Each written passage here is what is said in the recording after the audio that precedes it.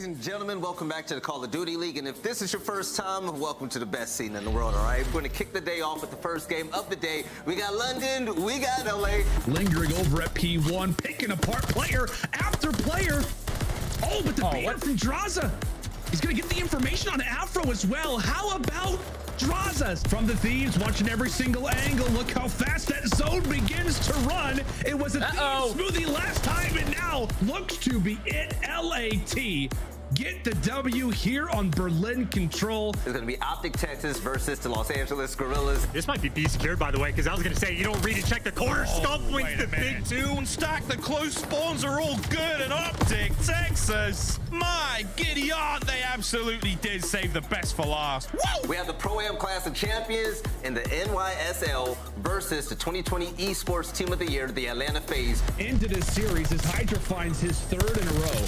New York, they're not going to play for this plan either, but Arcitys is going to get a great angle onto Crim. So now in 1v1, Kismet is going to go for the challenge. As Hydra trying to do everything he can. He eventually takes down two, but it opens up the lane for Simp. The enforced the team kill, takes down Paul. Now it's called Arcitys, and Atlanta FaZe will lock it up. Hello and welcome to the Call of Duty League. I'm going to give a big shout out to all of you beautiful viewers at home for tuning in once again. Check this out. We got London, we got Paris Legion. This is already Afro's going to be here at the same time, like I said, just off time, and he just guns both of them. Afro's in though. It's been contested already. Going to try and look at that gunfight, and Afro has gone through platform and cut Legion down by himself. Paris Legion control, Paris Legion pushing the spawns out. It's 10 in a row for Temp. Can he find this 1v2?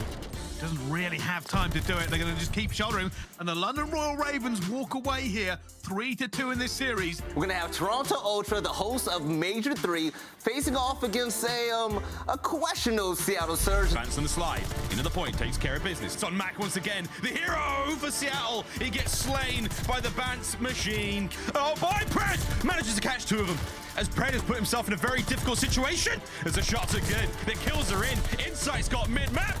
And this is it. Movement. The guns are up. Oh my God, he hits one. Will you stay alive? He may have seen the He saw him. He did. He saw him! He saw him! Yeah. Oh my God! He's a hero!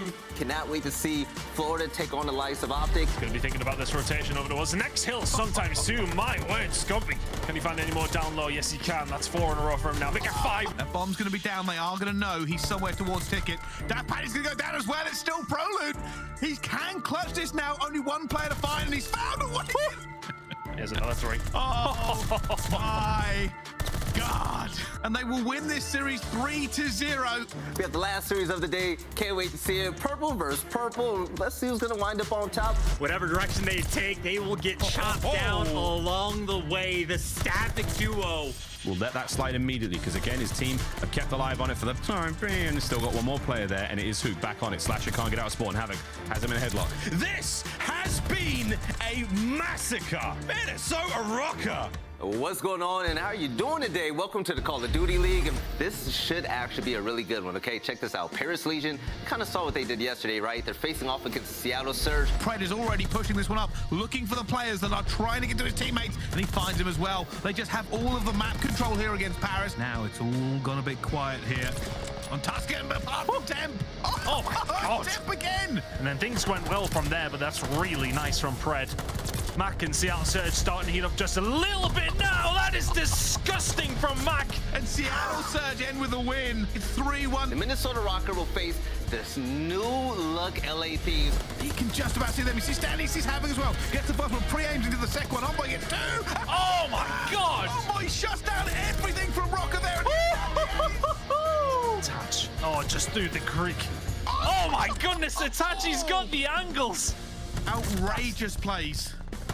That's disgusting from Standy. Røkkr shut down the Thieves, and they 3-0 them here on the control. We have an East Coast rivalry that's been forming, and me personally, I would really love to see the likes of Prim face off against Methodz. Game, Kismet's got field covered. He's got it covered. Through mid, though, the contest is there for a few seconds. Nero gets in, gets one, gets dropped. That should be it. Oh, okay, big difference now. There's 2 players down. Oh, 3 players. Nero Falls back over towards the point. Clean shots out. The automaton stays alive. 18-9. Paulehx. There we go, ladies and gentlemen, the Subliners. They snuff about Boston Breach there on Berlin. Once again, I want to thank all of the teams that competed this weekend, the winners and the losers. Most importantly, I want to give a big shout out to the fans, because without you guys, we are absolutely nothing.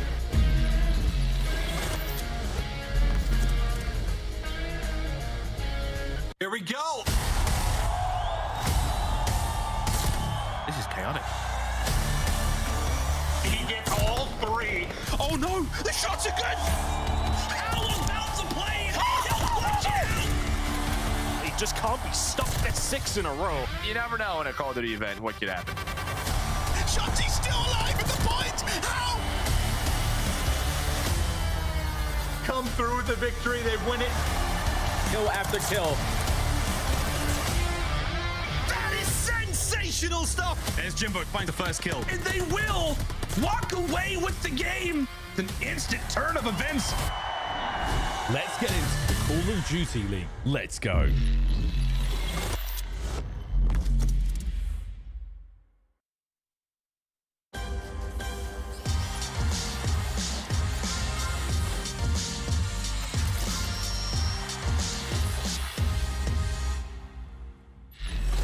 Buenos dias, ladies and gentlemen. Welcome back to the CDL, and it's week 2 of Major III Qualifiers. Things have been good so far. Last week we had a really special one, but heading into this week we have a few new things to show off to you guys. But first things first, aBeZy had the flex of the century.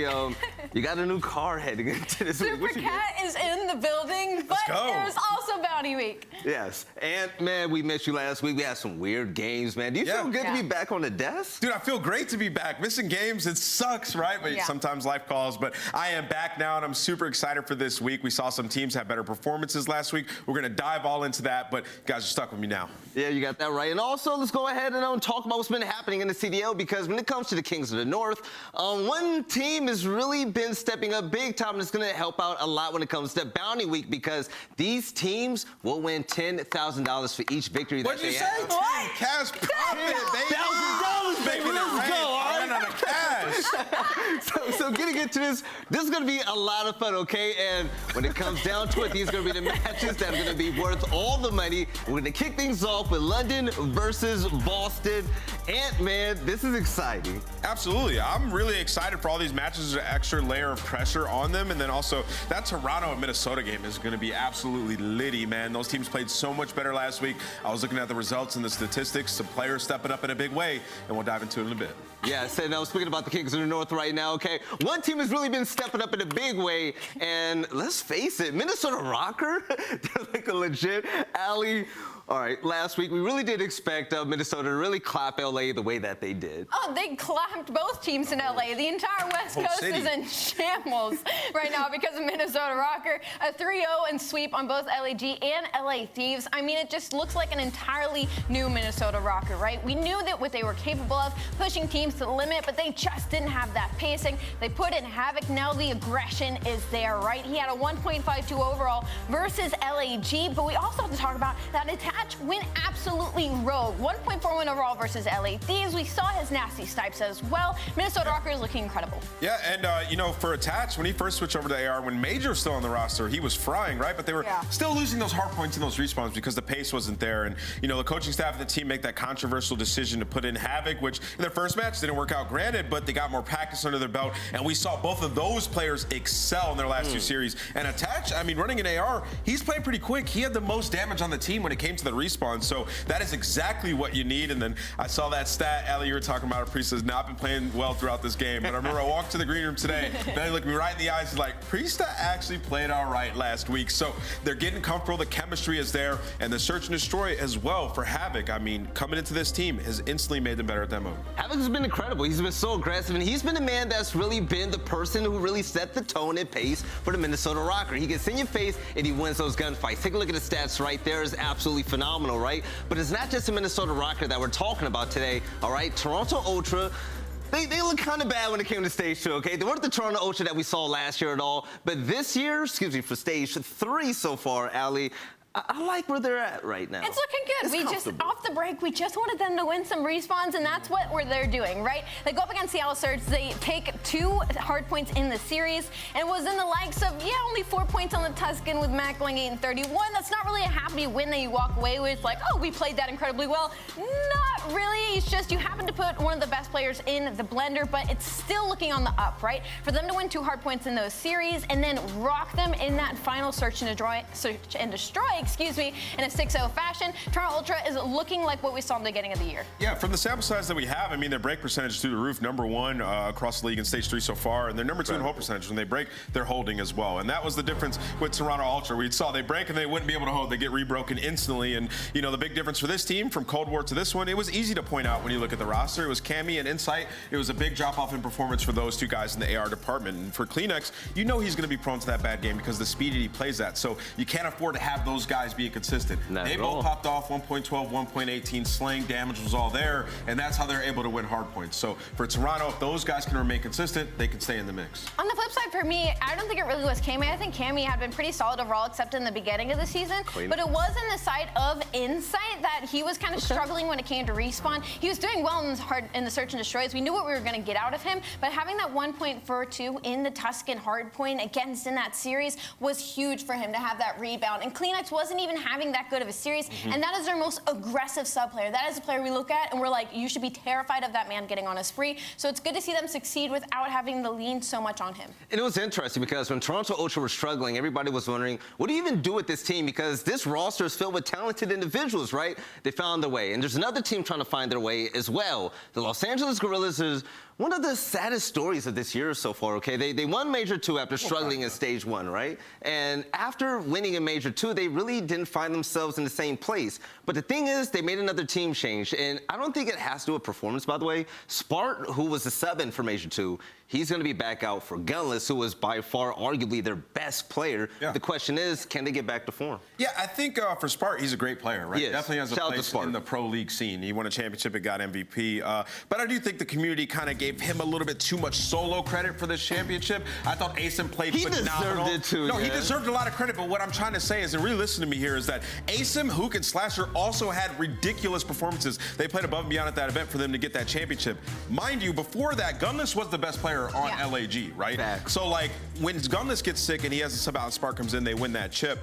It's like, okay, you keep this team while Gunless is healing and getting better. Well, he's recovered now, and it only makes sense to bring him back into the fold, right? Yeah. He's the guy who can plug in for Spark. Slasher's playing better now. He's also the captain. You got to bring Gunless back in, and you can see right now the passion that he has. He's been watching COD the entire time. Even during surgery, the guy's supporting his team. I can't wait to see what Gunless comes in and does for this team. Absolutely. I'm right there on the same board with you. Gunless easily was the best player on this team, and I think, honestly, even though LAG has been in a bit of a blunder when it comes to the Major 3 qualifiers thus far, I think they're going to get leaps and bounds better plugging Gunless back in, because I think pre-Major 2, this team was still struggling with Gunless and the likes, but it was the other 3 players that were struggling. I agree. I think once they put in Spart and they win that championship, we have seen a completely different Slasher. ASIM just needs to find his consistency again. Hook has been consistent across the board. I think you plug Gunless back in, I think LAG hits a whole new level. Yeah, you know, to add on to that point, I totally agree with you, especially in the respawns, because the players have gotten better, and ASIM will find comfortability again. The only thing that I'd be super worried about for this team is the search and destroy.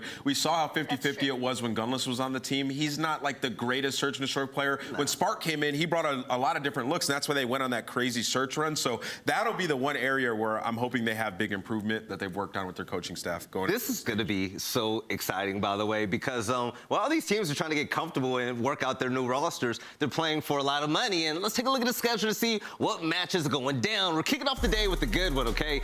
Boston Breach versus the London Royal Ravens. That's going to be a thick match right there. The Minnesota Røkkr will take on the Toronto Ultra. We're going to find out who the Kings of the North really are. But then the last game of the day, the Florida Mutineers versus the Los Angeles Guerrillas. That's going to be super important. Now, the reason why all of these matches are important, not just because of the bounty weekend at $10,000 per game, right? And all has to do with the points. There was a part on the bottom of the screen that we saw when we were talking about these teams, such as Minnesota Røkkr and Toronto Ultra, to where some of these teams have to win out. Toronto are at 70 points in 10th place in Alley. Champs is right around the corner. Absolutely, I'm right there with you. And the fact that Florida Mutineers is sitting at that 9th spot, just barely on the cusp of fighting their way in, this is a huge matchup against LAG, who, although been struggling in Major 3, have now plugged in the likes of Gunless. So what maybe would have been an easier match for them just got a lot harder, and LAG is sitting at 5th right now overall.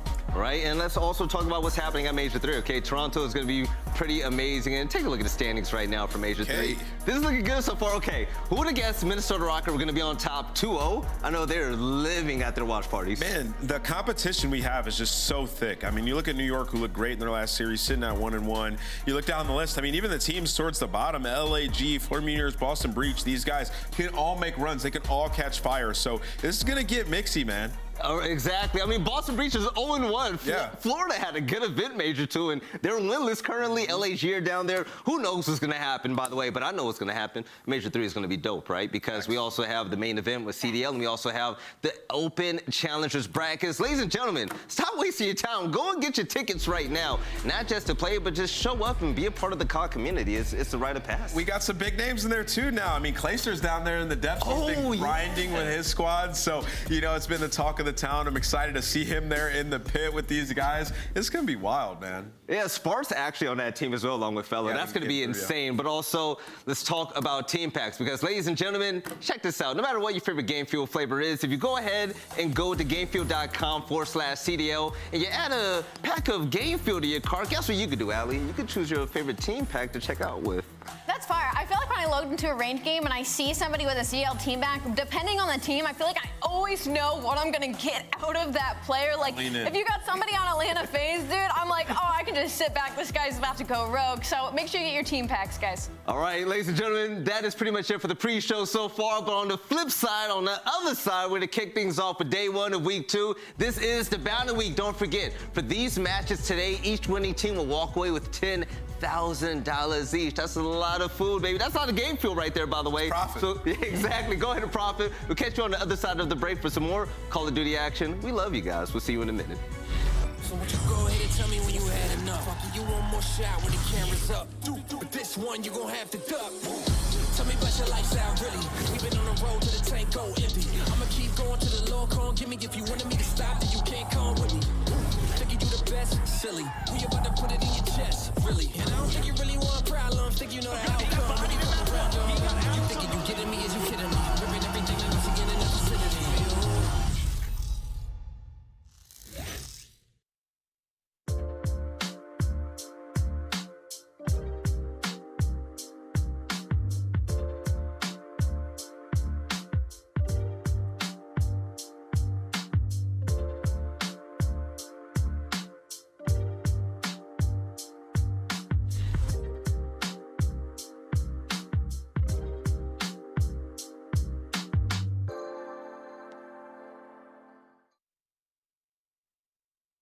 When you compete as long as I have, you learn a thing or two.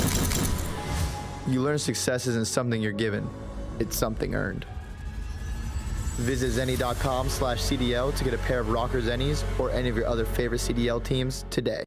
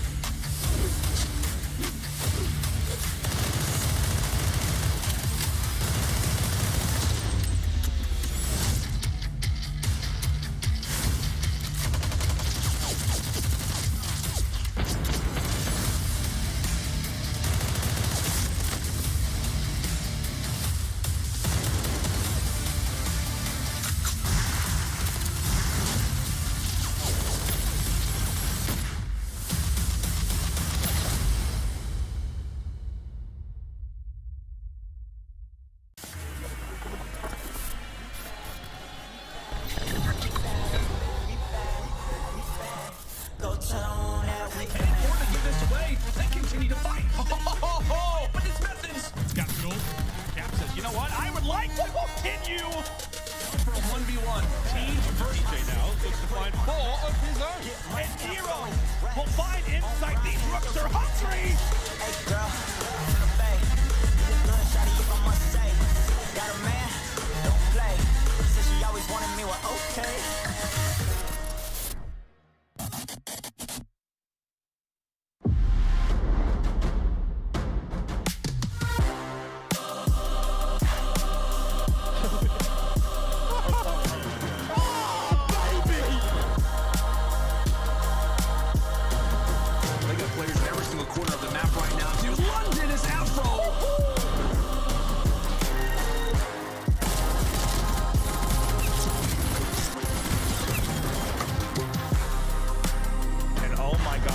just a legion of players here.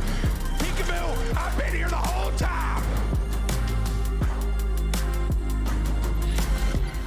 It's about time, okay? I'm tired of waiting. Let's go ahead and get some games going, baby. We got London and Boston facing off for the first series of the day. And shout out to the Bounty Week for the simple fact that the winner of this matchup will walk away with $10,000. Let's go ahead and get into the money. But kicking things off, let's talk about Boston for just a second, okay? Because Boston, last time they were on screen, they went against the New York Subliners, right? And that was going to be a really interesting matchup that I thought was going to go the distance. And despite Boston having an absolute stat at AR, when they went against a superstar like Hydra, they struggled outright entirely. Ali, with that being said, how do you think things are going to fare against the likes of London? Truly, I just didn't think that their roster matches up that well with the likes of New York Subliners. Hydra literally just kept getting behind them constantly, and they weren't able to call it out. Like, Hydra just kept flanking and getting people in the back and kept flanking and flanking. They just weren't picking up the most important guy on the map. They would get a 3-wipe, and then they would leave one guy who would get the 2-piece and absolutely destroy the work that they put in. So it's just about those comms at the end of the day. Make sure you call it when you can't find somebody, and make sure you prioritize clearing out the back 4 spawns and rotations. Right, and when it comes to locking down playmakers, that's going to be one of them. But when it comes to the rest of the game, field keys to victory,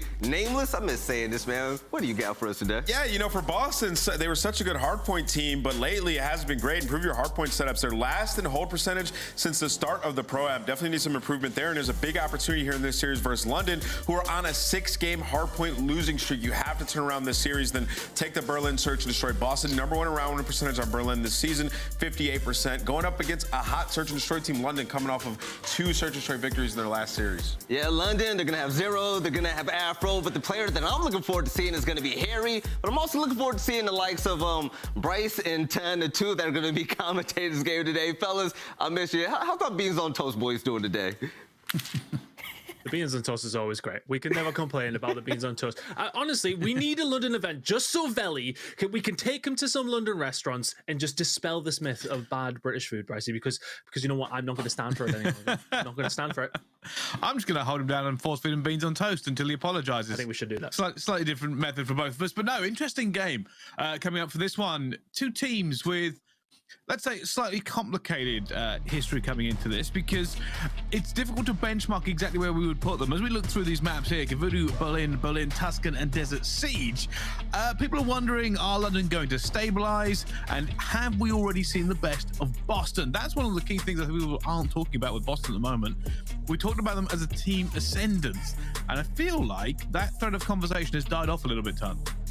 They've slowed down, haven't they? They seem to be on that ascendance, but maybe they've found their spot, so to speak, which is kind of in the top 8. But where is that exactly is hard to judge. And for London, touching on them as well, I would say that we haven't quite seen their final form with Harry yet. It is taking them some time, specifically in hard points. Haven't won a hard point so far in stage 3. They're 0-6 in the last 6 games they have played, so they need to step it up here against Boston. When it does come down to Gav, though, I think they have a good chance here up against the Boston side to get something done. The whole percentage is there for London. The breaks are there for London. The stats tell the story. But we're going to see some good games out of Harry. He had a good week to kick things off last week. And if he can keep that up, then they will be looking solid. But let's see how they do. Both these teams in need of some hardpoint consistency, I would say, Brycey, and it's a good way to start here in map #1. Yeah, have to see how they get to it. This one is Afro constantly diving straight in as we expect him to do so. And then one last come through, and oh my goodness. Well, that's the way you want to start off your hardpoint, Ton. Yeah, kick it off with 3 kills in a row is never a bad thing to help London secure some time over towards P1. When it comes down to rotations, it's really towards P1 that London are getting a lot of their time. An average of 34 points on P1, which is 20 above the average that most teams are scoring on this hill. So it's a big money hill for London, but are they counting on it too much? That's my query. Let's see how they do here to kick things off. Obviously, when it comes down to rotations, you don't really count the first one, but nonetheless, keep an eye on that as things go on. Yeah, so much to kind of break down with this game as well. For me, I always kind of fancy Boston Breach on this map. Methodz is usually the man to keep an eye out for them. To see if London can do the business, though, against them. At the moment, though, rotation will go to the hand of the Ravens. And they're looking to get that lead back, Ton. Good rotation over by Boston Breach, but London managed to find that break. Afro has been an absolute pain all the way through. Sitting at 6-1 so far. Make that 7-1. I don't think anybody has even come close to them so far. But there's either Boston Breach and Harry seems to be settling into this team a little bit. I was querying last week whether or not Afro and himself, it comes down to the speed that they both play. Is it going to suit each other? Both of them are the top leaders in kill to death ratio for both for the London side. So obviously it's working. Let's see if they can continue to work on that. Hard point, of course, was not great for them last week. So far, so good though. London Royal Ravens, specifically Afro, frying at the moment. Yeah, you can't really do an awful lot with a player playing like Afro currently is. And now you can see the Ravens are going to be looking to try and flip into this next spawn. A little bit difficult for them. Huge Boston Bridge setup. They have to break through. And they aren't going to win any of the gunfights. Unfortunately, Zero and Nasty go down to TJ. And Methodz tries to get across to the point. But Harry holding them off. And that could be a huge shutdown. Boston picking up a lot of their points over towards P3. 76% of the time they're winning this rotation and getting a decent amount of points, and well, it'll help when things like that are happening from Nero. Really good shots going to come through. Let's see if they can get P1 control and continue force the issue for this next hill that's coming up in 45 seconds. He's going to try and sneak around, and unfortunately has hit nothing there. And now just hold for this. You can see he was trying to get that pinch down into P1.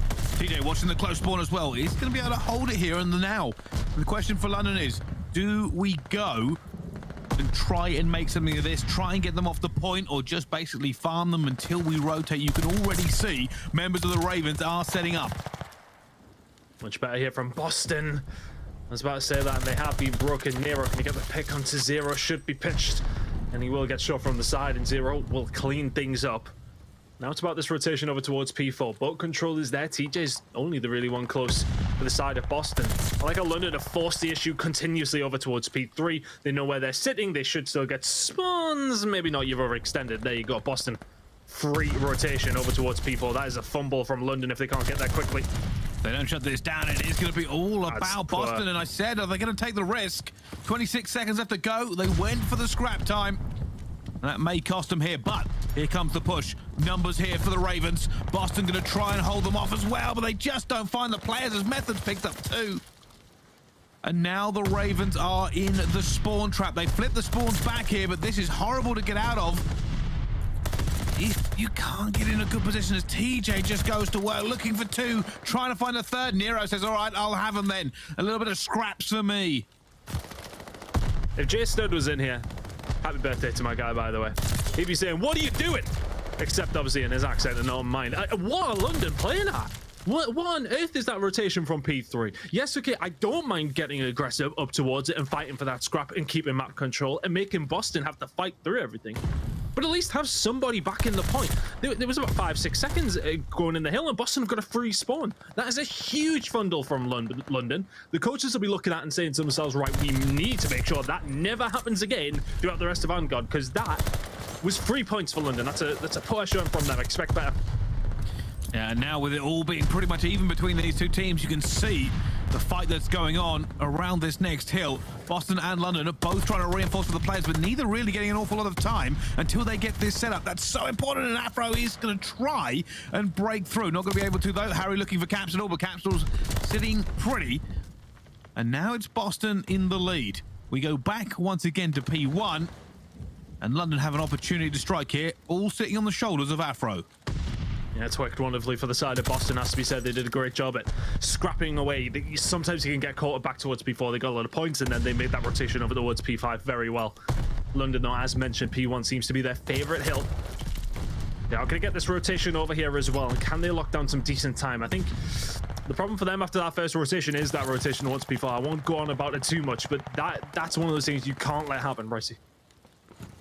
We'll see how that plays out for this series. Still an awful lot to play for, of course. Boston and London just a striking distance over each other. TJ going to be landing the point here. He knows players are coming for him, and eventually will pick it up. 34 seconds left on a P1. Boston happy to try and get as many points from this as possible. London still going to be looking to break before they move with the boat, even though Nasty's already there. Important kills coming in from the mid-map as well. That should help secure this 20 seconds of scrap time, because they have to concentrate on Nasty with the movement over towards P2. He's done fantastically well to lock down Green. Can he keep it up here? He's got a few Boston Breach players coming his way. One of them failed, and Nasty now has support. In that rotation towards P2, London had that because of Nasty's positioning over towards Green, but you need to win your gunfights as well. Now looking for this player boat, so it's to be Methodz as well, and that is an absolute dagger. As you can see, London set up and happy here on the boat. Boston gonna try and find a way through. Capsidal may be the catalyst, but no, Harry guns him straight down. Methodz gets him back with a grenade. And now it's gonna get a little bit mixy as it looks like Boston are moving forward. I'll tell you something, Nero is there time and time again when they need him. Yeah, he did a great job. It was P1 control that he went for, and from there he's able to cut them down inside the point and then push out the spawns. Really well played from Nero. It is going to be 30 seconds left here on P2. Rotation over towards P3 was Boston's last time. Can they do it again? Well, with London currently leading, let's find out how the squad is getting on with listening.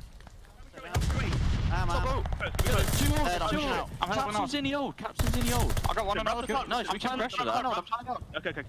Pressure that. Listen, I think it's how we hang on the rope. Just get to me with me. Yeah, get time. What do I need to get? Oh, I got him. No, mid-tank coming. Red tank, pitch P1 straight away. He's P1 already. I think he's seen you go low. I think no. You missed it. Nero. He went low. When you watch my low. Low, I'm missing Methodz still. Low, weak. I'm getting through, guys, I'm getting through. Give me a second, can you give me a second? I'm pinching. I have me cut. Yeah. I'll pinch deep, give me a second, please. Cap dead. Close dead. Me cut, Nero weak, me cut. Nero, Methodz dead. It's time, push I got it. Guys, they should be spawning out. Get to me. Make sure we get this 20, okay? Make sure we get this 20. Alright, yeah. They're missing all their nades. Just get them. You're not close. I'm wrapping back. It's absolute. They're the back. Really weak. Methodz. Just do it. Well, London trying to get that small talk going. Where are we watching? Who are we missing? Pretty good comms there, actually, in the end, and you can see them trying to figure out exactly what Boston are doing. One of the benefits for them is not only great time there on P3, but they held this down for P4. They were ready for the setup as well, and now Boston have got a hard breach. They're going to try and find a way through. They sent Zero back here. They were not taking any risks on this P4 rotation this time with the London Royal Ravens. Zero on a force break, gonna keep it going. The reload comes through just as TJ goes for the challenge. He will find it, as will Nero. You need to win your gunfights if you're London. And now they're in the back spawns, but Harry's went huge. He's gonna find two and relieve some of that pressure. It's only Capsidal here finding the points for his team. London could go for the break here. There was a couple of kills found by Harry. A bit slow to the beat here if they can try and get in here. Never seen more things in a player than just against Capsidal, but somehow doesn't care. Hits two as well, and eventually will go down. London regain the point. And they are so far in the lead and so close that it's also crucial 250 points. Boston are going to be scrambling. They're trying to hold in London here. Even a full 60 barely gets them back in range. Oh, the bad time, and Zero just about creeps around the side of the tank, and all of a sudden he's got the spawn towards the back. Are his team going to spawn here with him? I'm not too sure about that, but Zero, a thorn in their side now.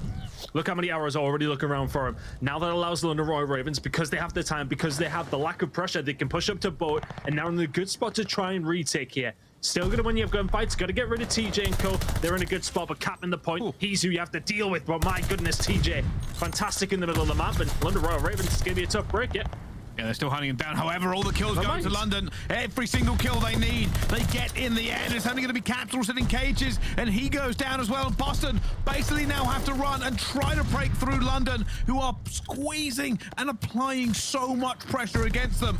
Nasty backing up, knowing you should have the benefit in any gunfight. And Ravens again, it's an outslay, an outplay. The Ravens take map number 1 here on the hard point.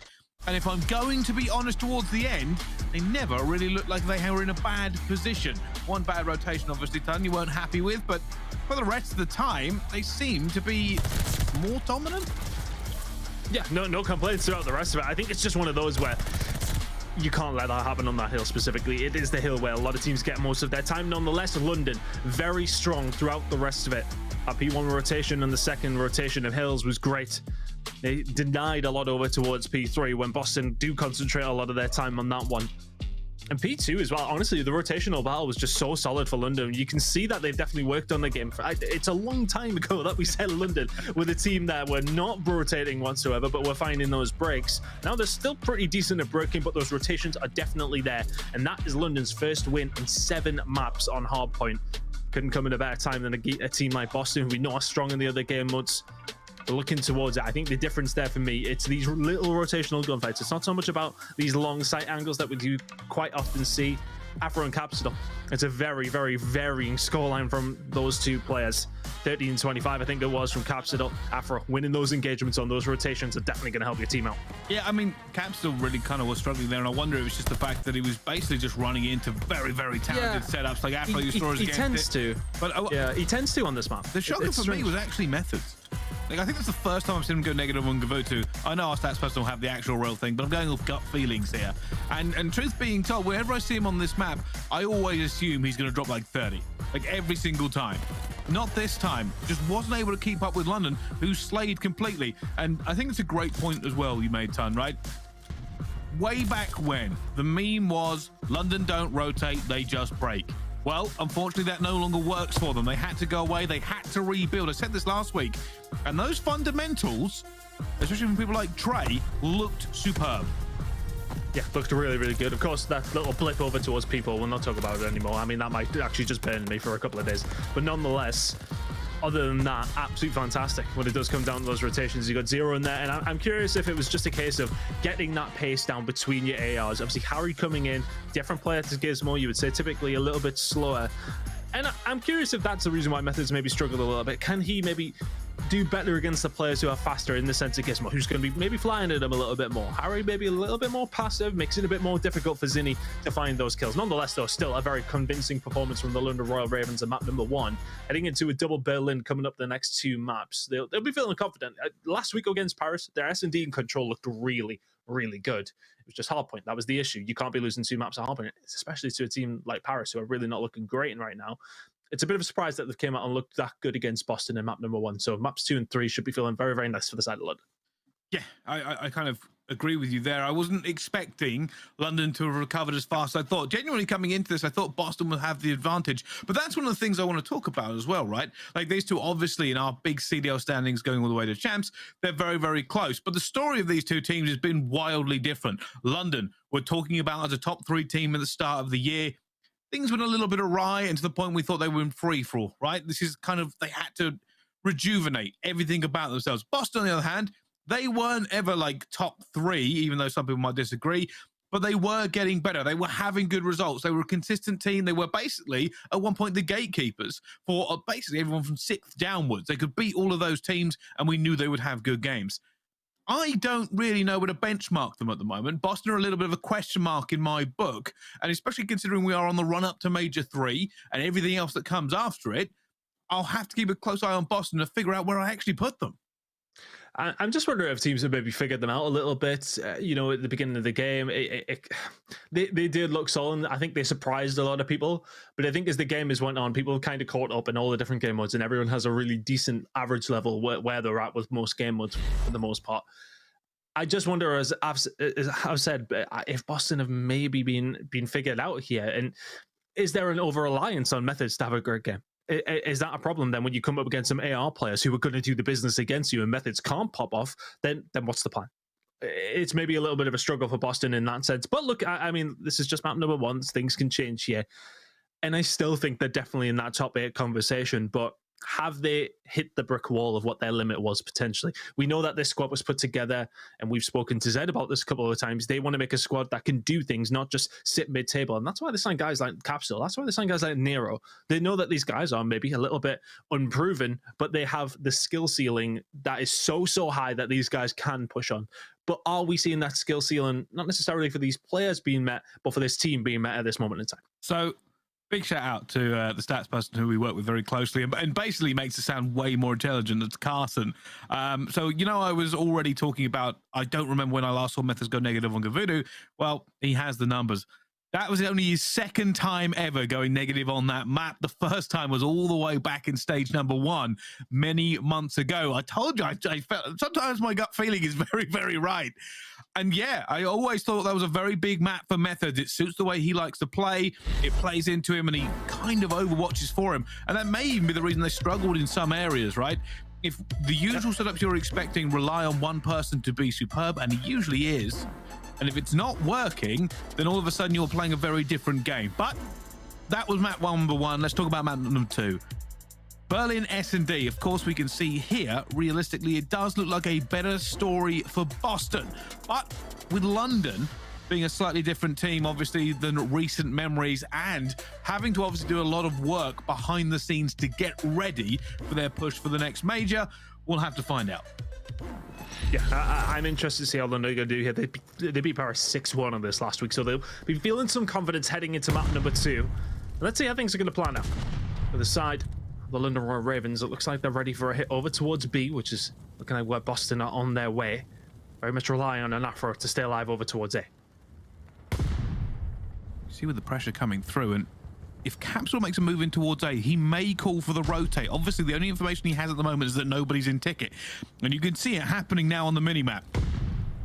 Boston are now going to try and clear this one out. On Overwatch, just Afro, and he will be screaming for reinforcements as soon as Capsidal breaches that door. Nobody in yet. No information for Afro. No information for London. TJ is going to get spotted in mid-map, though, so is the curiosity. Is why is TJ in top 3? That's usually to watch the cross over towards A. There's a bit of movement. There's a bit of shooting going on, and the jig is up, so to speak. Afro shots in. Shots fired back. Boston with control of the site, but can they plant yet? It's a bit of a precarious one. So they're trying to hold it off for the moment, and bit of pressure going through, but Nasty will already cut one down, and it's gone chaotic as well as TJ finds another player P5. Capsidal's going to be sitting on there. Harry's already got a kill. Capsidal flies in. Afro's going to get one. Players all over the place, dying and trading, and TJ gets caught as well. London hold it down. A little bit of a delayed push there from Boston in the end. They were looking for information ton, and all they found was Gunny. I think Boston may be just a little bit surprised at how easily they got inside of A. If anything, that's maybe one of those situations you get inside, right? Well, we cleared it out. But they had to take their time clearing out nothing. So now Afro sat back there. He gets the information. The rest of the team pushed through mid. As soon as TJ is dealt with, that's completely open. And the rest of London can just file through there. Well played by London. Afro does a good job to survive. And if you're Boston, it was just a struggle to push it out. Good start by the Royal Ravens. Looks like an A hit going to come through from both teams. A bit of an explosion going on over towards Ticket here in a second. Looking for that player underneath as well, and Boston, having lost that first blood, will be trying to get one back. Unfortunately, Capsidal's going to get caught. And London with a huge numbers advantage now to play around A. Can Methodz do anything here? He knows where these players are. He's looking for them. He's picked wrong. He's been seen from mid-map as well. Now he's trapped. He's going down, but Nero gets one. This could be a potential 1v4.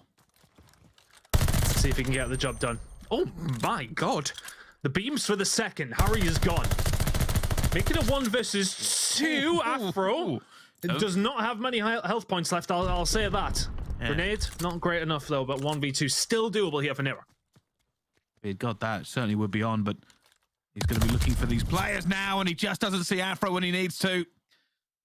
Afro eventually walks away with a win there, but you are right, Ton. Kind of throwing that forehead above the wall and almost got it taken off, but eventually all good for London.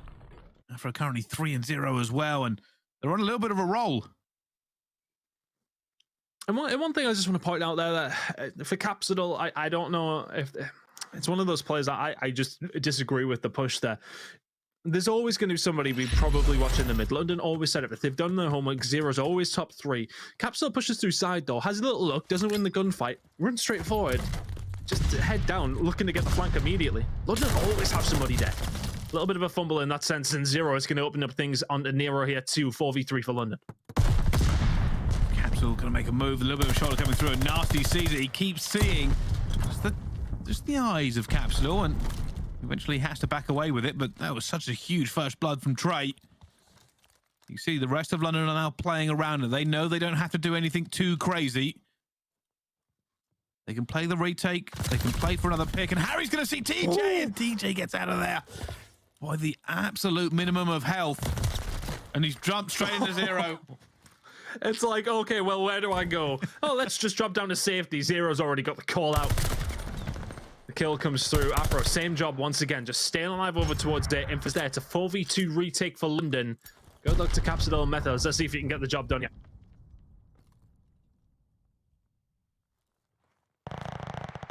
Looking for it. That's huge. Now alone. He's going to see 2 players as well. Finds the first. Knows where the second is. Does get the gun. Potential 1v4 now for Capsidal. The rest of London looking for it, looking for something, and unfortunately he is going to go down as he tries to play the window ton. But there was potential history in the making. Always tough there. I think honestly, like, hindsight is 2020, but if Zinni can stay alive over towards the rear side of trains and then he finds that two-piece, then it's a complete different story. It's just unfortunate timing. But he played that one really well. I was thinking he could get some nice timing as London make the push out from fire. Takes his time and does a good job, but unfortunately left in a technical 1v4 at that stage. It's always going to be really tough against the London Royal Ravens, who are flying here on Berlin. I don't know, it just feels like the change to Harry has helped them in Search and Destroy. Leaps and bounds, if anything. Harry's not really doing a great deal. The rest of the team, though, frying at the moment. 3-0.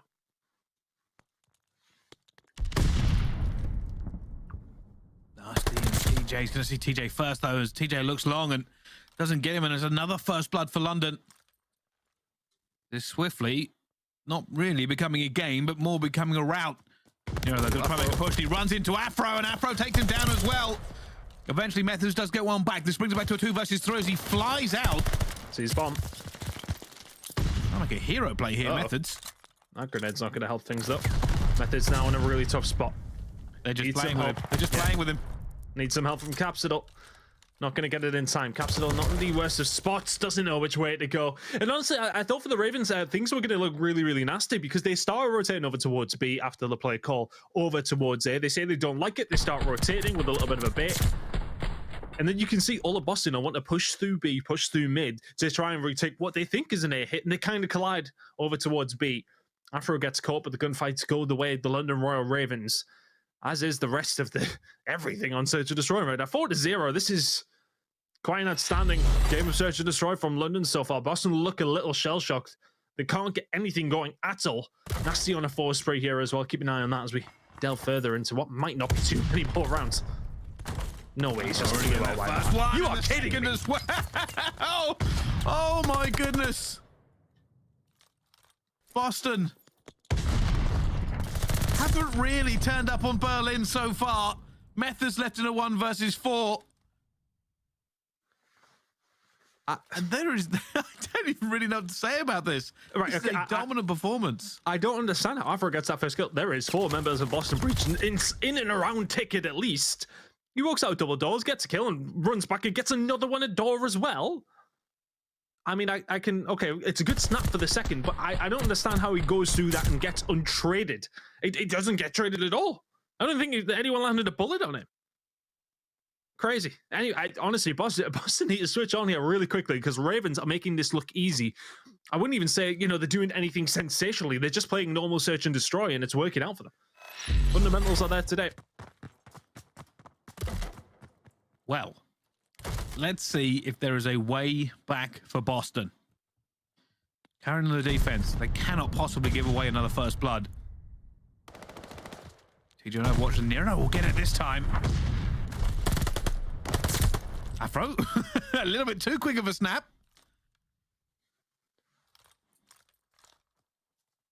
Nasty now over towards B. This has to be the hit. Is TJ going to be ready for it? The other side of the window, though, making sure to watch crossover towards fire. Anything over aggressive from London will be punished. Very passive from Boston here, waiting for London to make a move. Methodz spotted one. They're waiting. They have some information here, Boston. I don't think London know exactly where they are. And Capsidal may be the man to make a difference. Look at TJ. Is surely going to get caught, is he? Don't know. Look at that timing on the mini-map. Nasty and Afro around the back.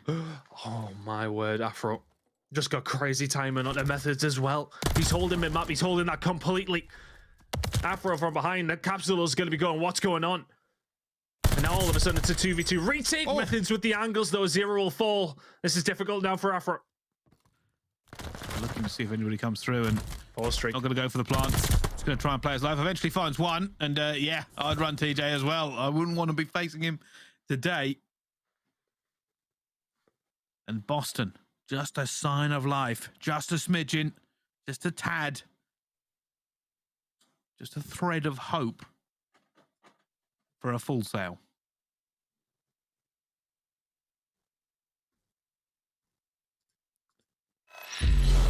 It's a tiny kind of amount of hope here, Bryce. Here, I'd say, based on how some of these rounds have went, Honestly, London have just looked absolutely lights out here. 0 now. Looking to try and lock this one down. Something maybe a little bit faster from the side of Boston Breach. The grenade is out. He will have to back down. Too much presence from the Boston side. It's a great grenade on the Nasty. They open it up here. Is this an attack on the board for Boston Breach potentially? They've slowed it down. Waiting to see if London get aggressive, and they haven't. Bomb will now go down, and London will have to react to it. Zero could be the first one to engage. He's looking for any inkling of where these players are.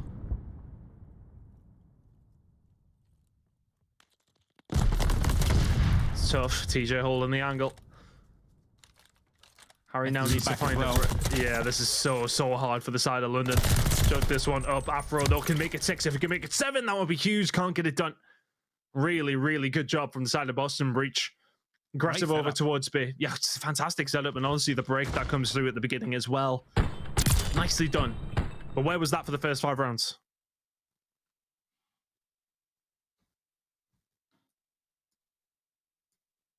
Still, 4 more for Boston. Their chance grows every round they can find something. And now on the defense. Afro currently 10-3, a great game for him, but it's only going to be a great game if London walk away with this win. You can see a 2-2 split coming in from Boston. And Zero, just a tiny bit of trouble.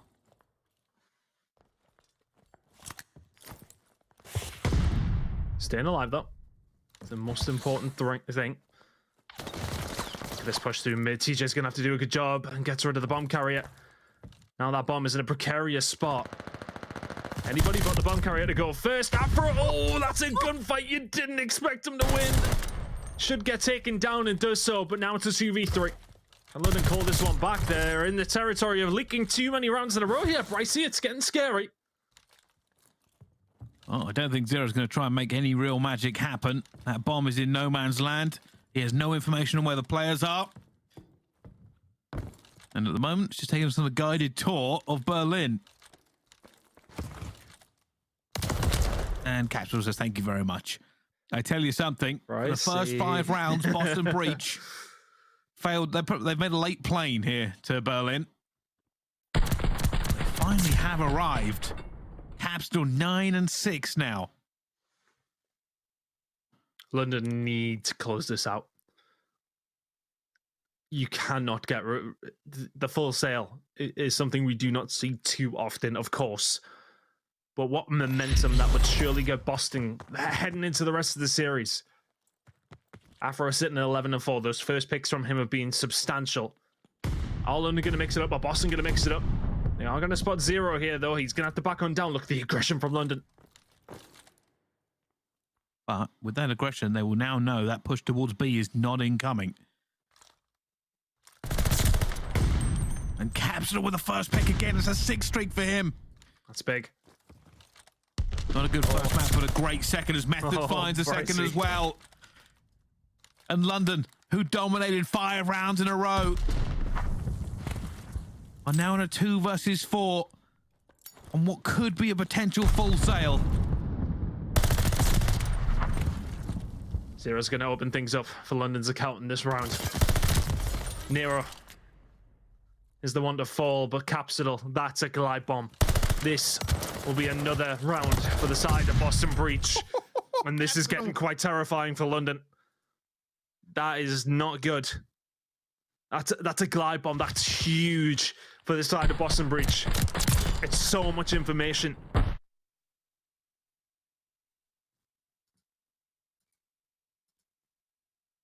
Well, London sitting pretty have been knocked off of that perch.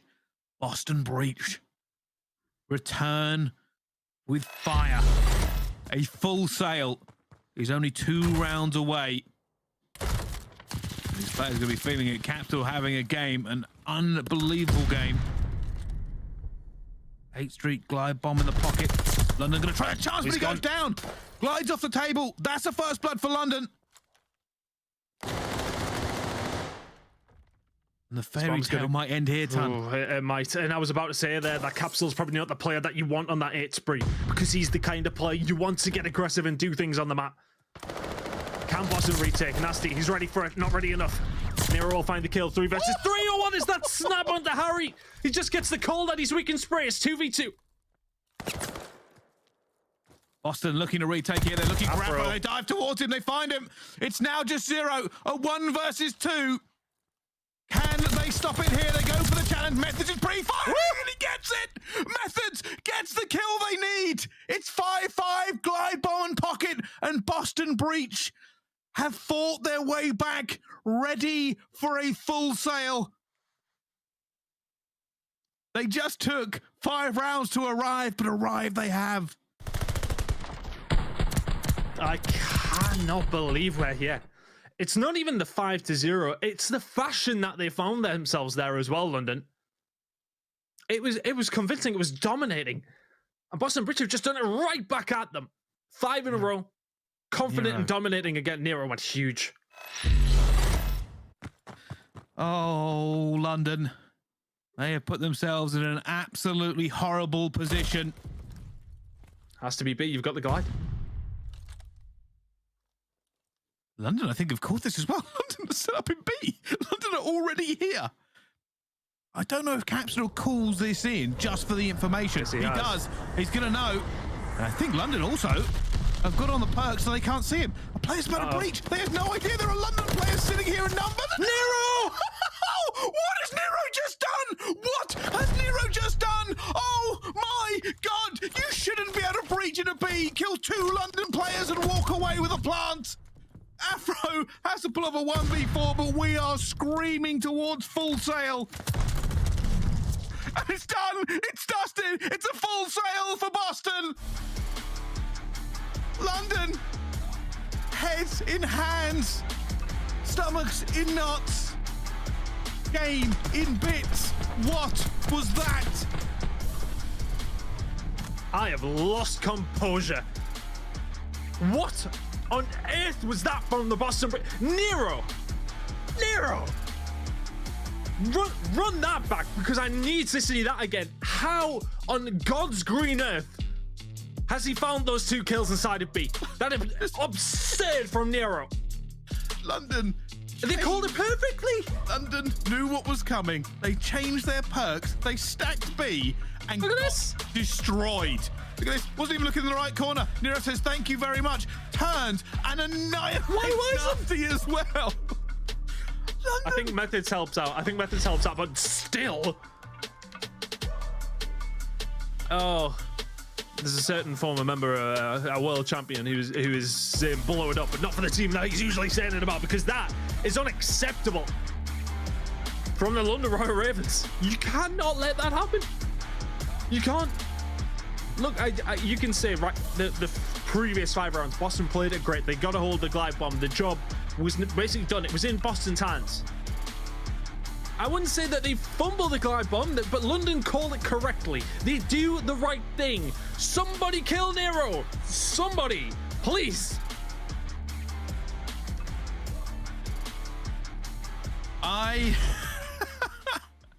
No, I don't know how to explain what we've just seen, okay? London were dominating. 5-0, it wasn't even close. Wasn't even really a game. Boston had barely got a kill in 5 rounds. I think it was 5 in total, or maybe 6. And then they get full-tailed. Capsidal goes bananas. London also, the round before that, 5-4, London get first pick and bomb down and then get clutched against. Then they call the play. That play has been called very specifically. Get the perks on, get in a B, stack it, hold them off when that bomb comes in. And then somehow, Nero finds 2. Right. I think Methodz may have got some bullets in as well, but shouldn't have happened. No, absolutely not. At least a trade there. It has to at least be a trade. You get a hold of the bomb carrier who's in there, London then have a potential to retake. We're set up for a series now. It was looking like a London steamroll. It really, really was. But series is on right now. Boston Breach have all of the momentum. How did London pick themselves up after that? I don't know, but we're going to have to find out. This series obviously is going to continue. Currently 1-1 between these 2 monster squads, and London have to hit the regain. They have to find something new, as Boston basically just did a madness, a game we will talk about for quite a considerable amount of time. Don't go anywhere. We'll see you right after this.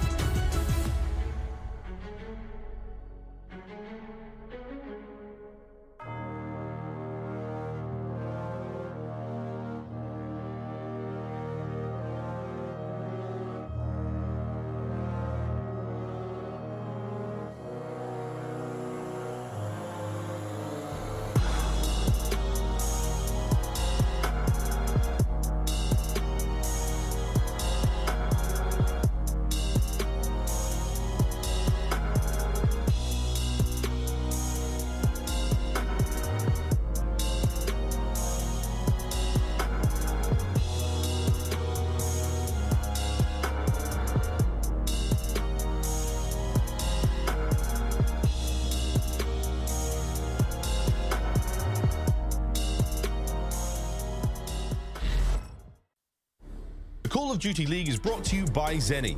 Armor your eyes with Block's gaming glasses starting at $24 by visiting zenni.com/CDL.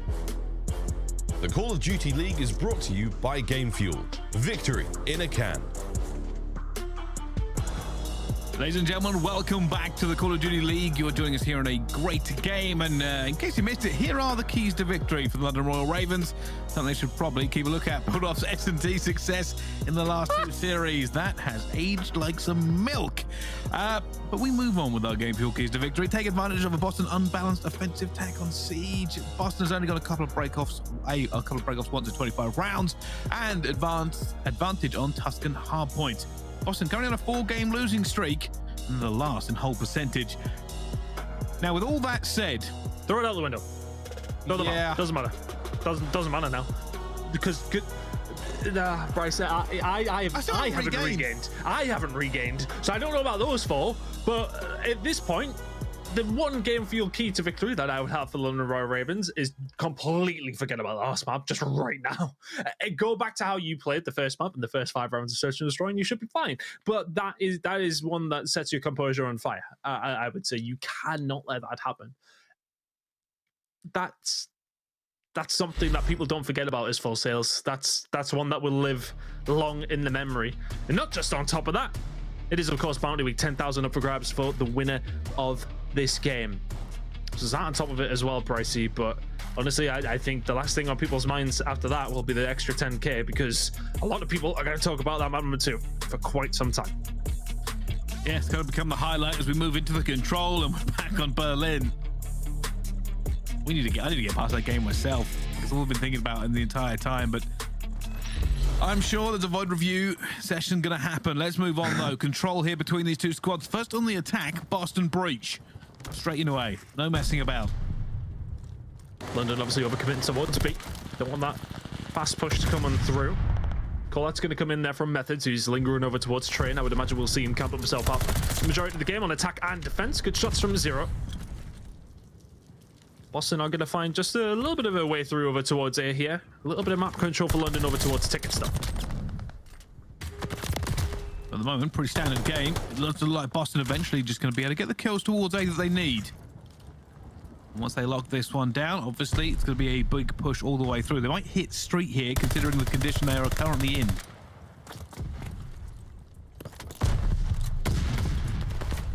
Here's gone. You choked that up if you're London. Maybe not. There you go. 3 dead. Nero is going to get a hold of it, but they are going to get pushed out here now. They have to be careful. The only thing for London is they don't necessarily have the bodies to initiate some problems here for the Boston Breach. Zero should fall and does so. Methodz will find that kill. It's going to open up Ticket's side for Boston Breach, but they've got a couple of players to get through before they can get towards B. Don't really hate London's push here. They're making very aggressive moves while cleaning the map out, and it's forcing Boston to take a step back, making them defend their own supply lines before they move forward. I say that well. I say being aggressive. Zero just sprints down outside Tickets, and Harry's trying to hold it down as well. Right now, they're trying to regain control of this part of the map. Yeah, London just filtering bodies in. They're happy to keep control of that. That's unfortunate for Harry. Nero will find one in the middle, and there's that little bit of respite for the side of Boston. Nero finds another coming out of top 3, and there's Capsidal for 1 more. That's momentarily 4 dead. You need to be quick here if you're London. Oh, Nero almost in the perfect position, but it's not going to be quite there. TJ holding them off, though. First tick done. TJ's finding another.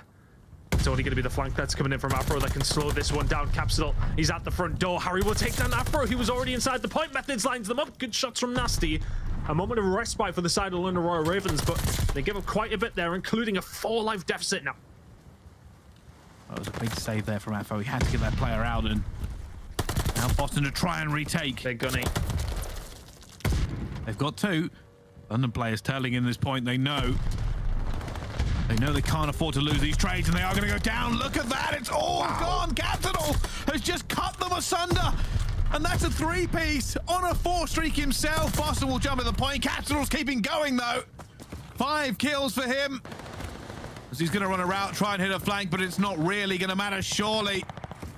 It's not. It's done. It's dusted. Boston win their first attack. And London can just never get control back after that first good break comes from the side of Boston Breach. It was one by one that those kills came. They find that first initial foothold inside of B. They do not let it go. They do not relent on that pressure. And London cannot win the gunfights on their way back in. Well played from the Boston Breach. As soon as they found that pressure, as soon as they had their foot on the throats of London, they did not let up. London kind of needed that first defense to get their heads back into this game, but all is not lost. First taken away. A little bit of pressure coming in now from Boston. They'll be looking for this. TJ again finds 2. Almost finds the third onto Afro, but not quite. Afro goes for safety. Well, now we're just staying alive. Trying to figure out where any members of Boston are lurking. Boston not willing to commit too much towards defending it here. Seems like they're happy to let this one go, as well as 2 players, TJ and Nero, now Capsidal dead. And the thing is here for London, they actually have some purchase over towards B. So this is maybe a bit of a dangerous spot here. You could do with Methodz staying alive. He's going to find 1. And the rest of his team will come in off the respawn. Important that Methodz won that gunfight, because then if you don't have him there, you have nobody on the pinch, and it's everything through the front door for both teams. Afro just waiting for his teammates to get back in so he can get some sort of pinch going. Zero, unfortunately, is not really in a position to contribute to this. That's maybe why London are hesitant. I think they're waiting for Zero to get somewhere near. Afro already makes a kill, though, so they might move on this. To be honest, I think they're waiting for Zero to maybe push to the other end. He's going to be the one initiating this pinch. If he can find something, then that really helps them. But they're just going to go anyway. TJ will find Harry. 2 of London's players inside the point. They just cannot coordinate a push together. And that's going to be another defensive hole for the side of Boston, which I didn't hear that. You can see what they're doing, because Trey's not making his movement around there too quickly. He wants to push through tickets with the rest of his team through fire. Because if his teammates, which they often do, are going to win those gunfights around the flank of B, then Trey can push up and help them out from there. At the moment, London can't really get a toehold on this attack. There was a big stack from them just a minute ago, and since then, they're basically just spread out sporadically. You can see again, Afro is going to try and be this catalyst. An aggressive player looking to make magic happen. Boss not watching it. Nero's got his eyes on it. Position. They don't. Again, they're just waiting for 1 kill to come either side. You can see Zero again towards train tracks. You can see again London Royal Ravens, 3 of them towards the Platt side.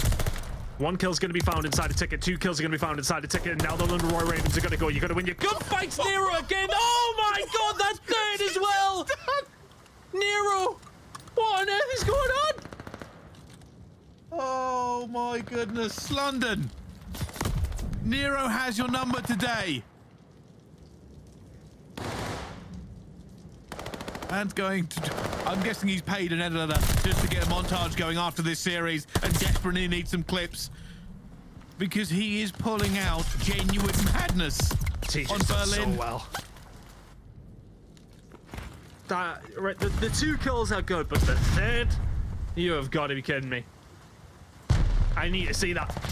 I need to see it. It looked disgusting from a 3rd person point of view, never mind a 1st person.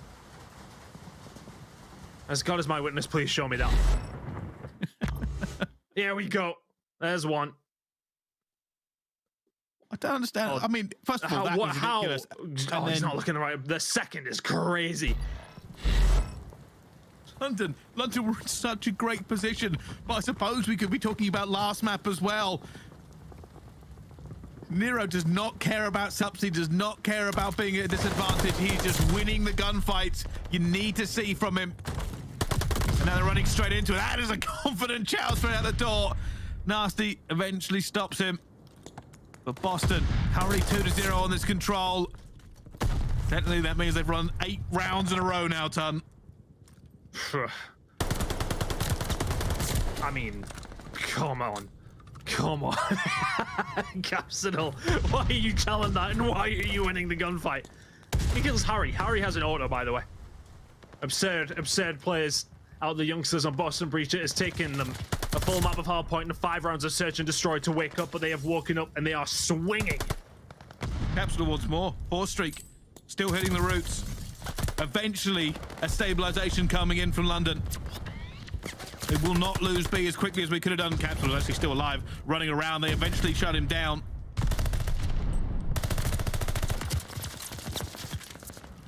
It's still doable for London here. They're only 5 lives down. Yes, there is 2 minutes still.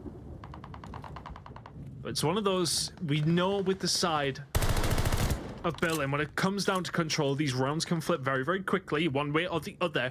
For the side of Royal Ravens, this game could flip quickly. You win your defense here.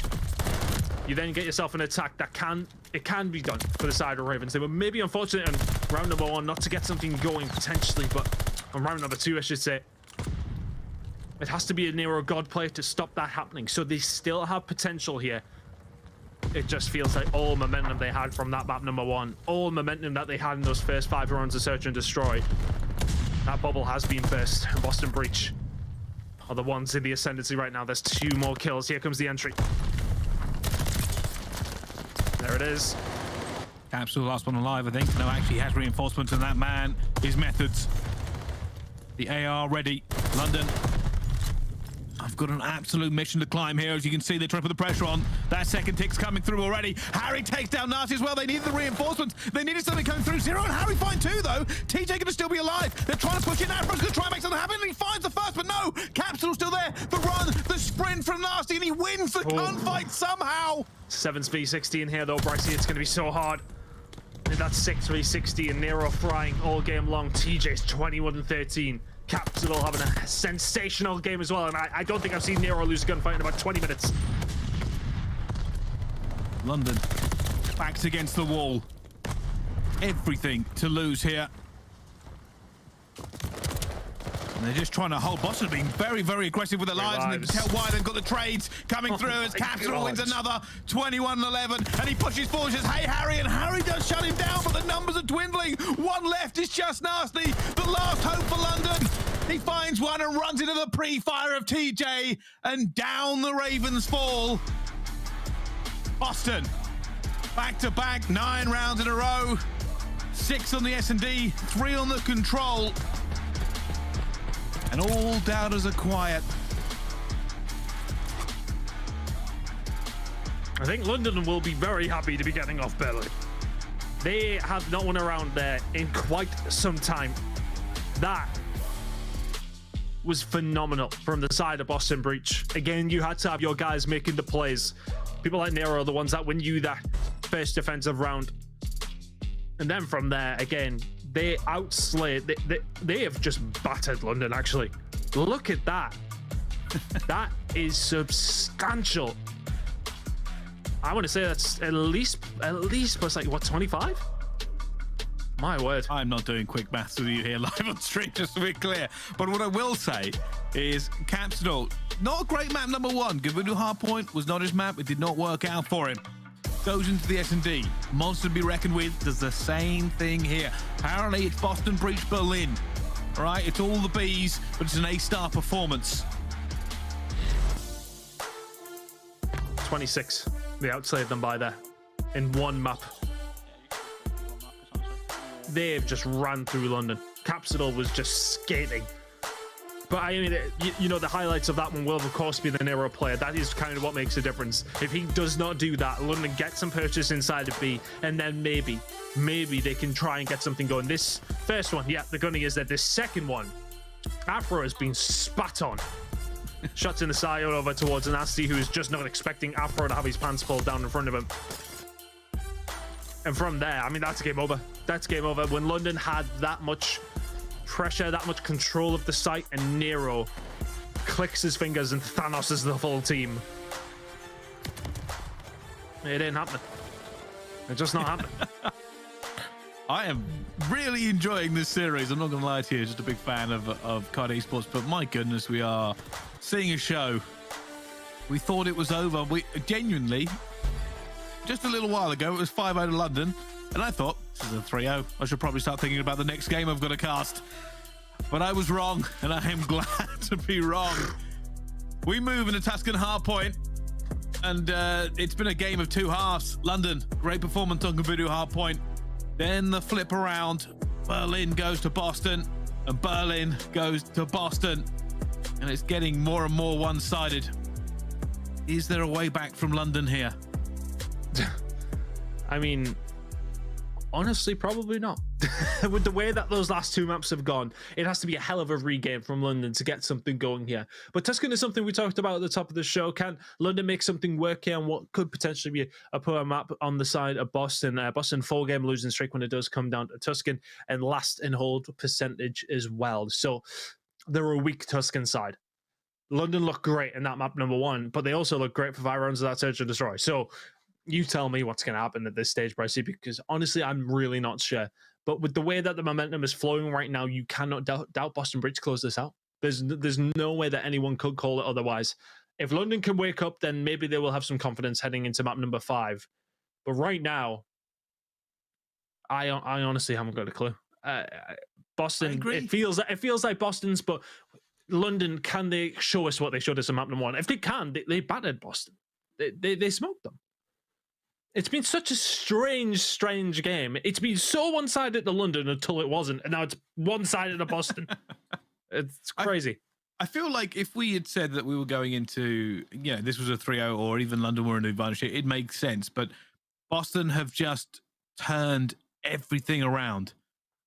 And you are correct. Momentum is a very, very powerful force in Call of Duty. And you're right. Like, London are facing a massive uphill battle. I was so positive about them for 50% of this game. And now I feel like they are the massive underdogs going into Tuscan Hardpoint.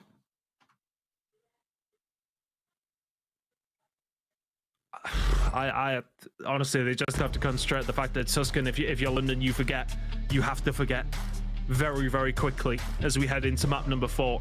As said, the advantage on Tuscan Hardpoint is there for them. Boston on a 4-game losing streak when it does come down to Tuscan. Last in hold percentage. London had only won 1 hardpoint. Well, sorry, have only won 1 hardpoint out of their last 7. It was a 6-game losing streak until we got into map number 1. Can they show that hardpoint form again here as we head over towards Tuscan? Hell. Not the way to start out. Capsidal finds 2. Nero hits the flank. It's a full team wipe. It's started. It's flipped to church. Only positive here for London. They will have the spawns over towards P2 momentarily. Not the worst thing in the world. Early doors, but after the last 2 maps, the way you do not want to start it is a clean 4 down. Let's see if they can fight back here. Harry, Afro doing a good job in the middle of the map here. Afro going to find a second. Capsidal will be fell down, and Nero will then go back and just blow for blow. It feels like these two cannot just have, like, just a back and forth a little bit, like, a couple of trades. It's either one team is smoking the other or one team is smoking the other. It is crazy game so far. I'm trying to hold the pressure off from Capsidal here, and looks at TJ as well, and TJ gets a few bullets on him. Doesn't go for the reach out. But Zero is alone. He needs some backup. Fortunately, Afro arrives on a 6 streak himself. Oh, he challenges for it. Couple of members too many there for the side of Afro to deal with. Was going for the 7th. I think see maybe just take his time there, wait for the push to come through. Not many teammates around him apart from Zero, but they are going to try and find a retake here. 7 and 2 out Afro, another hot start. We've seen it map number 1. Can he continue it here? And map number 4, looking like London are going to get some time over towards the side. 30 seconds left to go. Boston having a look. You see, a little bit of a fight coming in from Methodz, looking for it. Finds Zero up top. Fires. Expects Nasty to be there. Isn't. And Nasty actually ends up winning the gunfight, just being a nuisance. He's doing a really good job because the rest of his team are hightailing it over towards P3. Are they winning their gunfights over there? Well, they were. Capsidal is there to be a dagger in this defense of London. That is going to be set up in around 5 seconds. The hard point about to come up. Afro's going to need some help here. Does have reinforcements. Can London lock down this early rotation? Well, Afro, a little bit of pressure now. He doesn't know which way to look. Eventually will go down. The breach sweep in, and Nasty's trying to hold the tide back. He's going to get taken down as well. Every time you think one of these teams is in the right position, it's a wipe from the other side. Boston refusing to let London even look at this hill now. I mean, watching Nero right now is like watching another SMG player in green that quite often plays Call of Duty. At this moment in time, Nero is moving different. Every single time we get involved with him, he is just absolutely frying London. There's number 7. There's number 8. Okay, maybe I called it a little bit early, but nonetheless, another big spree coming in. And I said, neither one of these teams seem to be wanting to trade little moments here, and these huge moments every single time. But right now, Boston Breach are the ones who have had more of them. A 40-point lead for them after a really nice break over towards P3. Rotation is going to belong to London once more, but it did on P3 as well. Well, with Boston in the lead, they have a little bit of time to play with here as they make the rotation. Capsidal, I don't know if he slipped the net or got called out, but he's going to try and chow this. Soldiers coming through. Eventually backs off, waiting for some players to get in position for him. He goes up top and almost just staying alive. Just staying alive, bottom church. Capsidal eventually does find his kill. Methodz finds one. TJ finds another. Methodz finds the last one. And there is some clinical execution coming in from Boston. They're just breaking far too easily. London are just crumbling out the seams right now. Nasty and Harry trying to combine.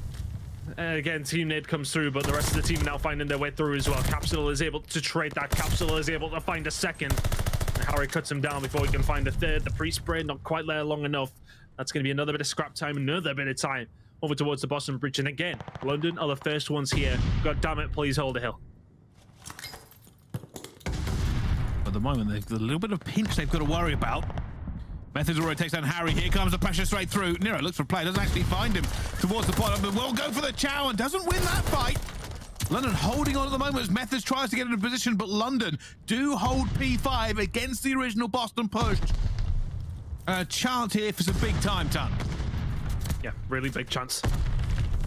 Kind of time they need to get themselves back in a decent position in this game. If they can lock down the rest of the time here over towards P5, they will be winning heading into the second rotation. But here comes Capsidal. TJ will find one through the front. And all of a sudden, Boston Breach have managed to find some sort of break. London are here in numbers though, Bryce. Capsidal just holding this contest. As TJ gets some Methodz, gets another one. That's a wipe again. Where on earth do Boston keep getting this? TJ finds 3, and they're here for the rotation as well. Methodz ready, finds the first, but pressure coming from all angles. Eventually will go down, reinforcement to the face of Nero. London walk away with that rotation though. They are going to get a hold of that rotation. They've got some decent time over towards P5. They kept it not too bad, but here comes the glide bomb. Is this going to help Boston find the break as well? There's 2 more. There's Nero as well, and that break just about perfect. There's 0 falls as well. Boston are frying. They certainly are. Let's find out how they are doing in the comms though with the listening. Push up. We're good. Deep. Watch the church. We might have flipped. Yeah, we don't see anything. Okay, we flipped them. On the church still? I don't see shit. Yeah, one shot, Harry. Absolutely on the tree. Help me, guys. Help me. I'm one shot, guys. Through there. Help me. I'm one shot. I'm rapping deep. We're missing Trey. Yeah. No, Trey's our side. Trust. He is. Oh, I got you up still. Good, I'm good. Wait, can someone watch the other side, Trey? Yeah. We're good here. Nice, keep on left. 2 minutes. What the fuck? 2 minutes. Bottom church. Bottom church. Bottom me dead. Nothing old. You might jump up green maybe. Don't get timer. It could be TJHaly. Okay. One shot, dead. Nice. Plat tray, one shot, one bullet. I'm picking up TJHaly. We have top plat. I'm flicking green. I give him mid. I'm flicking green. I'm only plat, guys. I need it, Tom. Green. Fuck, one shot, front side time. He's no better shot. Austin with the comms trying to keep a lid onto this one at the moment, taking a ferocious lead over the London Royal Ravens, who have got a long way to fight back, Ton. Yeah, they used the glide bomb perfectly, obviously, before we went to the listening, and they locked down a lot of time over towards P1 because of that. And that's the thing that these streaks can give you. Give you those moments, they're easy enough to break, and Nero is just still every gunfight. I mean, the fact that he's gunning Afro on multiple occasions here kind of shows the kind of game that he's played at this moment in time, but 0, full spree for him. Looking to try and make it a 5, he will do so. So maybe is this a little bit of life for the side of London? They're still 60 behind up. Last time Boston did a great job here on P3. And they're going to know this as well.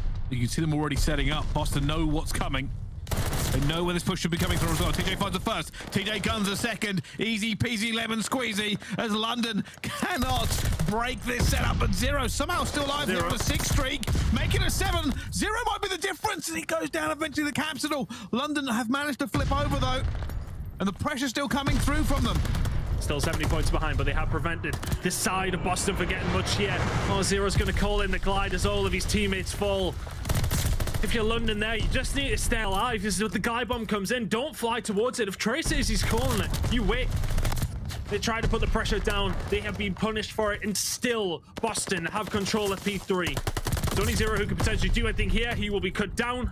The grenade is good to stop that scrap time. London will have the rotation. Look at the spawn from TJ. Desperately trying to find anything in this game at the moment. They need some flawless hills. Not Not really fighting them as TJ and Capsidal again. How many times have we said TJ opening up proceedings here into this one? And now they're back into the point. Capsidal sees Afro. It's a big gunfight, and he takes him down with a stun. In the end, he sees Nasty. Nasty come through. London get back into church. But everything is just a struggle for them. Every time the Boston Breach are getting time, it feels fluid. It feels like good Call of Duty from them. The London Royal Ravens are have pretty much scraped together 100 points here, 150 points here. They're 60 behind.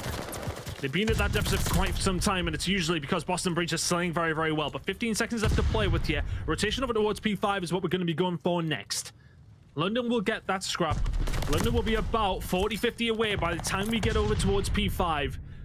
They need to stop Boston winning. They need to win the rotation over towards P1. There is still so much work to do. And London have to get in here. They need to find a way through these doors. Nasty gets a team kill. TJ gets another one. Capsidal gets one more. And Nasty's now a very lonely man, but he does find Capsidal for company. London, the time is running down. I don't understand why there's a grenade there from Nasty in the first place to get the team kill, but here we are. Zero will find two on the way in. It's well played from Nasty as well. TJ will also fall. That team kill, sorry. Matters not, as Nasty will find the breakthrough. Boston, 15 away. London needs to nearly be perfect here if they want to try and win this and force that map number 5. Nero and Cuff, they're on their way in. Nero feeling the confidence, goes on his own. TJ now, the next one on the chopping block potentially is Harry will find another. It's been a great hold from London. Rotation-wise, we need to look at these gunfights. They're coming up next over towards P1. Afro, the only London player here, finds Methodz. Not going to find a second, though. And only 10 seconds remain. Nasty finds Capsidal in mid-map. And the pressure coming in from London Royal Ravens. They are pushing. They are being aggressive because they have to be. And they find two as ready. Nasty comes on the back and finds another. And they have the point on. They've managed to rip it away. Boston have 4 seconds left to win it. And now London have to hold. It's still so precarious for the side of London. They must hold, and they must hold perfectly. Middle of the map is where the push is going to start coming from. Harry up top inside of Broken is not going to see the flank that's coming on through from Nero, but Zero is. He deals with one. Will not expect Capsidal. All the way from behind as well. He finds two, and TJ finds another. And all of a sudden, it's Nasty left all on his own. And Boston Breach, it took you a map and a half to wake up. But when they woke up swinging. Boston Breach take it 3-1. And Bounty Week kicks off with a Boston win with a full sail included. Well, somebody must have reminded them that it was Bounty Week. About 5 rounds into that S&D. Boston Breach have ruined the Royal Ravens. A 3-1 victory here for them. And a legacy made, because a lot of people are going to remember that full sale, unfortunately. It turned the series around. And London fell. It has to go back to that search and destroy. It has to go back to it. That's the turning point in the series, without question. Those are the kind of moments that can make or break confidence in a team who... Look, we had some kind of, some reservations about London coming into the series ourselves. We weren't too sure what we were going to see. Specifically, I should say, sorry, in the hard points. They came out, they did exactly what they needed to do in the hard point. They started the search and destroy exactly how they needed to as well. And from there, they had not been at the intensity of Boston whatsoever. Boston just ran through them. Ever since they went 5-0 down, Boston have not looked like losing once. Yeah, and there's really no other way to put it, Ton. Like, London were shutting our mouths about their potential current play, but then we opened it again because Boston said we should, and that has got to sting. That has got to sting. A bounty match, $10,000 on the line, and London don't have it. That's really going to hurt London. It really does. Tweets already coming in from their side of things after saying this can't happen. You're right, it can't. It really can't. I mean, even if they lose those next 2 maps after the search and destroy in the same fashion, at least you've got a map number 5 to count on after winning a search and destroy, probably convincingly, if you could have somehow closed out one of those rounds. That is it. Quite monumental game from the Boston Breach. Royal Ravens will walk away licking their wounds from that one, because that's borderline embarrassing. It has to be said. You can't let those full sales happen. Absolutely not. Yeah, and it feels like a series that hinged on one map, and I never really like to say it, but I don't know how you really gain after that, and apparently neither did London. I suppose it's just time to reflection and VOD review and figure it out as you move past. But coming into that one, I suppose the silver lining is that we still thought London may be rebuilding, regaining, and there are positives to take away. The Gavudu hardpoint looks superb. Most of the S&D looked very good. The rest of it, not so much, but obviously London are looking to move forward. Major 3 is still around the corner, and there is still an awful lot to play for. But I tell you something, it's going to be a fun time over at the desk breaking that one down. So Bryce, you said you don't know how you don't know how London's going to regroup after this. They got to regroup the same way Boston did, okay? Because London won that first hard point outright, and it kind of looked like a GG for a second there, but it was Boston that put them to bed. They said night night and just ran away with it. Ali, this team went crazy, but you made a really big point in the back room last week. When Boston went against NYSL, you said, man, they got to shut down Hydra. I said, how do you shut down someone like Hydra? You got to neutralize and make them at least look average, right? Afro was, what, 18 and 31 in that last map? They did exactly that. Everybody fired off on all cylinders, and they walked away with 10 big for the win. Especially to do it after they won the Gavudu 250 to 176, and it was Afro that was having that series. Destroyed. Afro, that is one of his favorite maps, and what is insane about that is he is a SMG player. He's a sub player who loves Gavudu and is nasty at it, and it showed in that first hard point, but from then on out, Boston shut him down. They killed him. Ant, man, talk to me. What do you like? It's been a while since you gave one of these post-game analysis. Brother, I know. Listen, Boston, they look fantastic in that series. They look like they were a little bit asleep. I mean, I was heavily critical of them on that map 1 and 2, especially in the first couple of rounds of Search and Destroy. They kept giving them the rounds, giving them bloods. There was 4 rounds in a row where London Royal Ravens got the first blood, and they go up 5-0. Well, what happens after that? We see them slow down a little bit. Capsidal starts to get first bloods back-to-back, and Nero with the big plays as well, popping the 2 kills when he needed to, bottom in the closet. Like, that was a huge turnaround. They rode that momentum throughout the rest of the series, and then in the control, we really love what we saw on the defense especially. Oh, the control was literally masterclass, but I have to talk about the fact that Boston looked so terrible in that first 5 rounds of S&D that me and Anthony were listening and like, wow, this is really bad out of Boston. They aren't playing together at all. They're getting picked off, and then just suddenly Boston changes the pace. They slow down. They start playing for those opening picks. Nero had 2 very, very important 2 pieces. One in secret, which I don't even know how he got the second guy because they knew he was there. And then when Cap called the glide, you know, he's like, oh, guys, there's 2 fire and there's 2 in B site. I'm going to try and get 1 in fire. And Nero probably just went, oh, watch this. And he gets 2 people in B site who's watching each other's flank? Like, how does that happen? He made it look easy. By the way, while we're talking about this whole full cell experience to Search and Destroy, let's go ahead and take a look at the Scump play of the game. And it's going to be all of the full cell. Shout out to Boston. The second one that we've had so far this year, and I'm loving it. Yeah, I mean, the biggest turnover we saw is like Boston, they were playing so aggressive, even on their defenses in the first couple rounds, and they kept getting blooded.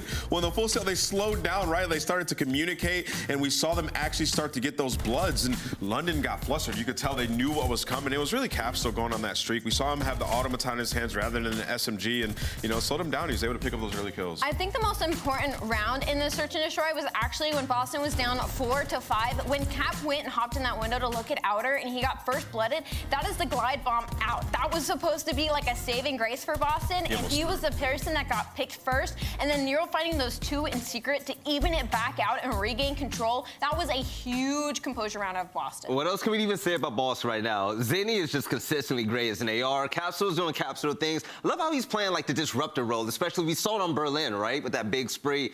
T just really coming to us on this team. Nero is a beast. Like we can say so many things about him all day long. But also looking for London Royal Ravens. They're still trying to find their way, but we did see flashes of good things, right? Afro was unstoppable at the beginning of the series.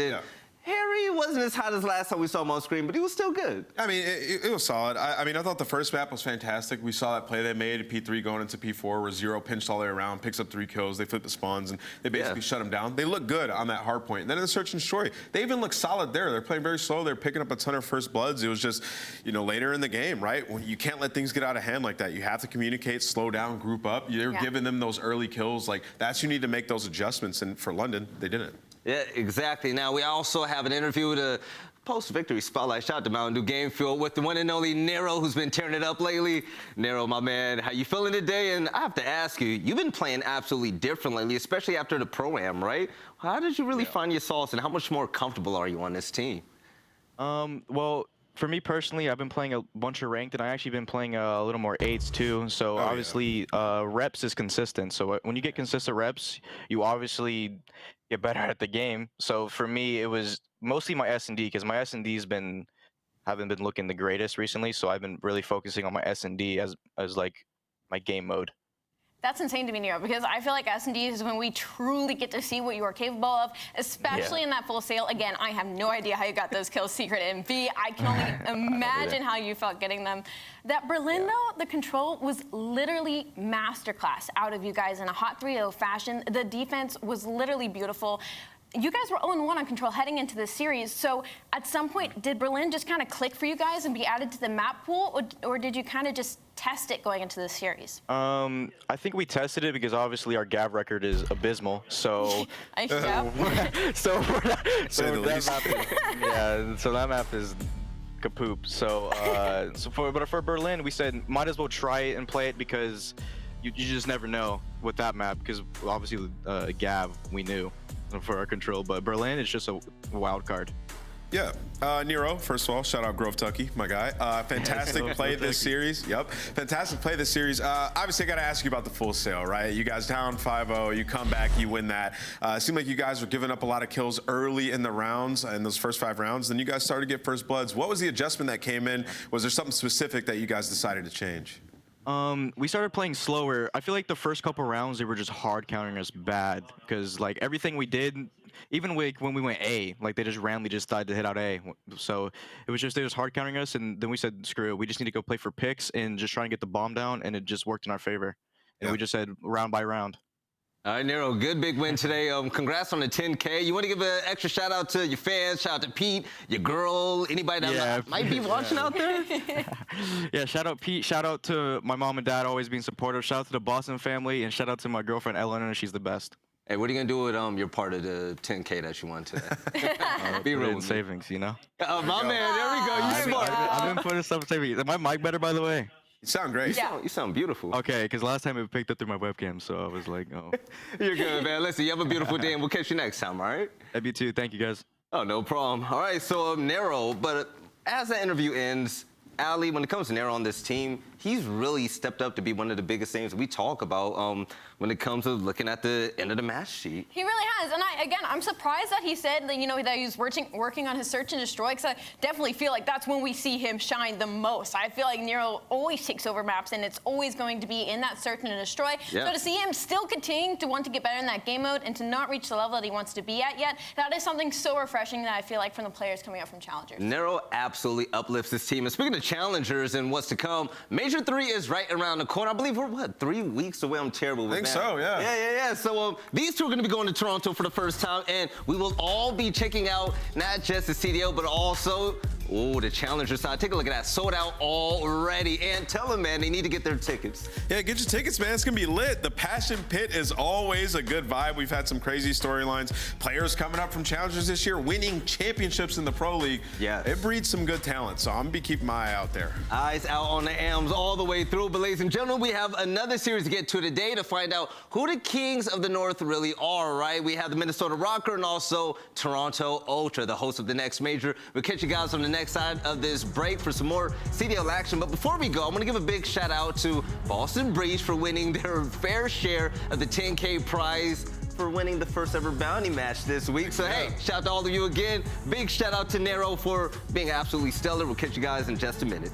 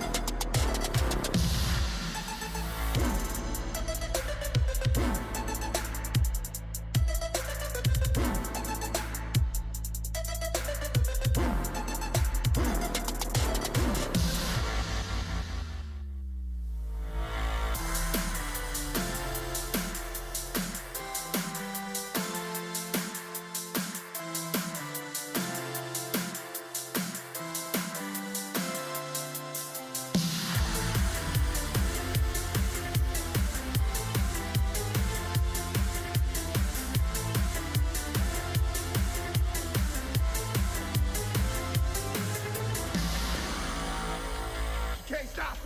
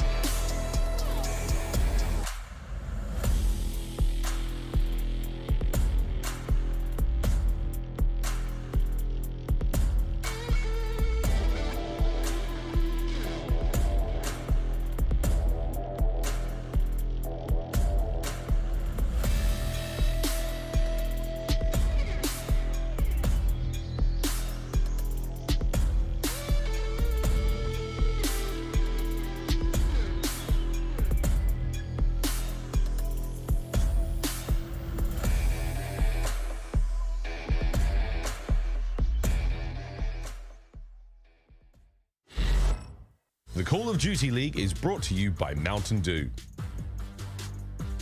The Call of Duty League is brought to you by Zenny. Armor your eyes with Block's gaming glasses starting at $24 by visiting zenny.com/CDL.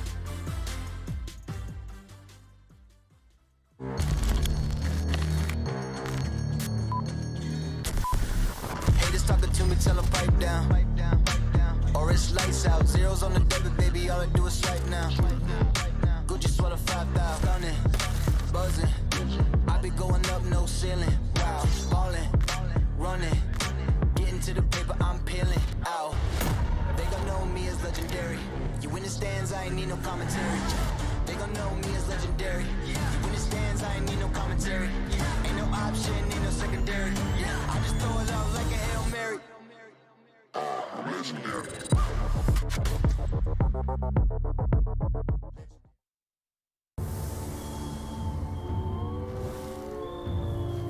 The prophecy will be told. You will not escape your fate. When the cold wind blows.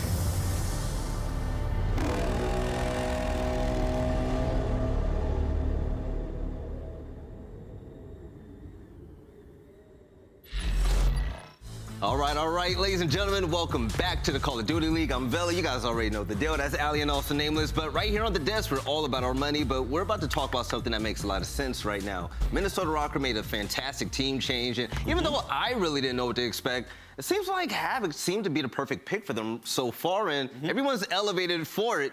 Priestahh all the way to attach. I'm loving the Røkkr. Yeah, the Røkkr looked great last week. I mean, 2 3-0 victories, basically just dominating all of Los Angeles. That's exactly what you want to see out of this team. And namely, the respawns got so much better. I mean, this is a Minnesota team that went from not being great at hardpoint to having #1 average plus minus in hardpoint over the course of week 1. So these guys are playing great in that game mode. Havok comes in and he has an immediate impact on search and destroys and the respawn. He had a 1.52 in their series, and then Attach has been the superstar on this team, moving to that AR role. Not only is he popping off in the KD department, the guy led the team in damage, so he's keeping up that speed and that pace, something we have never seen out of a Minnesota Røkkr roster. And Standy looked like he's going Super Saiyan for the 3rd dub in a row here in the CDL. But when it comes to the game field keys of victory, well, we got it. Well, they got to continue hot form and hardpoint and control. They have won 7 of the last 9 respawns. A team that was struggling in that game mode is now looking incredible with the addition of Havok. And Attach is leading the way. Attach with a 1.20 KD since the start of the Pro-Am.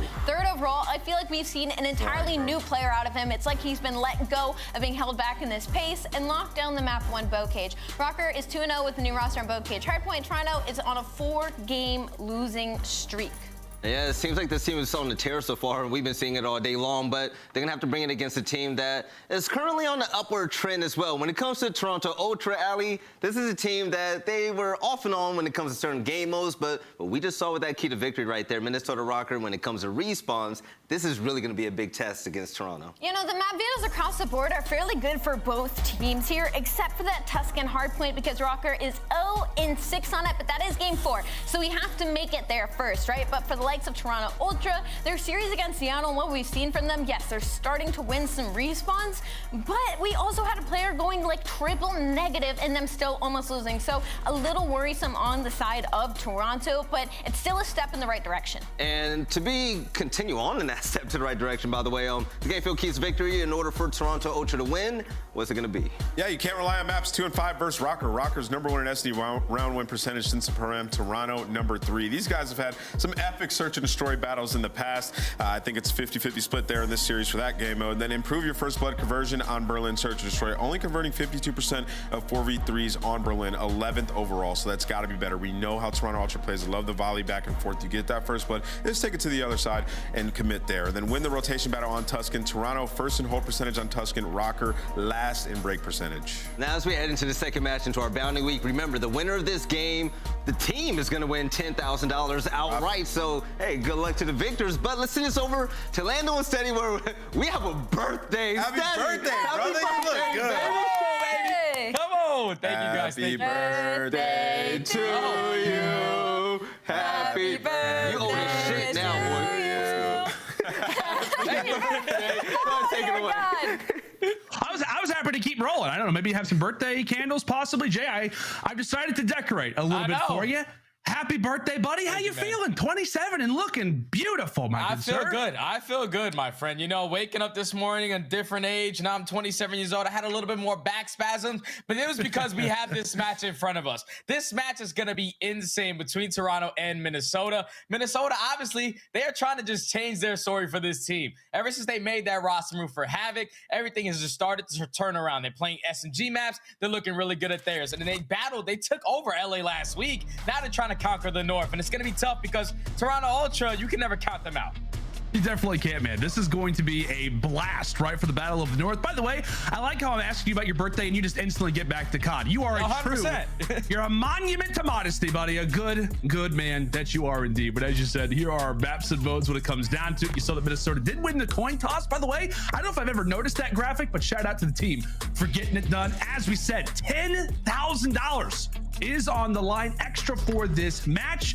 It's going to be a fun one. Bounty week is in full effect, and we're kicking things off here on the cage. Everybody trying to earn that bread as we will load it into your tour Bocage in just a few moments. But Jay, your initial thoughts of Bocage between both of these teams? Yeah, so Bocage is going to be a little bit scary on the side of Toronto because the last 4 times they played it, they have lost. For Minnesota, so far, ever since picking up Havok, they're sitting at 2-0. So this is going to be the story of the series for me. Whoever can take this map at number 1, if it's Minnesota, I feel like they're going to have that good momentum to take that S&D, and this series might get done in 3. This is a map that I feel like Toronto Ultra need to take to extend this series. Yeah, and it's a really interesting series. Obviously, it's Bounty Week. Obviously, it's the Battle of the North, but also, like we've talked about, both of these teams have been on the upward trend, and buddy, unfortunately, the teammate comes through, but a lot of the reason for the upward trend has become on this very mode, Hardpoint. Both of these teams seeing a lot more success as of lately. Granted, they both sit at like 11th and 12th in the standings, but you wouldn't know that based on their performances as of late as Minnesota wiped the board at P1. Yeah, Minnesota do a great job of getting 22 seconds off of that P1, but now with 10 seconds off the rotation, Inside and CleanX trying to work their way into bottom barn. They're going to spot a couple players in towards back 10. But can he win these gunfights? CleanX is going to be able to take down one, challenges the second, not able to win it. So that's going to be Minnesota securing the spawns for the time being. They kill all the players off from the back. Now it's time to challenge it from the front. Toronto Ultra have a tie game now, but Minnesota should break now. Yep, Minnesota should be in a good spot to be able to do so. P2, one of those hills where, like we've talked about it throughout the season, one of those where at times you have the ability to slow it down. And right now, it's exactly what Minnesota have got. A slowed down Bocage for the moment, but that pace is about to get elevated as we take a look at Havok's perspective right now. The man's getting all kinds of greasy inside of top grandmas. Never thought I'd say that sentence in my life, but right now he sits on 5 in a row. J2 away from the glide bomb. Oh, and unfortunately gets sniffed out right there by CleanX, but Minnesota doing a great job of flipping these spawns. Right now, Toronto Ultra, they're going to be spawning towards that lower water side. 15 seconds remaining. Standy off the rotation. He's able to win that initial gunfight in towards top grandmas, but now you cannot allow any players to sneak through. Look at the position of Cammy. As he can win a huge one-on-one versus Bance, but they just have to take care of Cammy. They cannot allow this guy to be a playmaker and potentially flip these spawns for them. See if he's successful in doing so. Attached, Cammy instantly there for the trades, and Priestahh with that assault rifle holding things down toward the back. There's been a lot of talk, Jay, about his performance. There's been all kinds of speculation on if he has been able to really be the guy that they need. A lot of controversy, right, for the Minnesota side, and dropping somebody like Major Maniac to keep Priestahh on the team, and now he's in one of the bigger spots as they'll be needing him to go off in multiple positions like this throughout the series. Yeah, if I'm Priestahh, honestly, from watching what they were doing last week, like, he's really just cooling it. Like, he's allowing his SMGs and his flex player in attach to just run around and get these kills. He's just trying to secure the spawns for the team, basically doing the dirty work. So that's the thing that I feel like for this Minnesota roster, ever since this roster change, has definitely shown improvements, that their pacing is completely different. Everybody is in sync. That's why you see them start to pull out some of these hardpoint wins. They're seeing them take a couple of these respawns. 7 out of 9 in their last couple have been victories. So everything is just changing for this team. If they continue their search and destroy, get a little bit more consistent in their respawns, they definitely have a contender for a championship. Yeah, that's the thing too. It's like if you're looking at stats, everyone's like, okay, well, you know, Priestahh's maybe not living up to the same, you know, level that we expect. Well, at the same time, as you said, man, the stats speak for themselves when we talk about the overall idea of how these rosters have played. Is we've got some mixy fights going down through middle. Minnesota, that much more of a threat in these opening hard points ever since adding Havok to the lineup, seen a few of those role changes, but right now it is Toronto trying to hold things down inside of bottom barn. CleanX to without a doubt, the player to focus on right now for Ultra. He's doing a great job so far. Clear skies, it looks like, for Toronto, and a large part of that is because of the damage that's being done on the outside. But just as we highlight that, 4 go down, Minnesota now in the HP. So now Toronto, they did a great job of just getting a good chunk of time off of this P4 hardpoint. Now with the rotation, you have to win a couple gunfights. Attach and Standy able to combine for 3, make it all 4 dead. Now easy rotations for Minnesota to now get set up properly for this P5 and take the lead right on back. This has been a back and forth game between both of these teams. Right when you think a team is going to set up properly, someone is going in, popping a 2-piece to make the break. Right there, Standy does it off the rotation to properly set up Minnesota. But now Trey's going back and forth. It's going to be a fight for the spawns now. I was gonna say, man, like you've been talking about, it's been really no more, really no change so far throughout this Bocage. It looked like maybe a glimmer of light there for Toronto to maybe carry that same cadence in toward P5, but damage done, and right now an open hill as Toronto will happily have a moment to maybe grab some seconds, and they will be successful in that venture. Priestahh gets dropped from the back, and with that, Toronto have some time to maybe sink their teeth into this hill. Cammy's still alive, mid, really stunned. Ends up getting dropped, nades, stuns everywhere. MP40 shots out of baton bullets flying throughout Bocage. There's a nice little nade landed there from Bance. Great little 2-piece as well as we reset and go back toward P1. Okay, Benjamin, that's how you're shooting today. I see what type of time you on a 3 spree. He knows the spawns. He knows exactly where they're coming from. He's going to challenge the first. He knows the player slides right into bottom grandmas, not able to win it onto Havok, but this is going to be all gunfights coming down towards P1. The first go around, Toronto Ultra gave up about 25 seconds to the Minnesota Røkkr. You cannot allow them to happen again, because on this P1 specifically, this is where Toronto Ultra struggled. They only average about 7 points on this P1, giving up about 20. So you do not want that to come back and bite them at the very end of this game. Oh, and take a look at Standy. Standy's trying to make the play over for these next side spawns. So he's going to get found out. Cleanix will give the calm communication over to his teammates, as we know Toronto likes to do.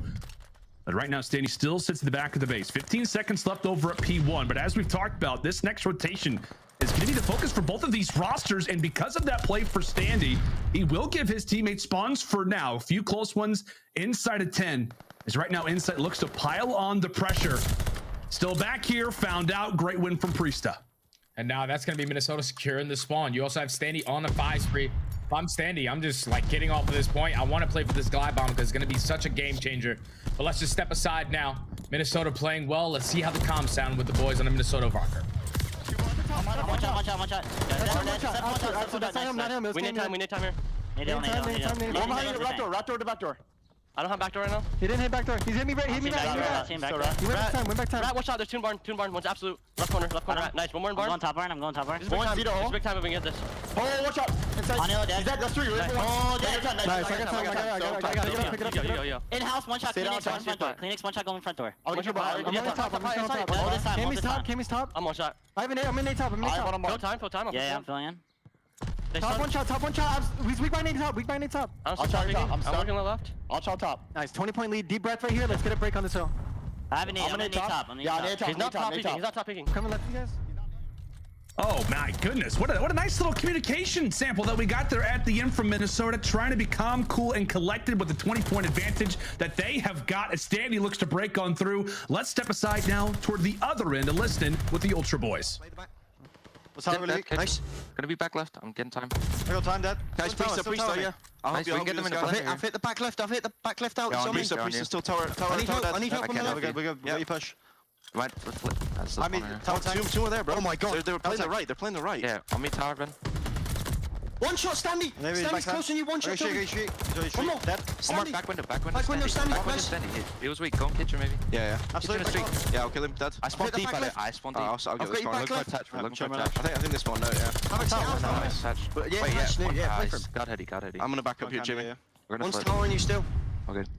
Set up a good break here. One's tower still. Priestahh. One's in hot as well. Absolutely. Gate on me. Priestahh. Priestahh's gate. Front kitchen going main. Absolute main. And the communication right there for Toronto was hot fire. You can hear Bance the entire time, just letting his teammates know exactly where they're coming from. They're all attacking from that street side. That's what eventually allows Toronto Ultra to get a great hold on that P3 to take the lead right on back. But Minnesota, they're responding. They're trying to do everything they can in towards bottom barn. Priestahh is going to come out on top in the trade. Still basically a tie game.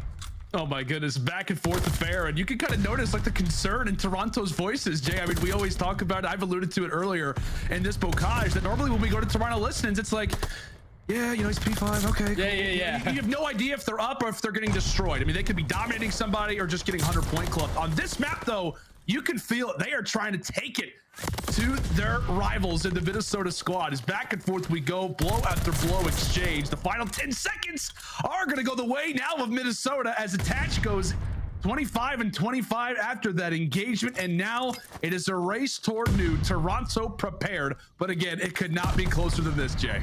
Yeah, it cannot be any closer than this. A trade already as Standy does find 2 through the middle of the map.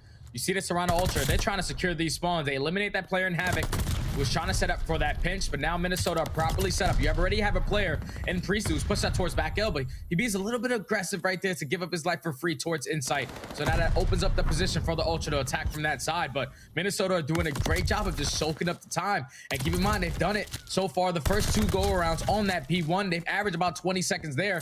And Toronto have basically got nothing. So this is scary. Toronto need to break. Toronto have done so at least for the moment. Those final 20 seconds look good for them. Minnesota's got a decision to make. Do they rush this hard? Do they set up for next? Well, it could be Standy who makes his way through sewers. No, sir. Not going to happen today. Cammy has got some words. Takes him down. Thankfully, Priestahh is there to avenge his fallen comrade. But nonetheless, As we come back from the second side of rotations, it is now Toronto with the lead. Granted, not a massive one, but so far throughout this game, it feels like 18 points has got to be one of the bigger ones that we've seen so far. Toronto in the back of their spawn. Toward back grandmas is where they're coming from. And Standy lying in wait, prepare to take them off the spawn. As two are able to sneak on through. Player number 6 in Cammy might be thinking about spawns for the future. Still, a lot of time to be had, a lot of kills to be found. As Standy once more goes on the prowl and gets found out. Yeah, right now, Toronto Ultra, they're not playing for any time, so they're allowing Minnesota to get right back into this game. They can find this kill onto Cammy. Havok, unfortunately, does not win the gunfight. So that's going to be 3 dead. Now the spawns flip. Toronto Ultra are going to be properly set up for that P2. Minnesota only down by 4 points. 15 seconds remaining on this P1 hard point. Toronto Ultra just need to get 1 wave of kills so they can set up properly. 221 to 214. This game is going down to the wire. Jay, what are trees made of? I don't know. They're indestructible. They apparently are. Nades, fire from your weapon. I have no idea. All I know is that Toronto are 20 seconds away from maybe securing this first hard point. Now make it 15. Minnesota struggling, fighting to try to get on through. The unfortunate team nade, though, comes through from Ultra, and Minnesota take advantage. Insight says a prayer, finds a crack inside of the shed and lets it go. Back and forth, we've got it. As Minnesota hold it for the time, Toronto, they're looking for the break. And both of these teams can't win in here, but look at the play coming in from Bance. As Cleanix eliminates that player from the point, Bance is going to be that cutoff man to at least locate these players that are pushed out, and that's a beautiful play coming in from Bance. He influences the spawns to now spawn all the way towards tower, and this is going to be Toronto Ultra's first map.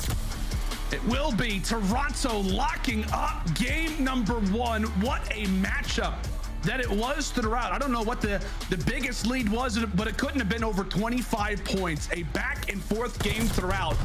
As Marky B makes his way in from the back and gonna give his boys a well-deserved high five, because they deserve it, man. Take it down to this Minnesota team who has been so hot in these opening hard points, who has been so solid just in general in the respawns. They do not grab this opening bocage, and really, Jay, you were talking about it coming into this series, how important this was specifically for Toronto.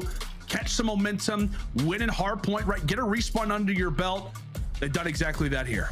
That's good work from Toronto Ultra. The way that this game changes is that P3 hardpoint. Like Minnesota, when we ended there listening, you heard Havok say, all right, everybody take a deep breath. We're up by 20 points. Let's just focus on winning this rotation gunfights. But then they ended up losing them. And now that's when we jump into Toronto Ultra listening, where they were able to grow a 10 to 11 point lead at the end of that P3.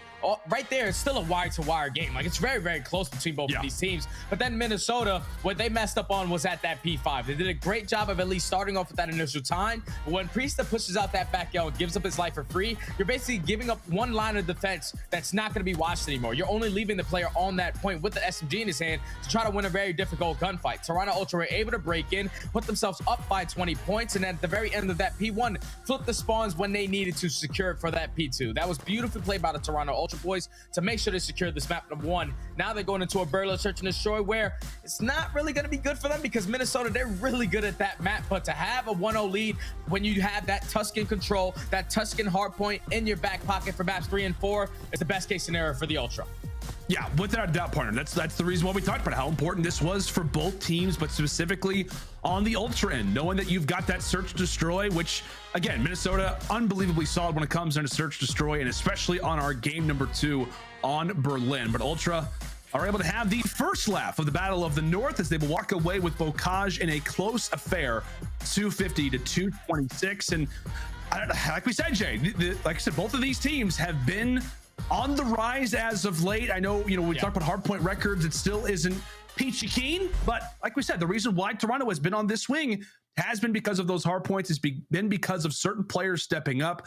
Bance has been one, and well, a primary talking point for this Toronto team has been a lot on Cammy this season. He is a solid bocage, and they get the job done in our first. So now they have the momentum. Now you're going into a search and destroy where you haven't really found a lot of success. On that map specifically, they're sitting at 3-3 compared to Minnesota, who are 5-1. So on Berlin, you want to just take your time. That's what it is. Like, they only find a little bit of success when they're attacking towards that A bomb. It's nice and slow. But for Minnesota, it's basically 50-50 on both sides. So you have to make sure you're just taking your time, not allowing their playmakers to be playmakers, filling your lanes and not leaving any openings, because that's where Minnesota always capitalize on. When they find a man advantage, they get the bomb down. They play it fundamentally correct, use the buddy system, everything in their favor. This is their game mode to win. If you're Toronto Ultra and you can take this, this is going to be a cruising series for them.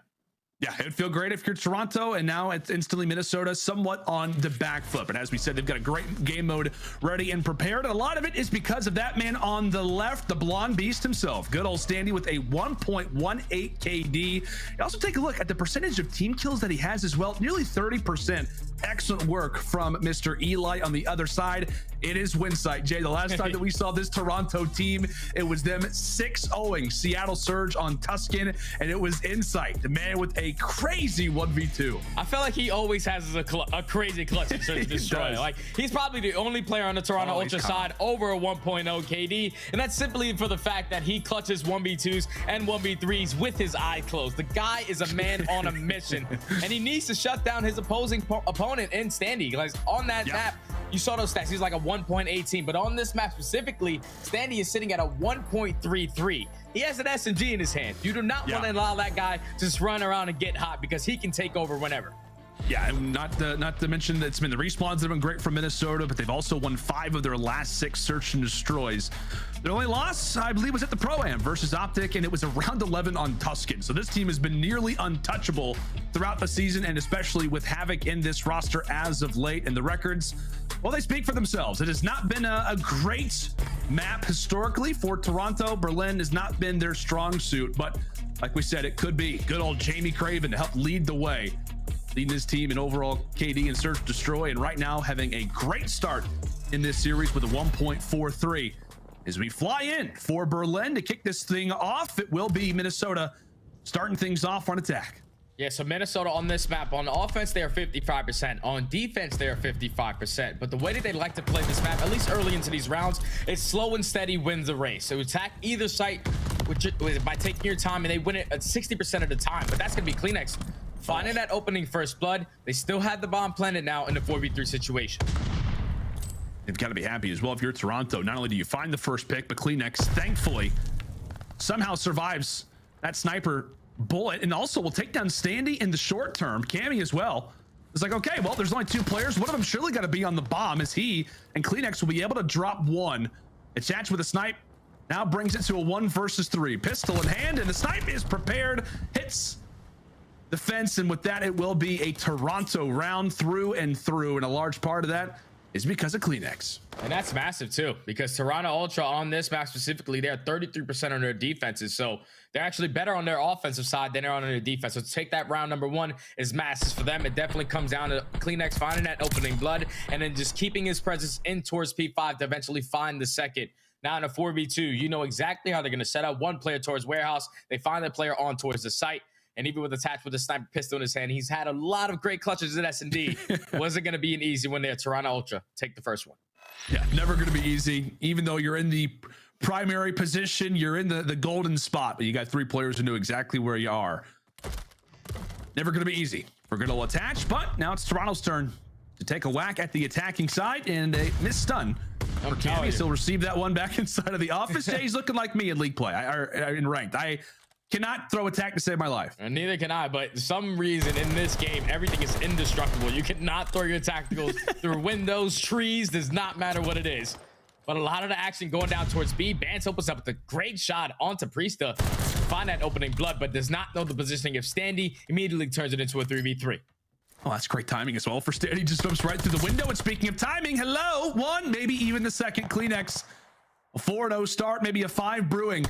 He's got Havok ready and prepared. Thank you very much. Standy position known. And with that, he's got a 1v2 now left to clutch on up. Granted, bomb is going to be down. And how about the shots from range? Toronto close and afar. They could do no wrong on Berlin. That's just good work right there from Ultra once again. Slowly towards B. They find that opening first blood. Priestahh does get taken down. And then Right there, even though it turns into a 3v3, Cleanex puts himself in a great position to watch that late flank. He finds the first and then repositions himself to find the second. And I'm pretty sure Cleanex is on a 5 spree, so he has the potential to pick up a glide bomb as well. He's having a hot start to this game number 2. He is indeed. Some great work so far from the Great Dane. We'll see if Minnesota can hold off the bark, hold off the bite. And right now, it has been the bite that has been much more worse to deal with. A quick and aggressive round over at the A site, but in fact, it is still Cleanex doing the damage. 3 for 3 in first bloods for Toronto, and 2 of them have come at the hands of Cleanex. Bomb planted early, a current 3 versus 4 as we say goodbye to Cammy. Toronto now left to retake. Yeah, so now if you're Cleanex, all you want to do is locate this player and have they pick up that glide bomb. Already 7-0 to start this game. Now in a 3v2 situation. Priestahh is going to be that player trapped in office. Vance does not spot him. So now in the 2v2, the challenge is going to be here. Cleanex once again wins another one. Now Standy in the 1v2. Oh, Standy can make the play. He's in a great spot. It's getting challenged. He's able to win the first. Oh, and Cleanex will be there to lock him down. A scary 1v1, but it's Cleanex. It's the king of Copenhagen to lock up this round and now give Toronto a hefty 3-0 start.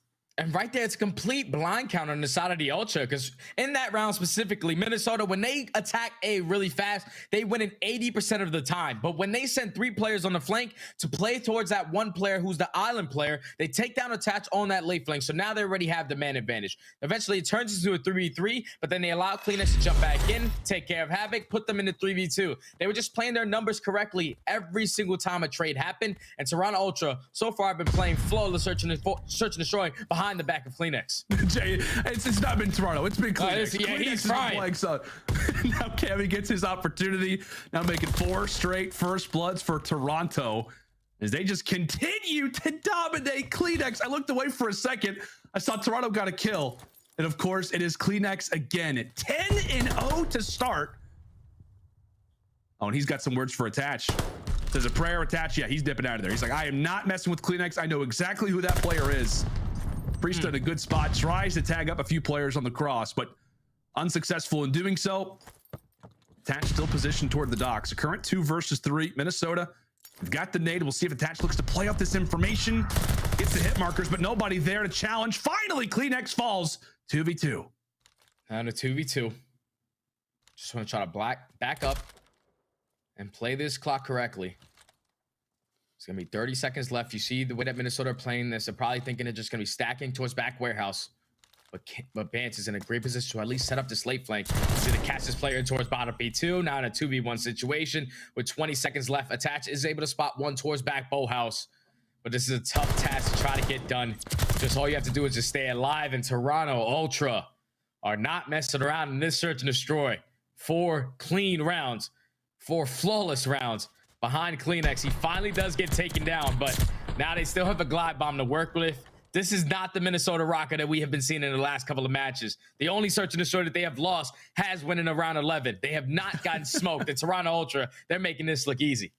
Yeah, man, like this isn't just, a run-of-the-mill, team, a roster that's kind of in the middle of the pack on search and destroy. No, this is one of the better search and destroy teams that we've got in the league. They have been on fire in this mode, as you said, and right now they are getting smacked around by Toronto. A 4-0 start. Cleanex, by the way, as we said, 10-1 for him. Attach has got to be careful. He's got to be careful. Of course, it's Cleanex.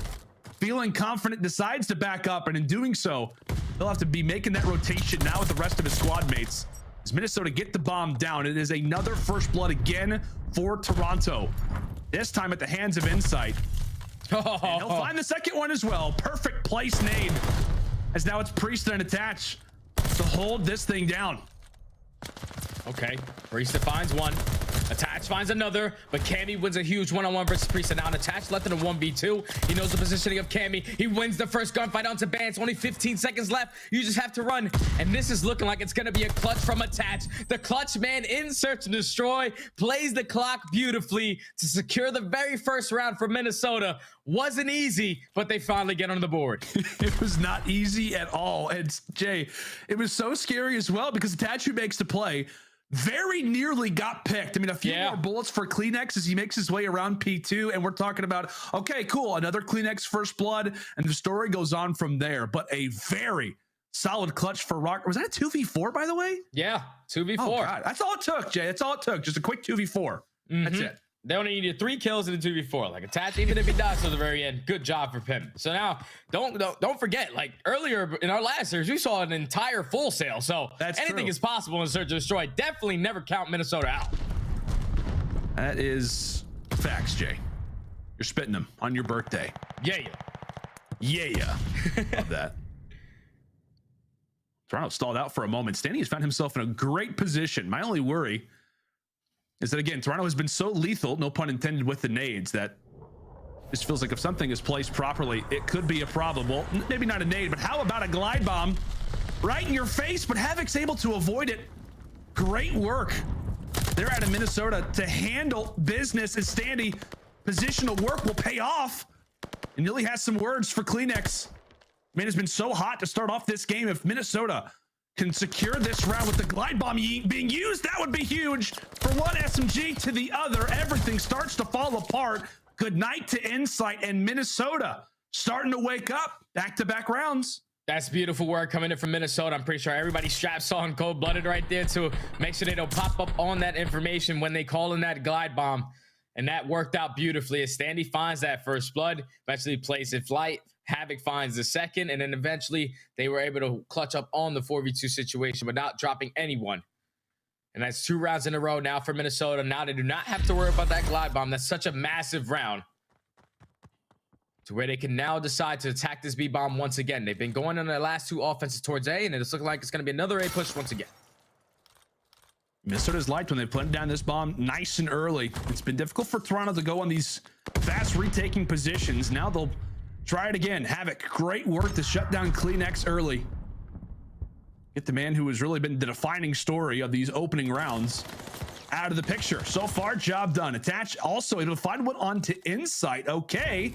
2v4, bomb down. Best of luck to Toronto. But just like that, they explode for 2. All onto Vance. Aware of Attach's positioning, cuts him down. Now a 1v1, 20 seconds to go. Standy versus Vance. Which way is this going to go? Standy tagged up, reach out.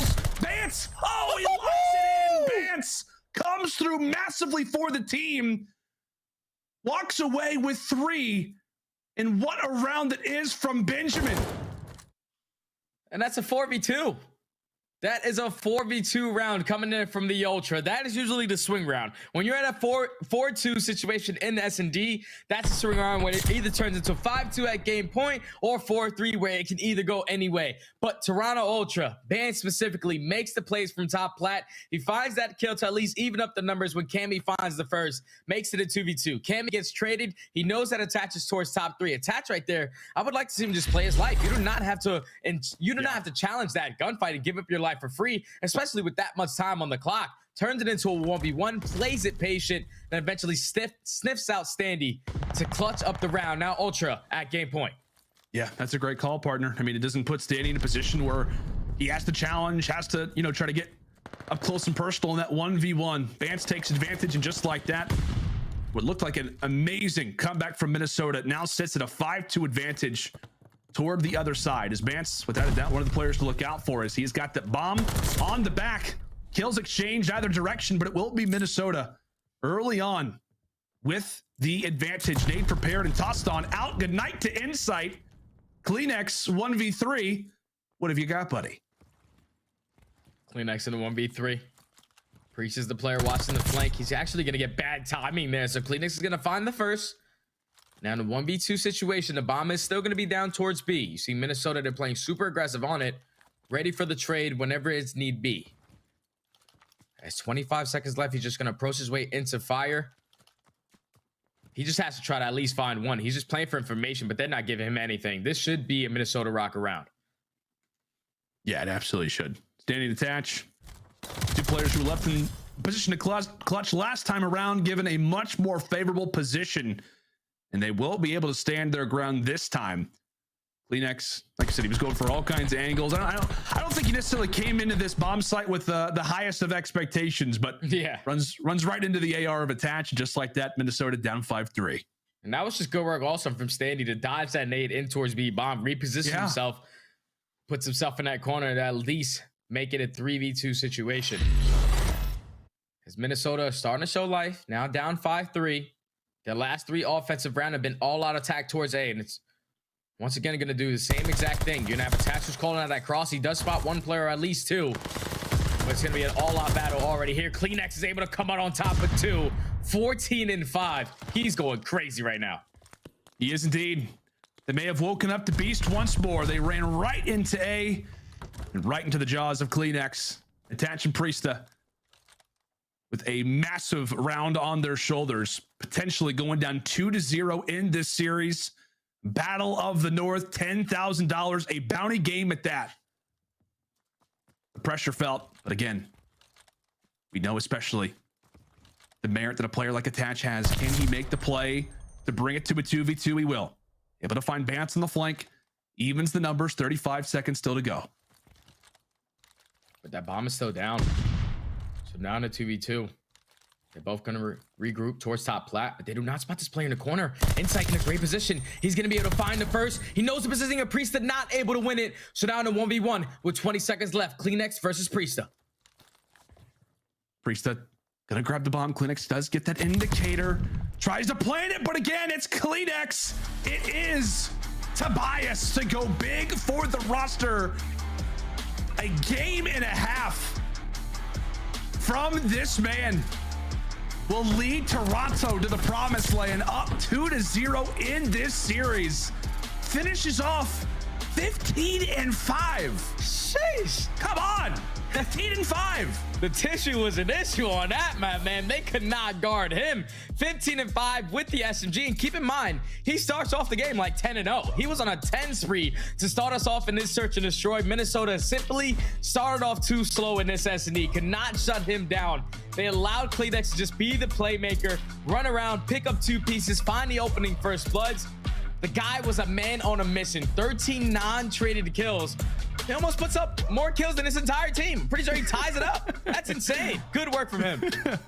He did, man. I mean, like you said, it's all about that 4-0 start for Toronto, right? Everything is going their way. I think they started off, I mean, a perfect 4-0 in first bloods as well. Yeah. Just across the board, a game plan granted for the Toronto boys. And you know, we had the chance to like have a quick little interview with, I think it was Cammy after their W versus Seattle last week. And he was just talking about how the scrimmages have been going better. Everybody just seems to be on the same sheet of music, especially in the respawns. And I'll tell you what, man, taking down this Minnesota team in Search Destroy on a map like that. What's the record? Yeah. They're 5-1. They're 5-1 on Berlin. The bread and butter right there, man. I can't believe it. It's been there. Well, now maybe it's been Minnesota's bread and butter. Now it's Toronto Ultra's beans and toast. Beans and toast for the Toronto Ultra now as they find themselves up 2-0. I'm having everybody tell me to go to commercial break because I am making a fool of myself. Folks, it is the Toronto boys up majorly now in this series. Is it going to be a 3-0 sweep, or will Minnesota rise from the ashes as they've done many times in the Battle of the North historically?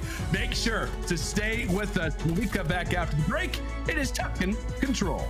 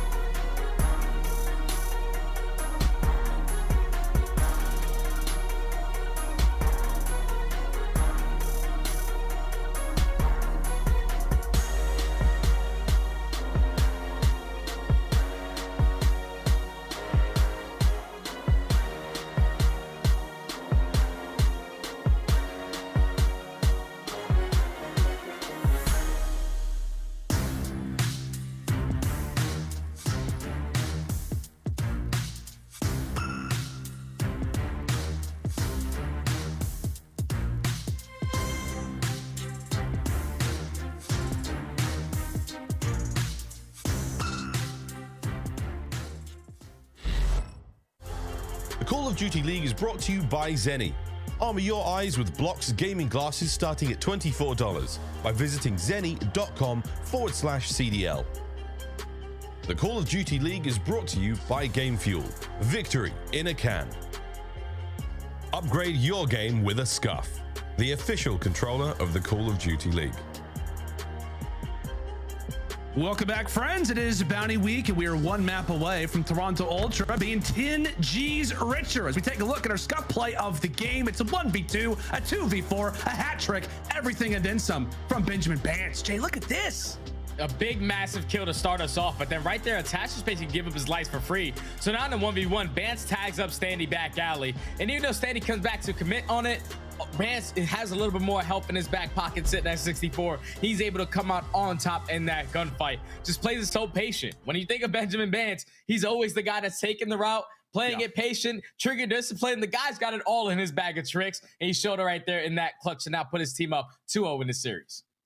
Man, they look, I mean, like a force. I mean, we talked about Insight in the opening bocage. It was all about Kleenex throughout that search destroy. Obviously, Bance has had his moments, and now we're looking at what could be a 3-0 sweep after what was Minnesota, who have had back-to-back 3-0 sweeps. They've actually lost their very first 2 maps in all of the Major III qualifiers to kick this bad boy off. But now it's time for Tuscan control. If you're Røkkr, short-term memory, get that one out of here. Get that negative energy and throw it behind you. But throw it anywhere but in the comms right now, because they have got a difficult task on their hands. And so far, Jay, it has not been a great series for Havok. Oh, it definitely has not been. When I was looking at Havok's stats before this match even started, when it based off of what he showed me at Pro-Am, it was a 0.88. When he started off stage 3, he was at a 1.17, at least in the 2 series that he plays. And so far, sitting at a 0.66, it's not really answering the call in this series. He needs to step up here on this map specifically, because I'm pretty sure the last time he did play this map was versus LAG. He puts up like a 1.88, and he also picked up the automaton and went on like a 7-8 spree. So he needs to turn it around right here for his team to get back into this one. Yeah, he definitely does. Minnesota in a very precarious spot, and on the other side for Toronto, as they have got some uncontested time at this A zone, moments away from getting those first 2 ticks. Jay, a weird thing for Toronto, this is the first time since Major I qualifiers where they have been 2-0 up in a series. Oh, that is crazy to me. I mean, they have just not seen a whole lot of success, but when they do, they're locking things up nice and early. So we'll see if Toronto can make it 3 straight, or if Minnesota have got something prepared special here on Tuscan. So far at this A zone, it has been all ultra up to this point. It's Havok. Nice work early, still 3-0. That's going to be ultra, at least securing that 8 point, but this allows Minnesota now to put the pressure on the map. 3 go down on the side of Toronto. This now allows Minnesota to play for this map control. You still have Havok causing problems towards top fire. Oh, he's going to get stunned by Cammy and eventually get taken down. So now all our pressure going to be on Standy to try to hold down P5, but Priestahh is going to be there to assist him. Attach is holding out on the middle of the map. Now they just have to focus on Kleenex, because he's somehow, some way makes his way through field, and now he's going to be that player from behind. Have to be careful, have to be aware of his position. Standy locked into P5 all by himself. He was basically the spigot behind this push, and now Toronto got something brewing quite nicely. Attach able to find Insight. Bance gets wiped away, and Kleenex will also. So a great 3 down instantly in favorable of the Minnesota side. However, Cammy's still firing, still staying alive. We'll try to keep this charge going for the roster. As long as he stays alive, this could be a great moment for Toronto. Attach, meanwhile, on the other side, finds himself on a 5 spree. So really for Minnesota, it just becomes an annoyance in the back of the base, because everybody on the opposite side is handling business. Dylan Price now off to 6 in a row, a 7-2 beginning. And he's one away from that glide bomb. Put some shots into Insight and repositions. Smart play from the vet. So much map control right now from Minnesota. It's forcing all of Toronto to hit that overextension through field side. Sets up Havok beautifully to take down 2. As Insight eventually finds that trade, finally puts a kill on the board as well. Their main focus has to be taking down Attach, and what a big gunfight coming in from Kleenex.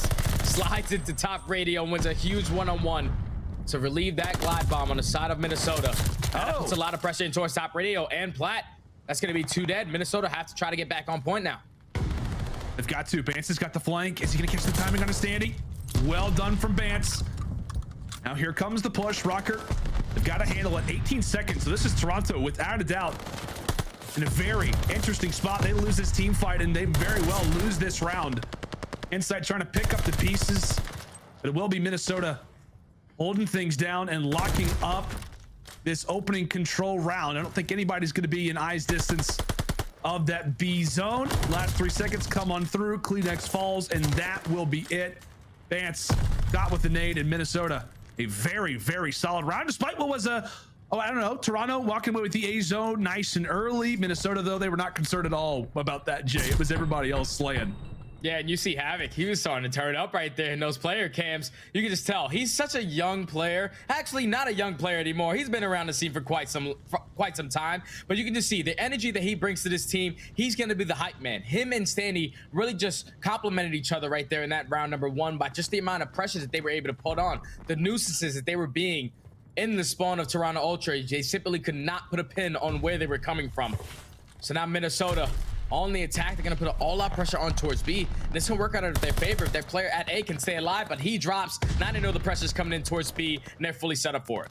Yeah, they are indeed. However, attached Havok, able to find two. Vance nearly gets slid on. Thankfully finds the extra headshot there onto Havok. That indicator given away. Obviously, Minnesota's position that they are firmly at this B zone, but they are taking it to the Toronto side right now.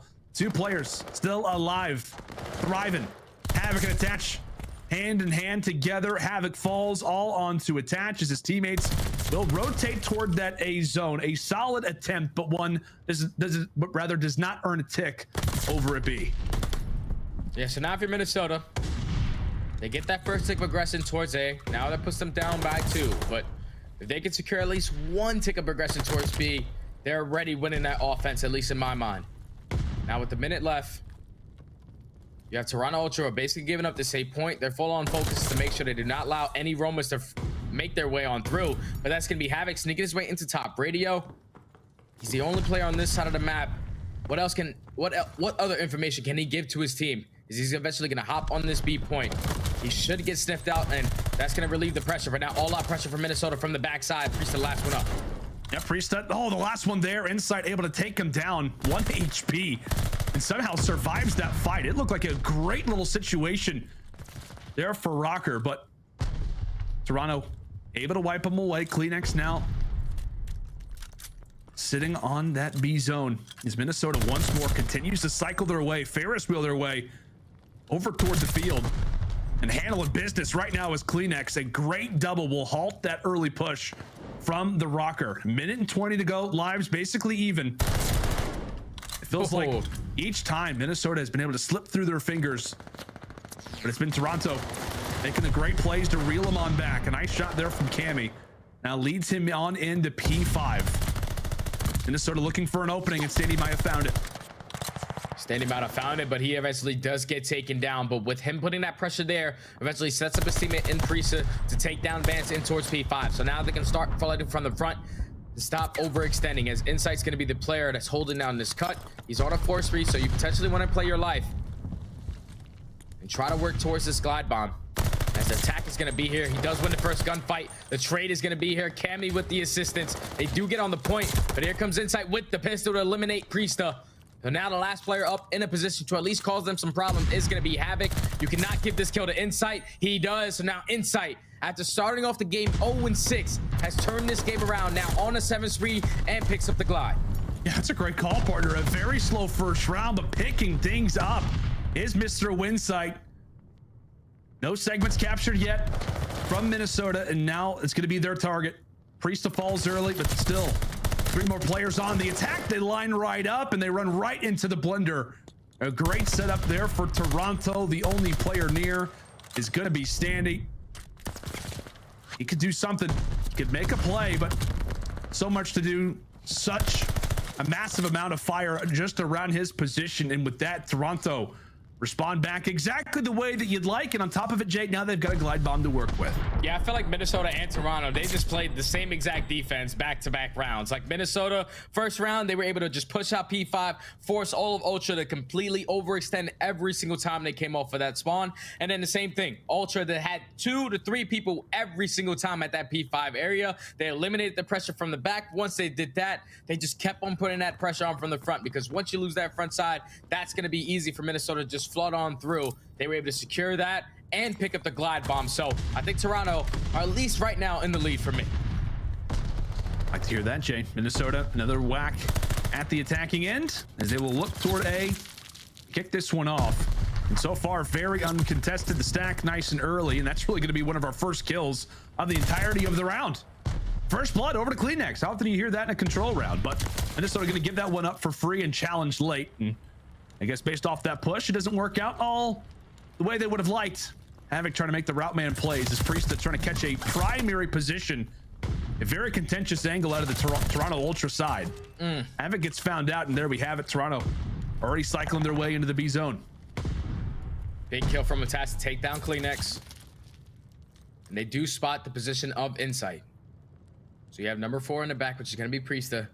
Such a big gunfight because he's trying to set up his teammates to attack this from the front. As Attach wins the first, Cleanex does find a second. Cleanex finds 2. So now the trade should come in from the backside, but Insight's actually going to cut through TJHaly. He's just going to hop right on that point. He's going to hop on this point. Priestahh knows exactly the corner that he's hiding in. And thankfully, I thought that his teammate actually found a kill for him. No, not at all the case. Priestahh's having to do this all himself. Thankfully, has a few buddies off the spawn. And speaking of spawn, that's exactly where Bance is there to pounce on him. So Toronto, a few players in primary positions. I thought Insight was a little bit farther past P5. So with that, Minnesota do catch the good timing. So one player wiped away on the flank, and now the awareness of everybody being in P5, flank after flank. Now it could be Standy's turn. It's got a few of these Toronto players left in motion. There to knock them down and back to the drawing board, really, if you're the Ultra side. And right there, Ultra, they were just trying to set up a play. Like, find that opening kill so that you can get the Insight glide bomb to get invested and potentially at least pick up one tick-up aggression towards this B point. But just so much pressure coming in from the SMGs. 20 and 14 out of Havok, 14 and 14 out of Standy. These guys got to turn around every single time they come off spawn. But finally, they're able to relieve that pressure from Standy. Now it's the time to attack from P5. And it's the perfect case scenario to call in this glide bomb. Gonna take this player down towards the back. Actually gets a hit marker, doesn't even pick up a kill, but Banton came in at least able to find 2. Priestahh relieves that pressure, finding 2 of his own. Yeah, man, that glide bomb feels like early fame. Oh, Insight. Okay, the nice little slide there on to Standy. Who needs a glide bomb when you've got a shot like that? Some great work right now from him. Stunned over at L, eventually picked off. Haley falls through the middle, and just like that, the glide bomb invested, but it will not be a solid return in this round as Minnesota look to lock things up here in round number 3. Take the 2-1 advantage. Okay, Cleanex is just soaring into P5. Havok looks like he was shooting a few birds out of the sky. Some good work from him. 2-1, like we said, for Røkkr. Minnesota, they played that beautifully. The fact that no one dropped to that glide bomb, that's got to be devastating on the side of Insight, because he puts it like right between 2 players. There was one player who really didn't pop up on the radar, but there was both of those players are standing right next to that truck. He thought if he puts it on the truck, it'll blow both of them up. Unfortunately, gets a hit mark on both of those players, doesn't find the kill, and then eventually Minnesota come right on in, get every single kill, relieve that pressure, and secure map control to close out that round. So now Minnesota are down by 3 ticks. And they got the glide bomb to get invested. So this is huge for Minnesota, because even if they tie, I'm pretty sure if you outslay them, comes down to kills after the ticks are tied up. Oh, take a look at this rush. Take a look at this aggressive play from Minnesota. They make their way in through middle. They instantly hop into this B zone. Standy with a nice little angle. Oh, what a play! Oh, it finds 3. Eli with the snapper. 6 in a row. And everybody's going to be writing down that for ranked later. Thank you very much, Standy. Eventually found out no glide bomb for him. But, Jay, I think off that spot alone, he deserves a streak. 100%, man. And they also get that tick of aggression towards B. So now Minnesota, if they just capture A, they secured that defense for that round number 5. What a play coming in from Standy to secure that first tick of aggression. Now allows his teammates to set up properly around A. Unless Cleanex has something to say about it. But no, that's going to be Havok coming out on top. He does get traded. All out pressure. Now this is going to force Ultra to not give this one up so easy. It was started off as a great little moment there for Minnesota. Thanks to the clever plays, trying to make their way in B. Standy with a nice little spot. Now let's put them in one of the more difficult positions on attack here on Tuscan. You don't get that A capture. You don't get that map control nice and early.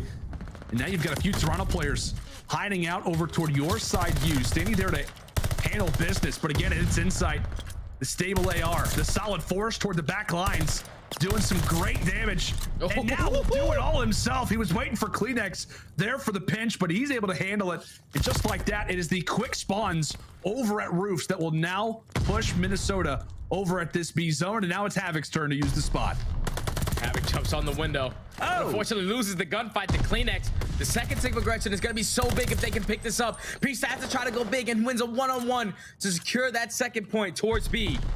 So now Minnesota, they basically are going to lock up that defense, but they're not even trying to get there as Priestahh is turning it up on a 4 spree, 25 and 20. They secure that B point. They already have pressure towards A. That's going to be another 2 down. Bant's the only player in a position. Also behind Cammy, he gets taken down. 3 dead in the feed. Second tick is in, and Minnesota are trying to close it out here.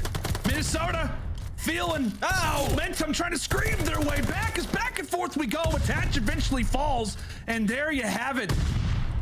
Toronto will stabilize for the time, but my word, Minnesota have woken up in this series. You can just feel it right now. Regardless if we head to that round 5, as you said, buddy, they have got that defense locked up, but they are eyeing up this round in particular. Both Havok and Standy trying to go on the flank. A quick trade to Standy will lock things up, wipe them down, and Minnesota comes screaming back into this series. A 3-1 victory on Tuscan. That's just great work from Minnesota. I simply think it all comes down to this play from Standy. Like, when they start off by getting that first tick of progression towards that B point, then that allows them to eventually attack A. Now it forces Toronto Ultra to not give up A as easily, because they were giving it up every single time on defense. They were forcing them to just play towards B. And if you have to get at least one segment done, that's all Minnesota needed to get done there to close out that round. But they did a great job. Starts off with Standy with his 3-piece. They secure that first tick. Then they work it over towards A, work a little progression there. But then they transition over towards B once again towards the middle of that round, and it was on Havok. Havok finds a 2-piece from top radio. Once he finds that 2-piece, he allows his teammates to set up properly. They close out that B point behind the back of Priestahh, who went absolutely off on a 4-5 spree to close out that B point. And I feel like Minnesota, they just wanted it more on this map by just the way that they were playing. The SMGs were putting so much pressure on, being nuisances on the map. Toronto Ultra simply did not have an answer for them. Now Minnesota stay alive in this series a little longer. The only thing is, now they're going into a Tuscan hardpoint where they have yet to find a win all season. That's the only negative, partner, that we're talking about, right? It's like, okay, cool, Minnesota, you locked up this one, but still, you've got to take a Tuscan hardpoint. That's something that's going to have to break. But as you said, I mean, it feels like in that round number 4, I'm sure we'll be able to see it in the highlights. But Standy, that clever little angle toward the top that nets him that 2-piece. I mean, it basically gave Minnesota off spawn, right? When they get that close roof spawn, it gives them purpose. It gives them purpose knowing that they've got that first tick on lock. Standy makes the play. And like I said, well, he doesn't earn the glide bomb. It absolutely broke open this round, gave Minnesota that B capture that eventually led them back over here toward A very well contested effort. But as you said, man, it just felt like Minnesota, they wanted it more. They felt the pressure. And well, again, it is the young players. It's the new addition, Standy, specifically Havok, that new SMG duo, leveling up their game. This massive work for them, especially for Havok, because throughout this series he's put up like a 0.66, but then on that map he goes massive and almost puts up 30 kills to secure that map win for his team. So now that can put a little momentum in his favor going into this Tuscan hardpoint, and just basically the same way that they just played on that control is the same way I need to see them play on this hardpoint, especially the SMGs. Like Standy and Havok, they were all over the map. They were just causing so many problems for Toronto Ultra, breaking their setups whenever they needed to, popping a 2-piece whenever they need to. You need them to have that same exact pressure here, because since they haven't found any success, it can't get any worse than there.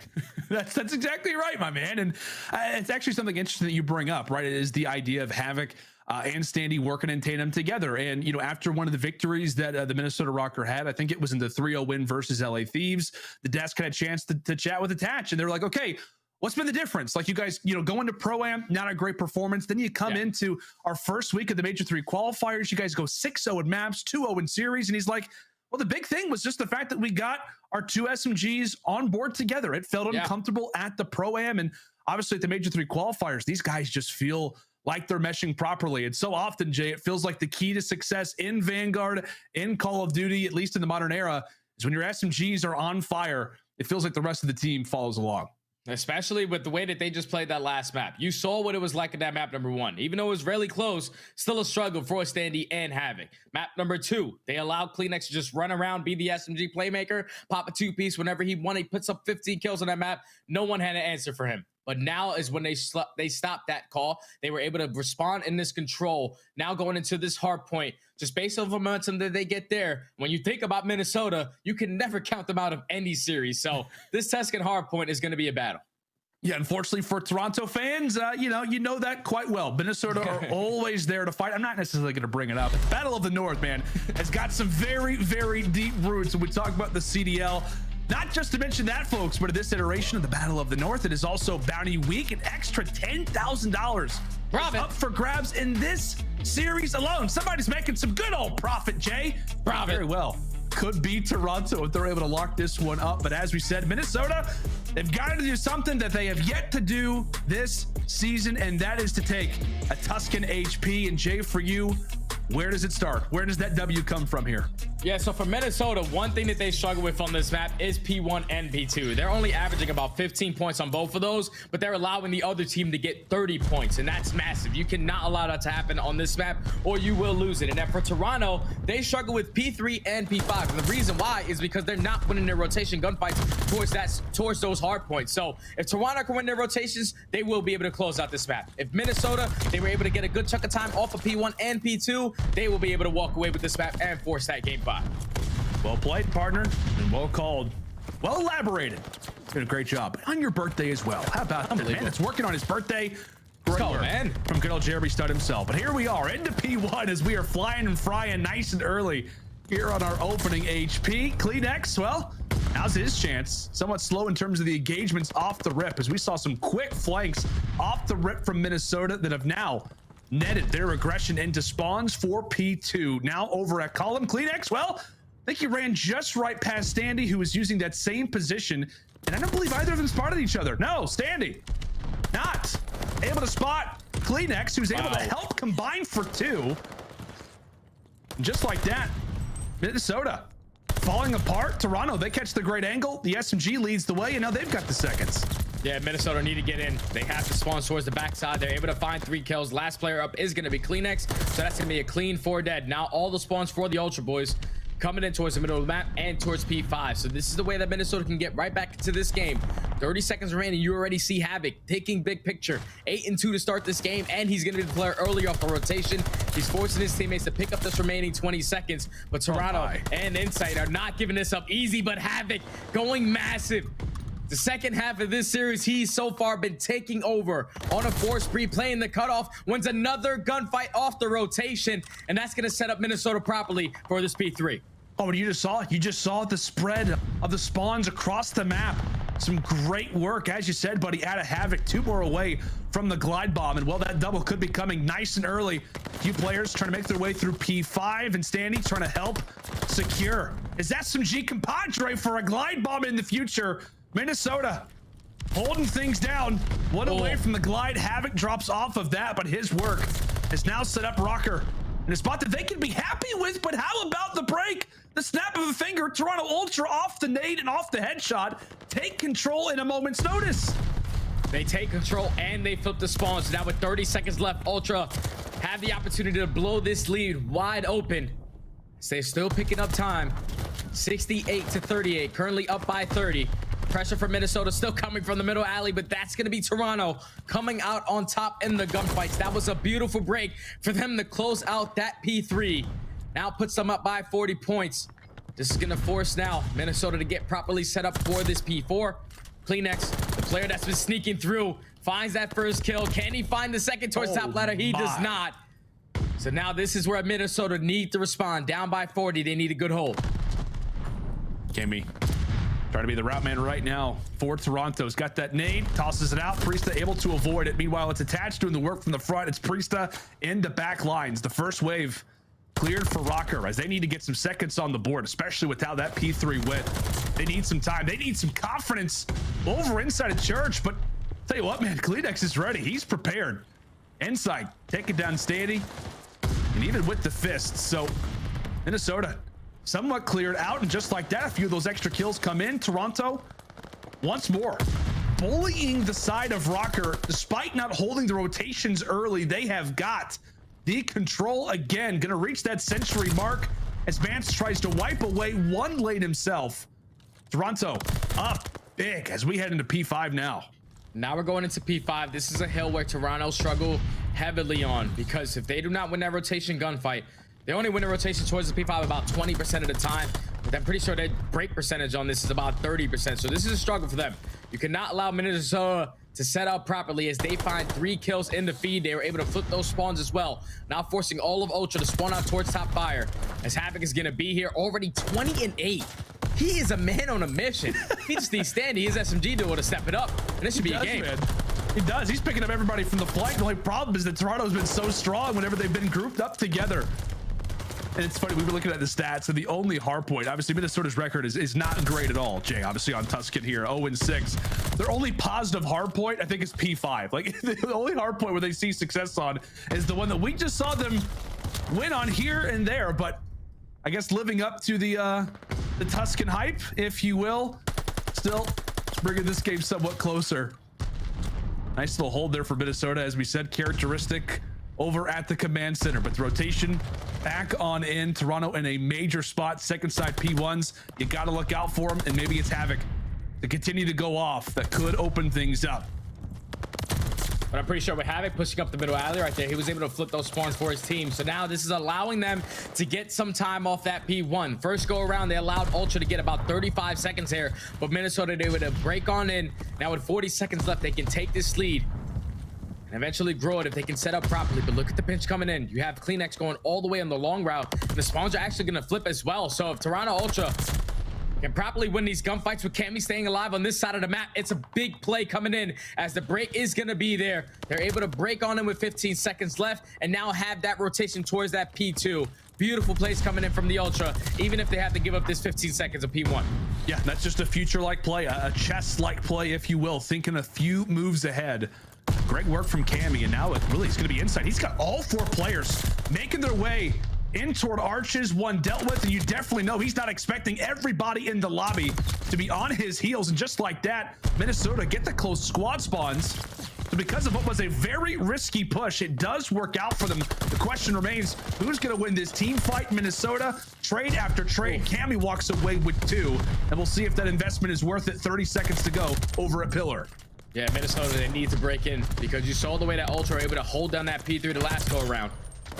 These are massive gunfights from both of these squads. Havok trying to do everything he can to take that player down. Does it with the pistol as well. On a 3 spree, 29-11. Like, what can't this guy do? He is frying right now, having a dazzling performance so far in this Tuscan hardpoint. Now you start thinking about that rotation. Already up by 15 points. Massive gunfights going in towards this P5 area. He does have his teammate in Priestahh ready to assist him. That's gonna be 2 dead in the feed. Havok on a 4 spree, at least able to get out with his life for now. Should allow Ultra to set up properly off this P3. And look how much time, look how much map control that they currently have. It's gonna be like another 5-10 seconds before Minnesota are even close to that point. Oh, and Havok with this play, he's gonna catch Cammy. He's gonna catch Cammy, possibly. No! Cammy wins it, and just like that, 3 will fall. Priestahh, the sole man alive in the objective, is going to get halted. Toronto will hold off the streak, will hold off the nice plays from Havok. Halted in P5, and now Cammy has awoken. Another lead change about to be in store, as a big 20 still left over at Fountain, as the Ultra will come out on top again at this HP. Spawns now going to be looked at for next, and toward the backside of church we go. Minnesota here, last time around though, they had the spawns. Toronto broke on in, and a large part of that was because of Cleanex. He gets dealt with, and back and forth we go. Cammy continuing to be a problem across Tuscan. And that's a 2v4 off the rotation. Cammy and Cleanex go massive and find 3 kills to now set them up properly for this P4 hardpoint. All you have to do is hold down the cuts. Bans finds 2, Insight finds the 3rd. Last player up is going to be Havok. Swans is still coming in for Minnesota towards that backside, but Toronto Ultra finally breached that 200-point mark. Cammy, a man on a mission with the SMG in his hand, Now it's Bans' turn. Bans finds 2, and the spawns do flip. 30 seconds remaining on P4. Spawns flip for the moment. However, the nades are tossed in. Standy, Havok, everybody aware of how important this HP is. They cannot afford for the time to go the other direction. Standy, nice and solid over toward the top side of Church as he eventually does get found out. Final 10 seconds, gonna go the way of Toronto as Havok has to back on up, recognizing the importance of this hard point. As we said, statistically, a team that has struggled so mightily on Tuscan, P5 has been their only saving grace. It was so in the first set of rotations, and can it be here and now? Now, when you're up by 60, this allows Ultra to potentially set up a long pinch. Huge trade kit coming in from Cleanix to at least win that first gunfight. But now the pressure's coming in from top fire. All of Toronto spawning on this side of the map. Standy going to be the first line of defense. He gets taken down, but Havok and Attach combined for 2. Like you said, this is their money hill, and so far they have held this flawlessly.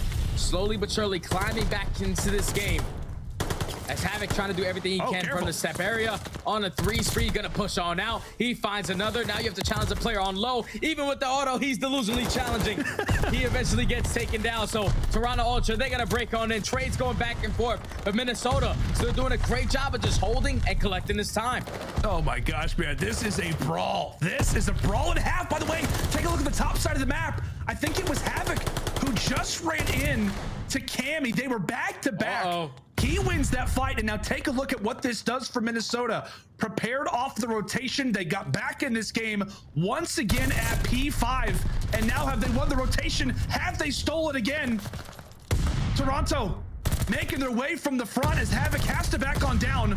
40 and 19 as he falls. The big Slayer, the Slugger, wiped off the map as Toronto take control. Moments away from what could be a series victory. Minnesota firing on through. Attached with 1, Priestahh with 2, Standy with 3. Minnesota still alive as Havok's trying to make the route plays.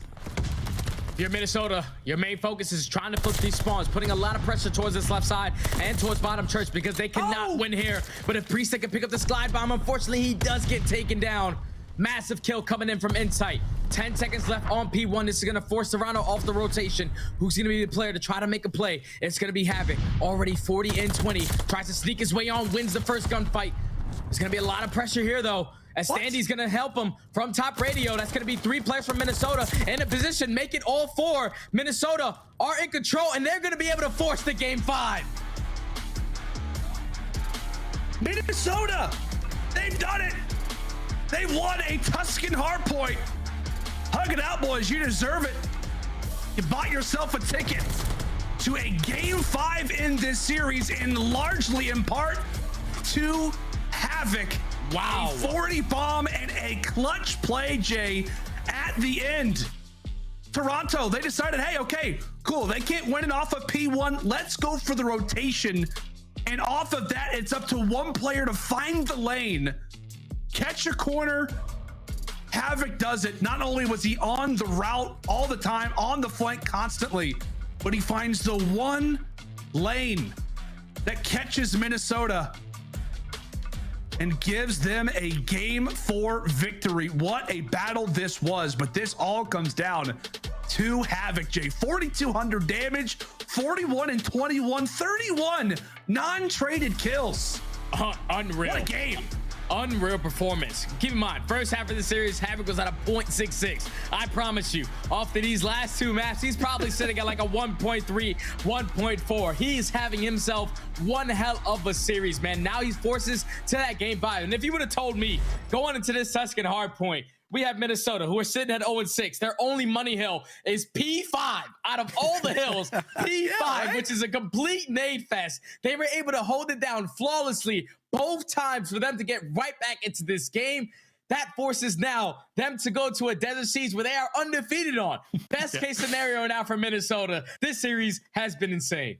Yeah, that's what Ali was talking about. Like when it came down to the vetoes, it was like, okay, this is a very mixed bag. Like you got some great maps for one side, and this is the absolute turn of events. If you're Minnesota, you got your worst hard point lined up against one of your best search and destroys in game 4 and game 5. And of course, it is based off of P5. The command center is, I guess, the hill to hold if you are the the Røkkr. Well, folks, they have got it done. They have brought themselves back into this series, but will it be the reverse sweep, or will Toronto finally wake up after what feels like a nightmare in these past 2 games?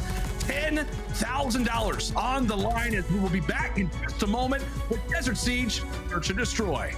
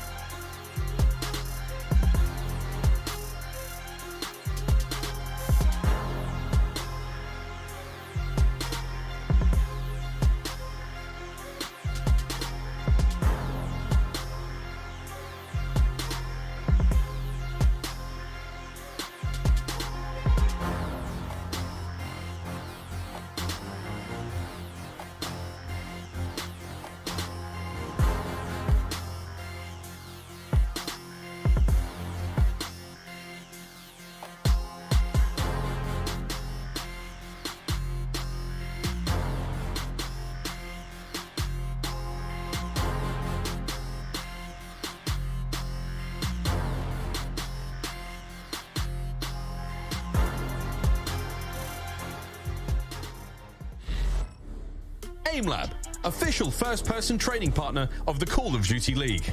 Unleash your potential. The Call of Duty League is brought to you by Mountain Dew.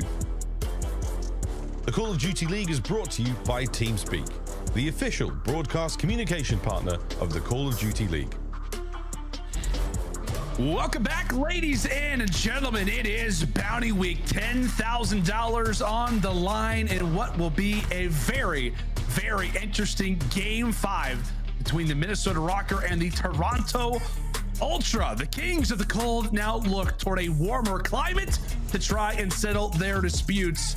And so far, you can see what the difference has happened. Jay, a 0.66 for Havok in the first 2 maps, and he basically got up a full 1 KD from maps 1 to 2 and our last ones. That is wild.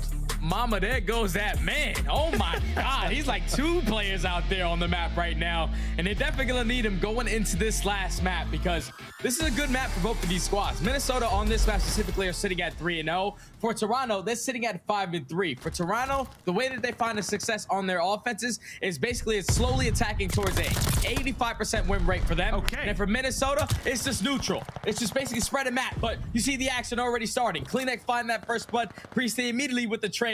Insight takes down Attach, so now in a 3v2 situation.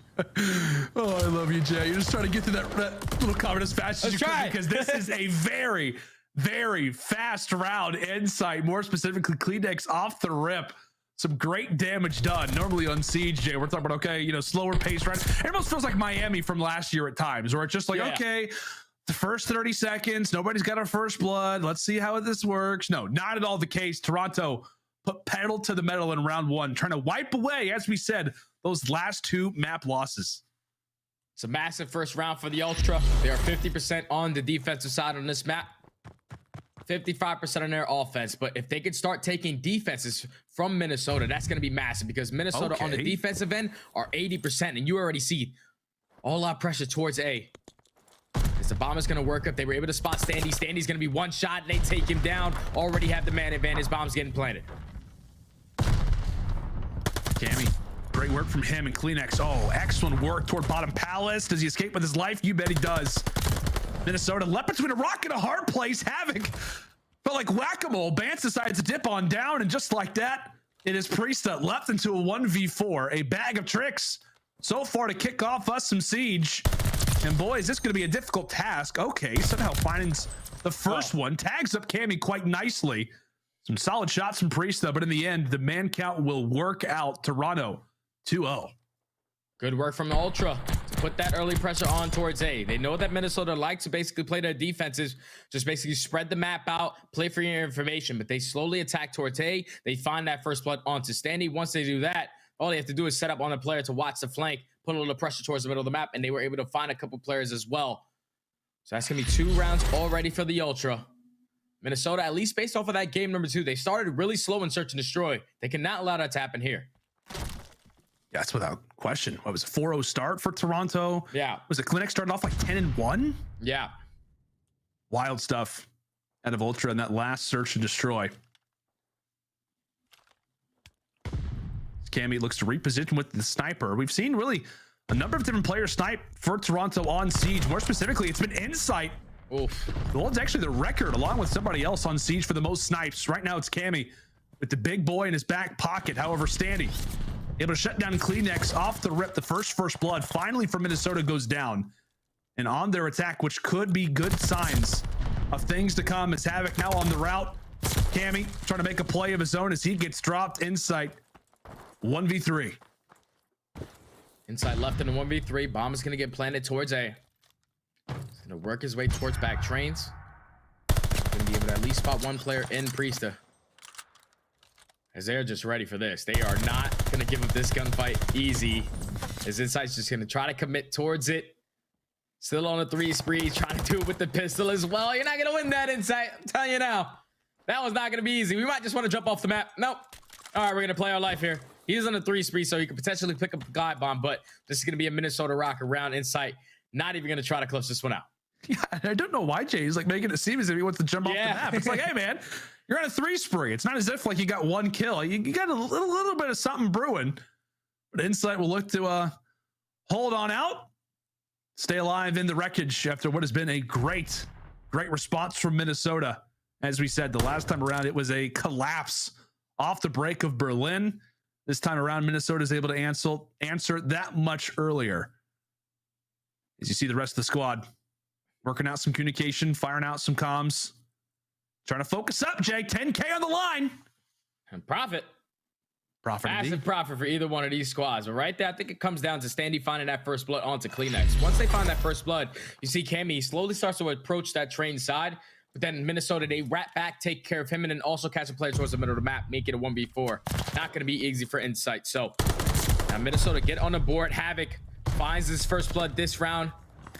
But Kleenex immediately answers him, turns it into a 3v3. How about the angles that we're seeing right now here on Siege? Insight's doing it. Havok's doing it. We saw Standy teach us some things out of the Book of Eli. Maybe Havok's going for a read over for those bookcases. Bomb looks to go down. Minnesota now. Time for the retake. Attached in a great position, but once more it's Havok being the difference maker. Finds one in bottom palace. So now there's two players approaching through that field. Side through lower trenches, working towards the late flank. It's on Cammy to just basically stay alive. You don't want to give up your life for free. At least allow your teammate to get into play. But Havok takes down Cammy. Priestahh works his way all the way around the late flank. And that's a beautiful round from Minnesota. In the 3v3 situation, Havok immediately turns to that window, forces it to a 3v2. And then they take their long routes, knowing that Cammy potentially has a sniper to work with. You find that kill. You solo out the player towards low trains. Minnesota, 2 rounds in a row. Now tied up at 2 apiece. Yeah, man. That is a picture-perfect retake. Great job done from this Minnesota side. And as we said, it has been their mode throughout this year. One that they have relied upon so many times prior, really for both of these organizations, these franchises throughout Cold War and Vanguard. S&D is their strong suit. As we said, they're bread and butter and their beans and toast, depending on what part of the world that you come from. Havok quickly destroying that wood wall toward the bottom as he and Kleenex, it just feels like you're going to get involved in a fight many more times throughout this game 5. Nobody yet to drop as nades tossed, utility tossed throughout Siege.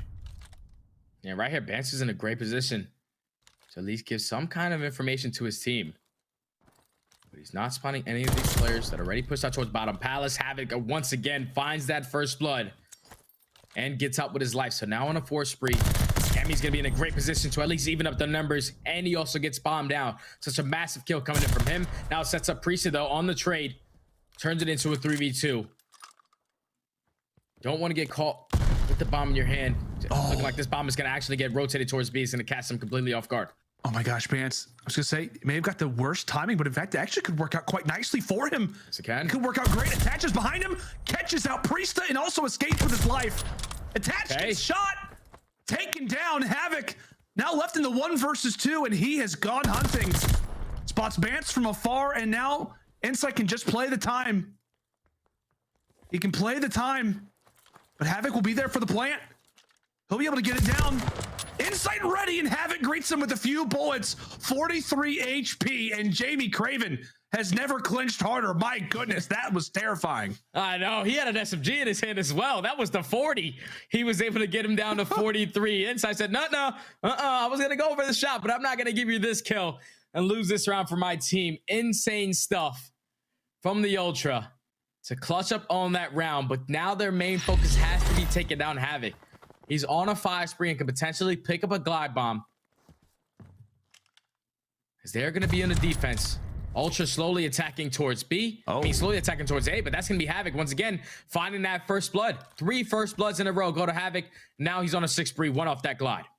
And he has handled business versus both Bance and Kleenex in a lot of situations in back-to-back rounds. He's taken out at least one of them to kick off our first blood engagement. So well done from Havok. As you said, still in hunt for that glide bomb, but sniper battle is imminent. Attach. And now Insight, I believe, has that sniper out. Oh, this works out. This is going to allow Cammy to get pushed up. But he's actually going to get spotted and Standy off the rotation, able to take him down. So now in a 4v2 situation, all left up to Kleenex ends Insight.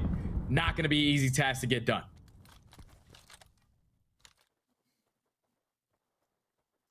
By no means. We've seen some 2v4s happen, though, on Berlin. By no means easy on Siege. Priestahh, oh my goodness, just a perfect shot there on the Kleenex. And Havok, they're going to feed him. They're going to feed him. Havok's hungry for something greasy. And there you have it. He's got the glide bomb and will hold it throughout the remainder of Desert Siege. What a play, and how big that is for Minnesota moving forward, Jay. Dude, this guy is taking over, man. From maps 3 to now, he has just been taking over this series. He's putting his stamp on this series right now as he earns that glide bomb on a 7 spree. Now, this changes the way that Toronto Ultra are going to play this defensive round completely. Now, if you're Ultra, you probably have to stack in towards bottom palace. You have to be super aggressive in towards bottom middle. You cannot play passive aggressive here. Havok going to go for the same angle. Kleenex has been on the negative end of these engagements so many times. He's got that nade, tosses it off the box. I believe that was intended. I don't know. It seemed like it was maybe supposed to happen. I have no idea, Jay. Feels like some certain things break, some things don't. Take a look at how close. Feels like half the lobby is, and Havok will look to invest the streak now. Ready to call it in, takes down Insight, but at the same time, Cammy wipes away Standy, 3 versus 3. But Havok's able to spot Bans. Bans able to get out with his life. This is going to allow Kleenex to now pounce on him. He at least evens up the numbers, makes it a 2v2. With the bomb down, being down over towards that A site. You see Minnesota just going to work their way back. 30 seconds left to work with. Bans and Cammy. Just trying to play close enough to the bomb to at least play a trade. Now it's going to be Bans off the rotation. They know that the pressure has to be towards A. It's going to be a battle right here. It's going to be a battle. The pinch is in. Toronto know that that bomb is picked up, and from there, like hyenas, ready to take him down in a moment's notice. Just well played. Like I said, in that 2v2 for Ultra. Aware when that bomb gets grabbed, but like I said, it feels like for a moment things start to stall out, and really I don't know about you, Jay, but it just feels like as long as Kleenex is alive in bottom palace, the chances for Toronto to take rounds away is that much greater. I know he has a weird nade off the rip, but the fact that he's able to stay alive, get involved in those early engagements, and just keep Toronto even in the numbers puts them in a good spot as they'll now be back on the attacking end. Oof. Fortunately, Inside not able to line up that shot. But he does spot the positioning of at least one player. And the biggest thing now for Ultra is that they got that glide bomb to get invested. Such a huge round win for them to close out that last round. Even without switching their perks. Like, no one had cold-blooded on, but they were still able to walk away with that round. So this is a massive, massive round for Minnesota to try to clutch up. Like I said, 80% on their defenses. They cannot allow Ultra to slowly work towards A because that's where they find their most success. Kleenex, eyes on him. However, Bans does get dropped. Much more pressure now put on the Kleenex's shoulders. Havok toward the top side of SMG's paradise, really. But could it come down to bite him? The timing. Oh my. Toronto have some of it, but Kleenex does get found out. Havok nearly finds a second. Cammy able to handle business. 2 versus 3, 18 seconds, and a big job to do. Bomb's going to get grabbed. Rotation not going to be in as they look to put this one down firmly. Toronto confident they can get it done. The snipe fires out, but nobody drops. Insight does make his way to a safe location as Standy tries to pick him. Cammy gets dropped, and now it's all on to Insight, but he's repositioned. He's repositioned, Jay. Can he find him on the defuse? Attaches here. Attach. Punches in the digits, and regardless of where Insight was, Minnesota will lock it in and stay alive in a round that was so crucial for them. That's just very unfortunate for Insight because once he hits that snipe on the Priestahh, he gets a hit marker. So like he could have potentially turned it into a 2v2, and I'm pretty sure later on throughout that round, Priestahh actually finds that kill onto Cammy to force it into a 3v1.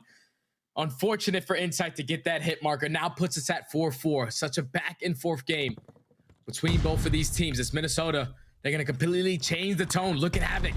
Pushes right through the Speed's bomb. It's looking like Havok is on the defensive side. What? Look at this. Oh my. Look at this. Havok and Bans are right next to each other, and you mean to tell me they're not going to see it? Okay. Havok takes him down. Backs away. What a crazy round this has started off to be, and for Minnesota, it could not be much better. The crazy timing granted for Havok. They also take away Kleenex, 20 seconds, and Toronto have got to get going. Wait a minute. And they will. A quick 2, a 2v4, now to a 2v2, 15 seconds. Here comes Standy. He drops Priestahh, brings it to a 1v1, and he knows that Insight fired out a bullet. This is not going to be a round for Insight to clutch. Not enough time for the defuse, and Minnesota, what a round it was, but they now take the lead. Starts off with Havok, man, putting that pressure through B-bomb. And like I said, it literally looked like he was on defense with the position he was able to get in the first 15 seconds. Insane stuff from him to find that first blood. Eventually, they find the second. But then once it turns into a 4v2, Cammy and Insight, they do a great job of turning into a 2v1. The only thing is that Cammy was that player on bomb with the AR in his hand. Insight was all the way out towards lower trenches with the sniper. So it's a one-shot, one opportunity kind of thing. He misses it. Priestahh gets up with his life. Minnesota take the round. If you had one shot, what would you do with it? Standy. Oh my goodness. Dance found. Sniper. Position is known. Like you said, that bomb. It falls in bottom palace. Or excuse me, toward bottom market. Kleenex aggressive. What a shot. What just happened there? He had to be peppered. He had to be weak. And now off of that, Toronto feeling the confidence, utility, prepared and ready. They want to send us to a round 11, but will it happen? And will it be Priestahh that makes the difference? Insight trying to take him off of this site and take a look at what's going on in the minimap, Jay. They're rotating. The rotate is coming in. But Havok, he's at least able to give the information to his team of what's going on. Insight wins a huge one-on-one versus Attached. Now puts it in 3v2, and Ultra right on back. But Havok has read this. Havok has read this. Can he find the timing? He finds the first one, finds the second as well. Now left is Kleenex in a 1v2, and now a 1v1. A 1v1 for the game. Kleenex has got to plant down this bomb, but Priestahh will be there to seal the deal, and there you have it. $10,000 on the line in Minnesota. Clutch up again. A reverse sweep. A wild round, and one that was so difficult to predict. What a series, man.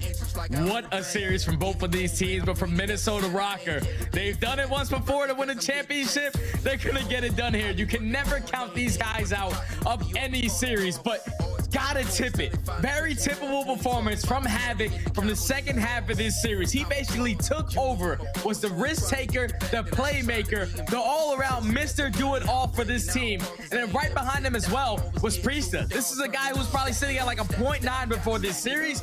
He was doing what he needed to do. Even when Havok put up 40 kills on that map number 4, Priestahh was right there to at least match him when it came to the damage. Like, they just played so damn well to close out this second half of this series, and you can just tell Toronto Ultra, they started to get a little frantic in their gameplay. Right there, Havok, when he's playing the way that he is, confidence is flowing. He was making play after play. Now, let me tell you, if you're the Ultra boys, you're gonna have nightmares about this guy. He just put you guys in an absolute mixtape, and I'm pretty sure with Minnesota getting this reverse sweep win, guarantees themselves winner's side at Major 3. Insane, insane stuff.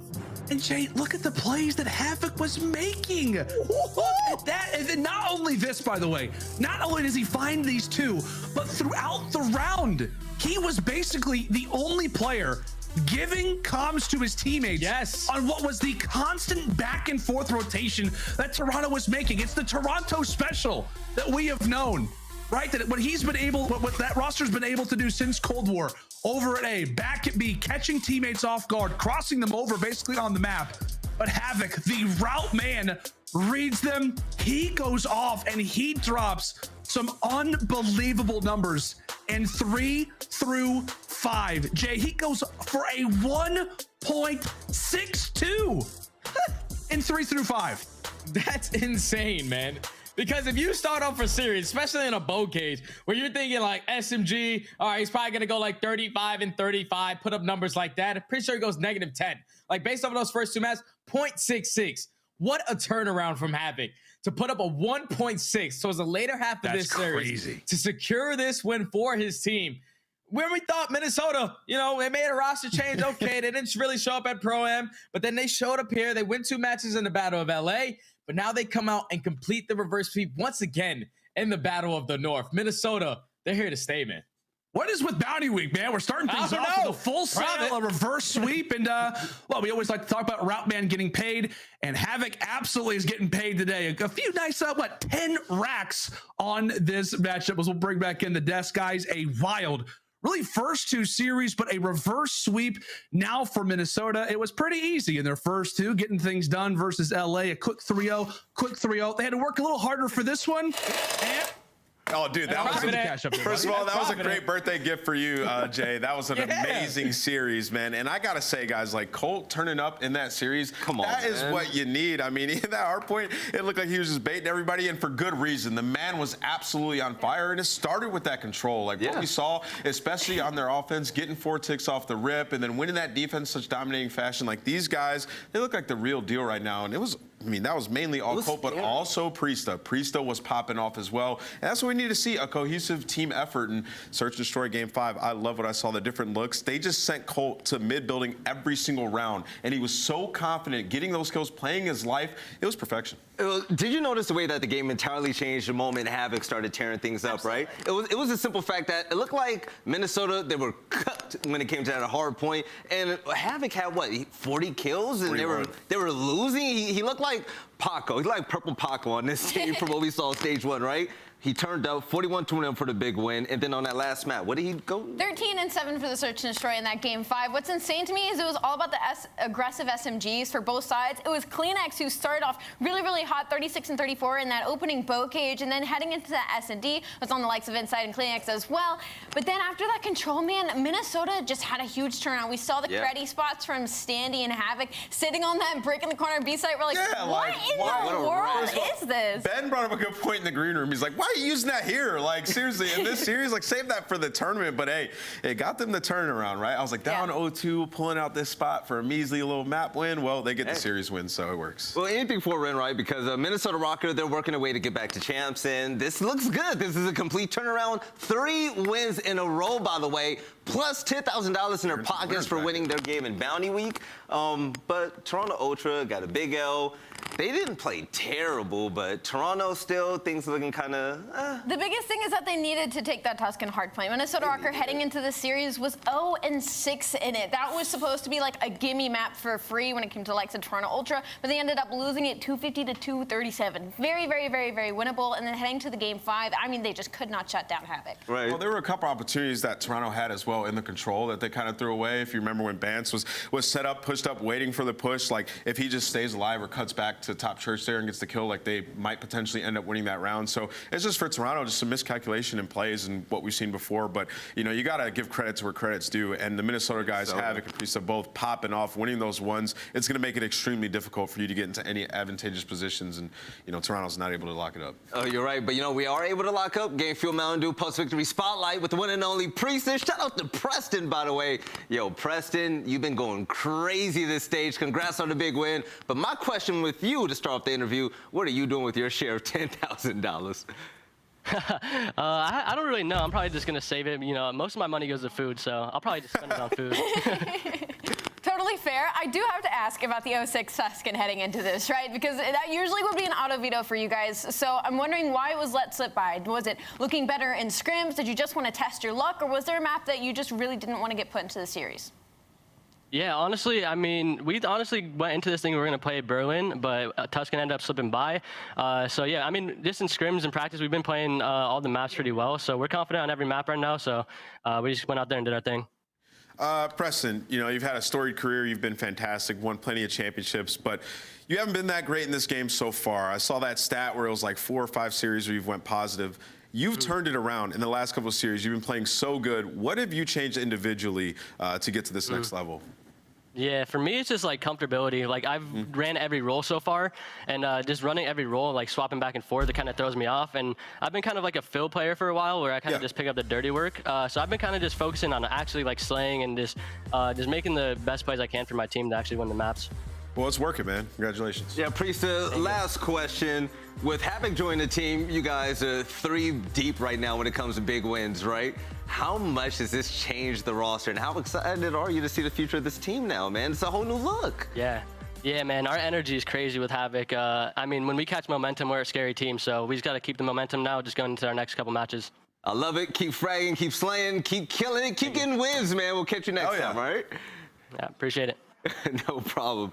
All right, so yeah, these players are actually kind of smart. I thought they were just gonna throw the money away, man. Other seasons I've been in, Gucci shoes, Balenciaga, whatever. No, they're still rocking the designer. Don't let it fool you. Okay. They're humble on camera. When you see them, they're shining. Right. So to put a bow on top of the series right here, Ali, any last words? I mean, it was a longer series than I think most of us expected, and I'm really excited to see what Minnesota Røkkr continue to do. Because at first it's like, all right, new look team, all right, they're looking good, they got a win under their belt, oh, they got another one, oh, they got another one, so I'm excited to see what they can do. Right, so also for those of you out there, and I wonder if there's a Minnesota Røkkr watch party right now. If there is one going on, what's going on? And you guys can support your team right now. Make sure you head over to gamefuel.com/CDL, because if you happen to purchase a pack of your favorite game fuel, you know, try something new this time around, right? You can support your team by also selecting your team pack with it. I mean, what deal would be better than that? You get kill 2 birds with 1 stone, right? Absolutely, man. You get some game fuel, so you get turnt, and then you get the drip, so you can get on while you're turnt, dripped out, and absolutely fry the competition in rank. So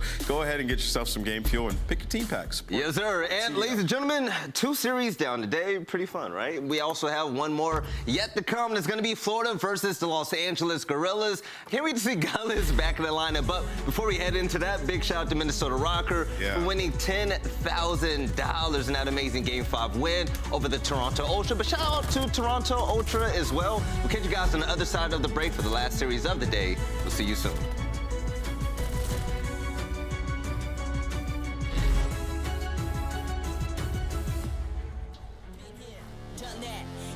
What we came for, been here, done that. You all know what we came for. Energy, energy, energy. I need that energy, energy, energy, energy, energy. I need that.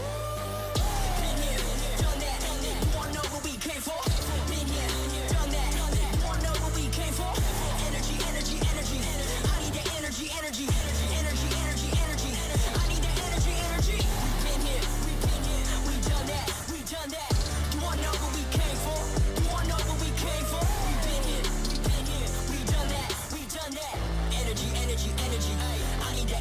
Energy. I'm in the game like EA. Been in my prime since pre-K. Shooting my shot from long range. Going over heads a good toupee. Treat every day like payday. Y'all been living so mundane. My work week is Sunday to oh wait, that's every day. Putting in overtime. Punching the clock, I'ma get what's mine. While everyone's sleeping, I'm living my dreams. I got a coin that's so divine. Lord, take the wheel like 10 and 2. I'm losing energy, I'm overdue. I've been on the top ropes, hitting my pros. Watch me hit the power move. Been here, done that. You all know what we came for. Been here, done that. You all know what we came for. Energy, energy, energy. I need that energy, energy, energy, energy, energy. I need that. Been here, done that. You all know what we came for. Been here, done that. You all know what we came for. Energy, energy, energy. I need that energy, energy, energy, energy, energy. I need that energy, energy. Been here, we done that, we done that. You all know what we came for.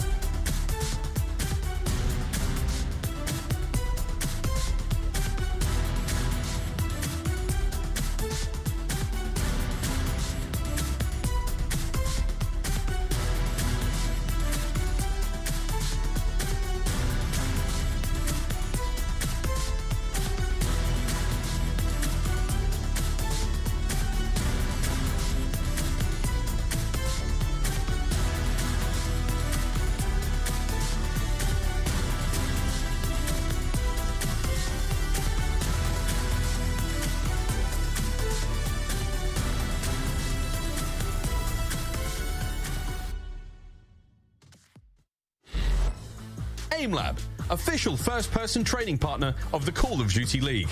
Unleash your potential. The Call of Duty League is brought to you by TeamSpeak, the official broadcast communication partner of the Call of Duty League. The Call of Duty League is brought to you by Game Fuel. Victory in a can.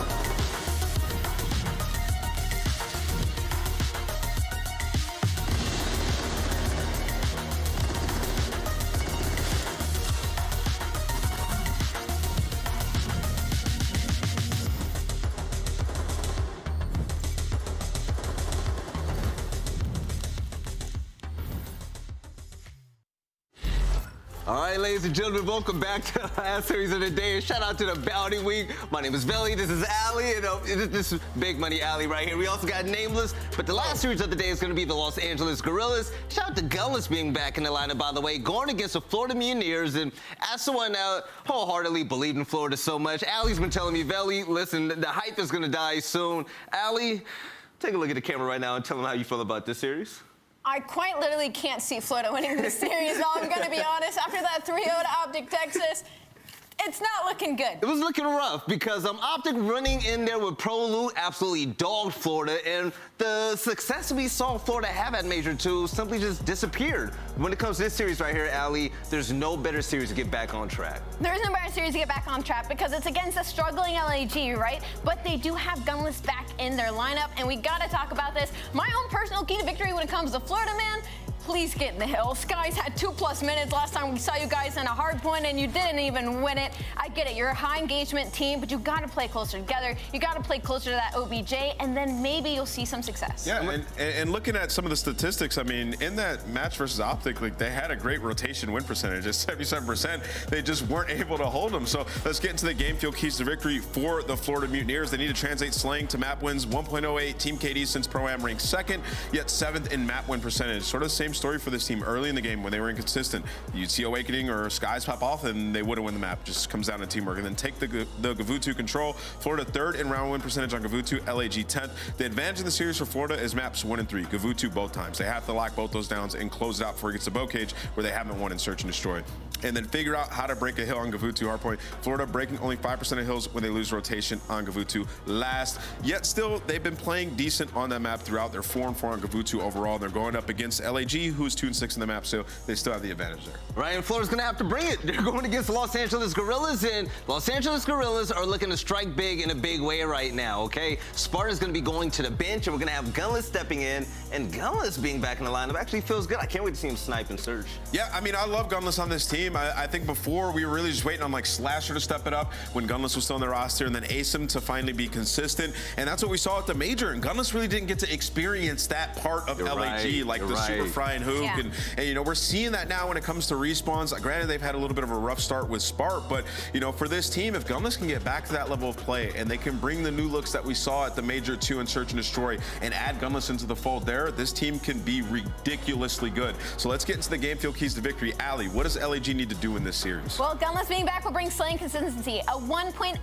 KD leads LAG this season, even after being out. Sparks overall right now is a 0.95, so you're adding that much more slaying power to an already good LAG squad. Time is now to get back on track. Last in map win percentage since start of the Pro-Am, 4 to 15. That is a downhill climb. And take advantage of weak Florida setups on Tuscan Hardpoint. Florida is 11th in hold percentage on Tuscan. That is 62% overall. So again, Florida has seriously been struggling. A respawn, LAG just need to capitalize on it. LAG, can you get it done? We're gonna find out right about now, but it's gonna be time for predictions. And okay, this morning I made predictions and I said Florida was gonna win this game, but the more and more I think about it, I don't know, I'm feeling like Gunless being back in the lineup is gonna give LAG some life, right? But the question is, can Asym go back to God mode, the same type of Asym that we saw in Major 2? We're gonna find out very soon. Ali, who you rocking with? I'm rocking with LAG. I think this is a little bit against the grain on it, but I still think Florida just hasn't hit it yet for me. I want to see Florida get back. Wait, what was your prediction, Veli? I don't think you gave a prediction. LAG. I'm rocking them. I'm going to go Florida in this series, and I think they're going to win it in a 3-1 fashion. I like that. I think so. I just feel like it's starting off good. 2 gaps to start it off. I think they take it. Hey, Big Wake, make them proud. Make me proud. Make us all proud, all right? But it's time to send this over to Bryson Ton. Fellas, last series of the day. Let's have fun. Who you guys think is going to win 10K? Oh, that is a big question, Veli. A big question. Lots of unknowns, actually, in this series. The biggest one being the return for LAG's player, Gunless. And I gotta say, right, like LAG's story has been kind of a roller coaster all the way through. I was genuinely looking forward to see LAG's progression when they had Gunless before he had to take that time off. Then Spark come in, they won the Major, and then after the Major, they went to free for all. Teamed the worst record after their Major win. Like, actually, just awful. I'm trying to find the right words about while being polite. Florida, on the other hand, are an incredibly streaky team. Consistency is not something you would associate them with, Ton. Yeah, absolutely not. I mean, is that not just the most Call of Duty thing that you've ever heard in your life, though? That a team picks up a sub mid-event, literally plays with that sub, wins the event, and then has the worst record after that? Explain it to me. How can you be an analytical mind in this game, Bryce? I have no idea at times. It's quite difficult. Anyway, besides the point, yes, it was disappointing from LAG, to say the least, especially after the performance at the Major. But for Florida, I would be siding with them in this series personally. They are so wildly inconsistent, but we know on their day they can beat the best of the best. And at this moment in time, you wouldn't say LAG are that. I'm curious to how PS is going to fit back into the team, though. Gunless obviously played pretty well over the course of time when LAG were just booting themselves back up, if anything. But is he just going to fit straight back in? That's the question. It's such a big question mark. See, the LAG before Spark was a team that I was convinced they were my dark horse. I was like, this team is getting better. A lot of talent on the roster. They have the components to make it work. Does everything click back into place? Are they now going to be a little bit slow to reconnect with each other after playing with Spartan, having to make that adaptation? Or LAG back into form? And well, starting off P1 may give us the answers. Yeah, and that stat for Florida Mutineers was blowing my mind when we were reading through them at the beginning of the game there. A 5% break percentage on hills on this map specifically. On guard, that's crazy to me. So basically, if you don't get your rotations for it, you're going to lose. So make sure you do. And is it going to be Gunless cutting you off? Is it going to be Slasher cutting you off? It's interesting how they're going to deal with this. But so far, so good for the Mutineers. They are just about going to break in, but not before Asym can continue this 6th spree that he's managed to kick things off with. Well, one more. Sees Awakening down bottom. He's going to go for it for his kill, and he's not going to get the glide. And the Mutineers have control of Boda as well. And LAG with a great start, but only for some of them. Yeah, I mean, look, you kind of take it on the chin when the rest of your team are doing the business. But yeah, Hook and Gunless, you have to get on the board. Station over towards P2, still being contested. Awakening now, trying to get some control over towards the backside. You can see at the moment, realistically, LAG not able to make as much progress as they would want to. Vivid just cutting them down. The Mutineers locking in P2 in big fashion, and they don't know that spawn has flipped. Florida have no idea. Eventually, turns around. Vivid sees them and continues on his reign of terror. A 5 streak for him, and now they're going to have to just make sure they secure this spawn as well. Imagine to lock it down. And that's it. But when it does come down to that, like when they do get a lockdown, it looks pretty good for them. When it comes down to rotational win percentage, they are second on that. And when they get there, they can hold it down quite well. But it's a case of when they don't get there. That is the problem. So if they can just make sure they rotate early, they should be good to go. They're here right now, though. Can they lock this one in? Florida. LAG pushing from the back. Looking for a little bit of a push here. Slasher already making a pick on one. Awakening playing his life in this hill. Asim's going to go for it as well and just finds the kill easy enough. Vivid coming for the reach out. Bullets spraying through that tank. Asim eventually going to get chowed, but doesn't matter. Asim is good, and it gets taken down by a nade from Huk. I think he's just trying to help him out, sending a pass, but nonetheless, LAG will manage to break back. Florida Mutineers is looking like they're licking their wounds, tail between their legs, and walking away back over towards P4. Vivid and Coach still trying to lock down P1, though, so if you are the side of the Florida Mutineers, you do want to just control that bid map as best as you can. Keep LAG as far away as possible, doing a good job at doing so right now. Vivid, 2 kills over towards P1, looking for a 3rd over towards the scrap tight. Seem now on a little bit of a route, trying to find a breakthrough. There's mid-map control for LAG, but they've still got a couple more waves of kills to make.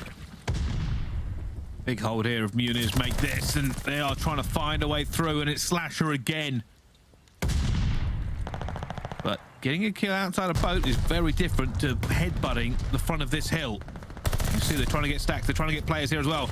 Then Paddy shutting them down, Sky shutting them down, Awakening shutting them down. And LAG are just not really that close as Huk gets cut down as well by boat. And you see the flex coming in from Florida. They are moving out for map control. Already moving out, really well played from Florida. They see a gap, they exploit it.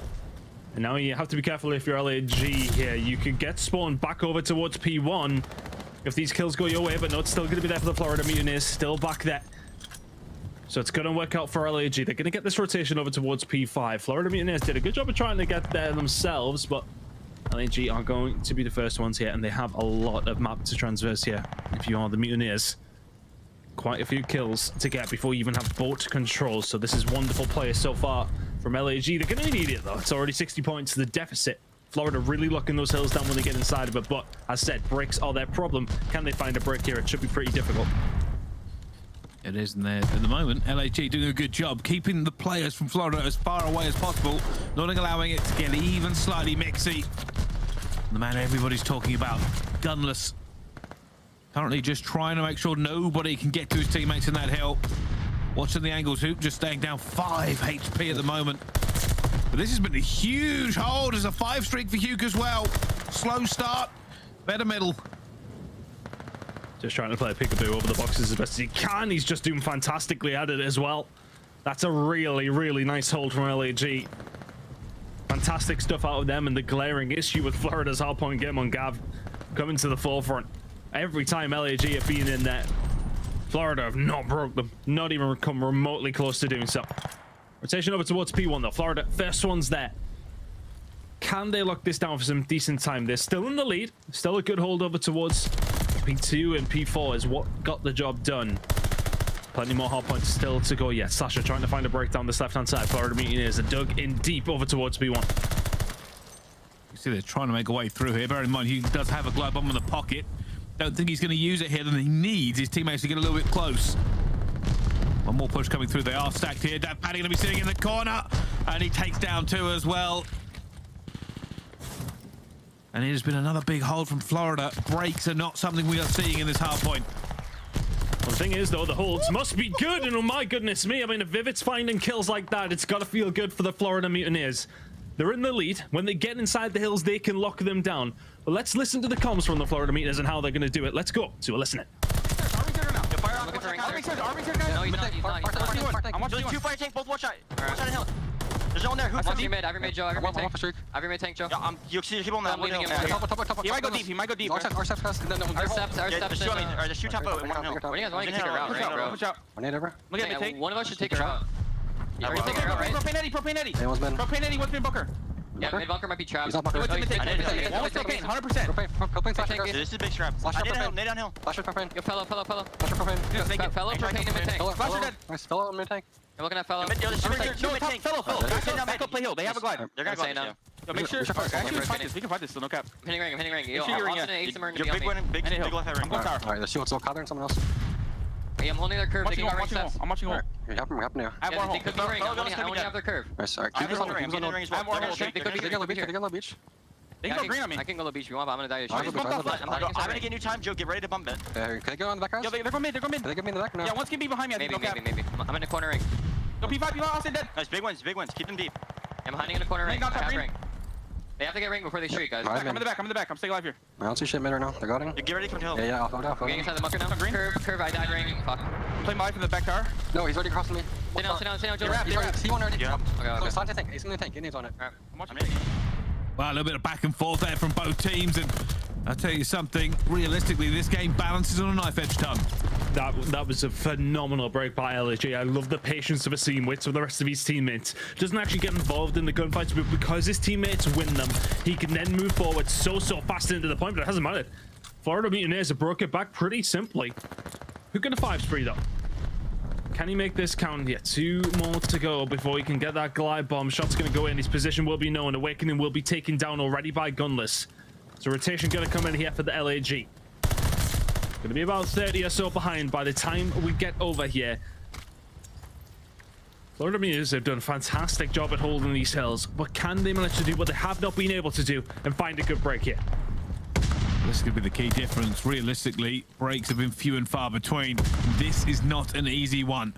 Florida, though, have numbers. They have the bodies. They're going to go for this big push. As both teams butt heads as Sky's trying to make something he doesn't able to. Saturn Death Patty also adding to it, and Florida fail. They fall. They flop. They are not getting into it anytime soon.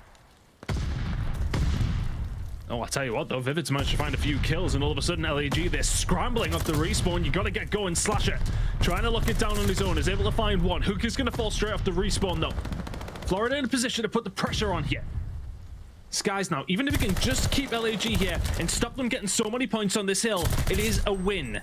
LAG are going to take a lead. It is only slight, but Florida Mutineers in control of green, in control of board, in control of mid-map, and it's their game to lose if they can lock in some good time here at P5. Huke has slipped the net, though. The rest of LAG are gearing for this one. To come for the back, and Vivid wins it.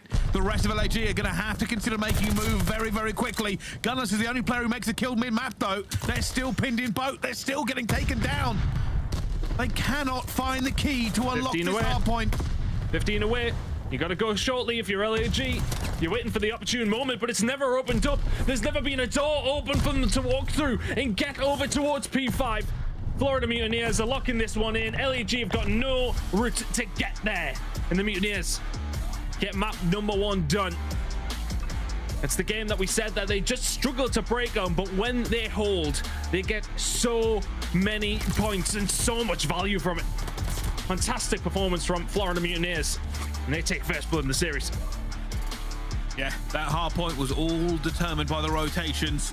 Neither team really able to consistently break anything.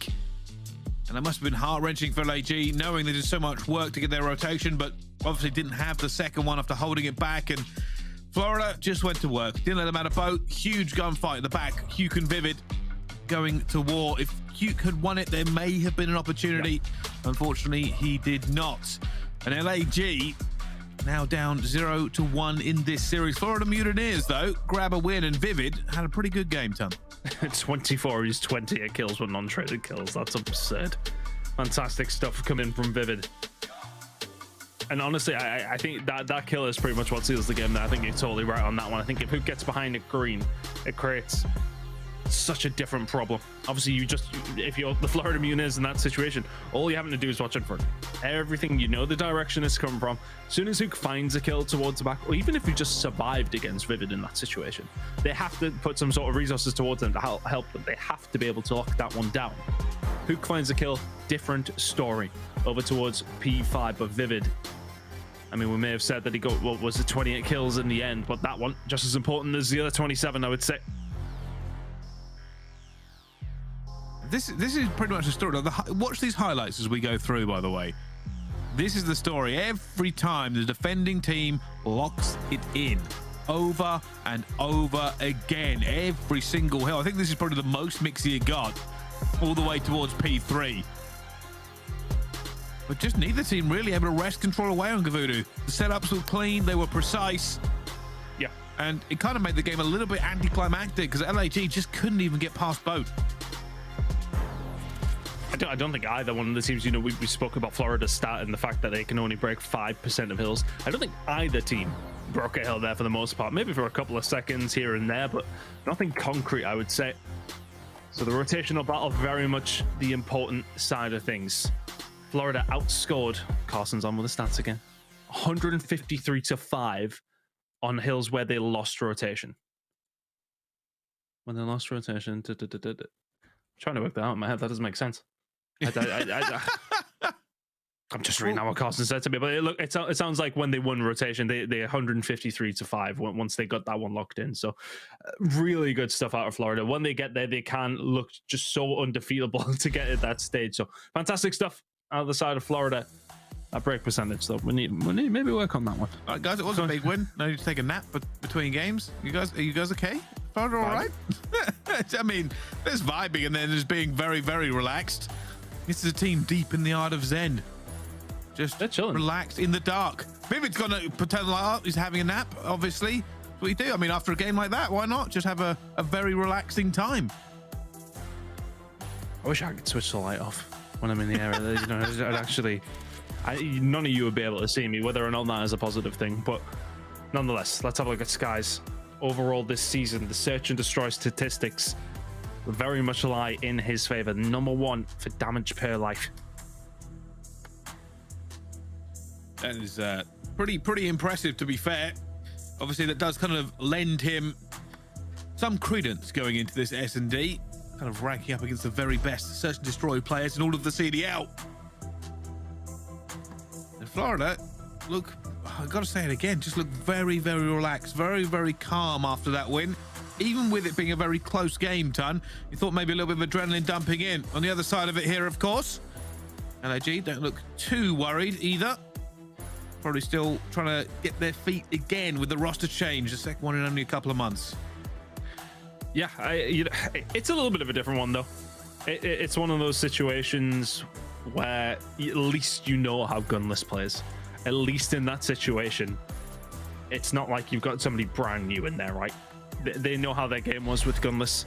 Yes, okay, you know, Spark came in and did a great job, but they know Gunless. They know what he can do.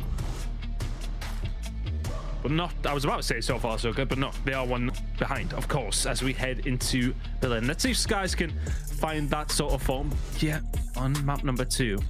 Just to clarify the reference, Carson had, me and Carson have been discussing it just there before. So we were talking about Florida's bricks, and when they lost rotation, they only got 5 points during that map. They only got 5 when they lost rotation. Only 5 points. My word. I mean, if they could break, they'd be pretty flawless on Gavoodoo, to be honest with you. But that one's done and dusted. We're into Berlin, search and destroy. Let's see if, as said, Skies can get things rolling here for the Mutineers and continue this streak. At the moment, a bit of an aggressive push, you can see already. LAG have gone straight for this one. Vivid on the other side and gets taken down almost instantly. And Team says thank you very much. Answer back from Dav Paddy. Bombers down. LAG have people in position to hold this down as well. Crucial one for me is going to be Hook. I'm curious to see what TJHaly and Awakening are going to do, but Sky's just taking his time.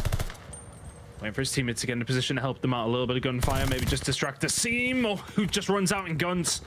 Hook will find TJHaly as well. It's a 1 versus 3 for the side of Awakening. Good luck with this one. Well, finds a 1, but he's going to get shot straight in the back here. That's how trading works. aBeZy getting straight back on the horse, winning the first round of that S&D.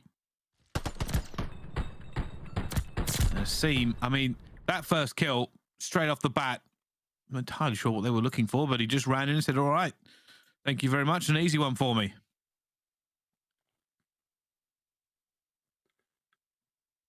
I'll play from LAG as soon as that kill comes through to open things up. It just makes your life so much easier.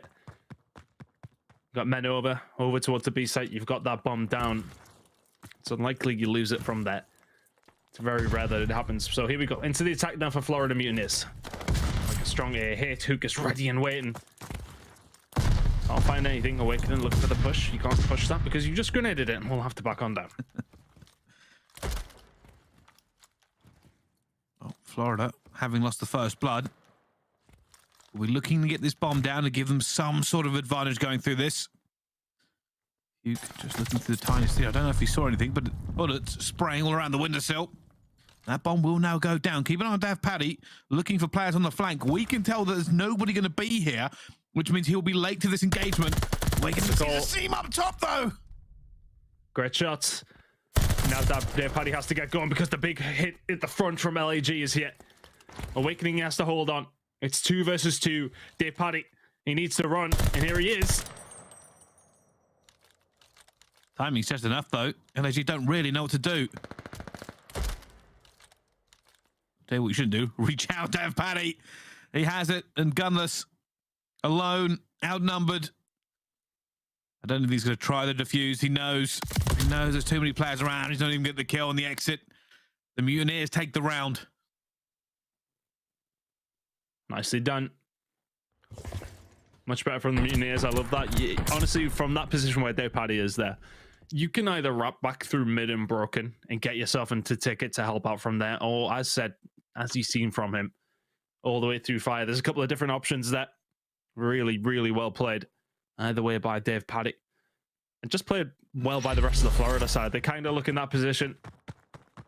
You have to wait on them, really, just to set up that kind of pinch. Lose a couple of gunfights, but they got the ace in the hole. That is DavPaddy. And now, let's see if they can continue this. LAG. Can they answer back with an attack of their own? Looking like a nice stack. By the looks of things, Awakening get very aggressive through mid. Maybe the catalyst. You see Slasher as well. Slasher wins the gunfight. And now a little bit of light for LAG. They will be looking to go forward as Hugh gets another pick at the same time. And now the call has to come in. Which direction are we going? He seems the favorite. DavPaddy runs through mid with a pistol. Slasher's still waiting. Now Vivid's checking it out. He goes for the long range gun on the seam. He gets it for the start of a potential 1 versus 4, but a long way to go for this magic to happen, and a player is sitting in the back, and he is going to go down. Can we talk about a couple of those gunfights? What the Vivid one was crazy, but Slasher, the absolute reaper of middle map there. First gunfight was absurd. You wouldn't expect Awakening to be down in that corner. He's pre-aiming him, and Slasher still gives him the gunny. Huge kills out of Slasher in mid map. The one from Vivid is obviously a little bit absurd, but non-consequential. LAG, a lot more map control in that round. Well played. Now let's turn to Florida to hit attacks. Looking like a fast 8. Waiting, player comes straight past him and says, all right, thank you very much. Awakening just bamboozled him straight there in the sight. And now bomb's going down. Slasher looking for any sort of pick. Actually, bomb's not going down. He has waited. DavPaddy picks up another one. Slasher's going to try and do something here. Doesn't matter if Vivid's got it as well. Everybody on LAG just falling like wheat. And down they go. Not even a sniff of getting anything going. Good hold in the end. Just easy enough for the side of Florida there. Nothing really much to speak about on that one, wasn't it? Just fast. You find the gunfights and get the job done. Back and forth search and destroy here.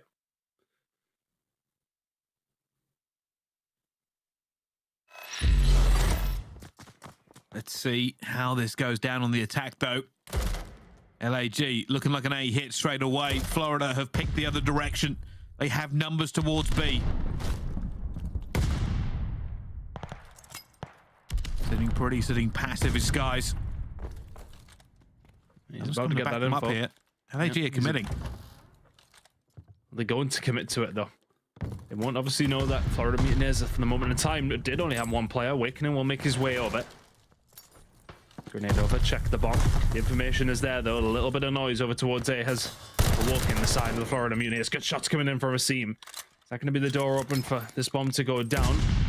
Just waiting on a bit more utility being wasted. Now Hook protecting the front door. This bomb may well go down in just a second. As Racim finds another 4v3. Bomb's going down. This guy's looking for any sort of pick. Trying to get back into this bomb site is going to be nigh on impossible. Seems still playing around the bomb, though. There we go, makes that first pick onto him, and Skies is just firing randomly, trying to get this kill going down. As Racim finds a second, Vivid has managed to get a trade back, but it's maybe too little too late. Racim says, all right, thank you very much. No! Vivid guns him off there, but with 17 seconds left to go, it's not going to mean much. Not much you can do that from the side of Vivid. He's being left surprisingly on his own a couple of times so far, and with how fast Vivid typically plays, it's coming as a bit of a surprise. Not much he can do without a little bit of backup, I would say. LAG, though. All vibes at the moment. Just a good push comes through. Racim plays that really well. I really enjoyed how they go behind the bomb, put the shots in. Like, oh, we're planting the bomb, we're planting the bomb. Yeah, waste your grenades. We're not really on it. Really well played. Get them gone and just make your life that little bit easier. Of course, time is never on your side when that is the tactic, but the kills and the map positioning where Florida Mutineers now trying to make a push over towards B. Awakening was already very, very weak, and Racim will find him. Trades coming in, though, and I'm going to work out for the Florida Mutineers. 3v2. Vivid will get this down, leaving it to Hugh and Slasher. Trying to go around the back. And Hugh finds one. Still some time to play for. He's going to run into it. They're going to run into it each other, and Hugh wins the gunfight as well. And now Vivid's left alone. 26 seconds to go. Slasher's been watching very, very patiently around this bomb site.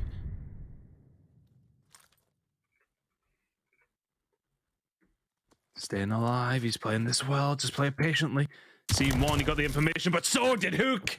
And he goes for the challenge, and that is a hell of a retake from Hook and Slasher. Hugh is outrageous. A 2 versus 3. And Hugh says, all right, I'll have all 3 then.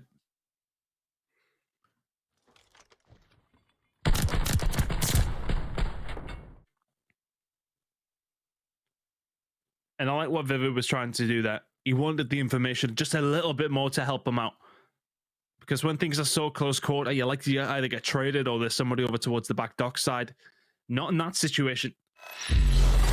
Goes to find that information, but unfortunately for him, at the corner of his eye, Hook finds him. 7-3 from him, and he's impressed me all, like, through this series as Hook. We've seen some good moments from him, but the rest of the team need to just get alongside. Moment in time, it's looking like B control going to come in here. Hook just playing the island tactic over towards it.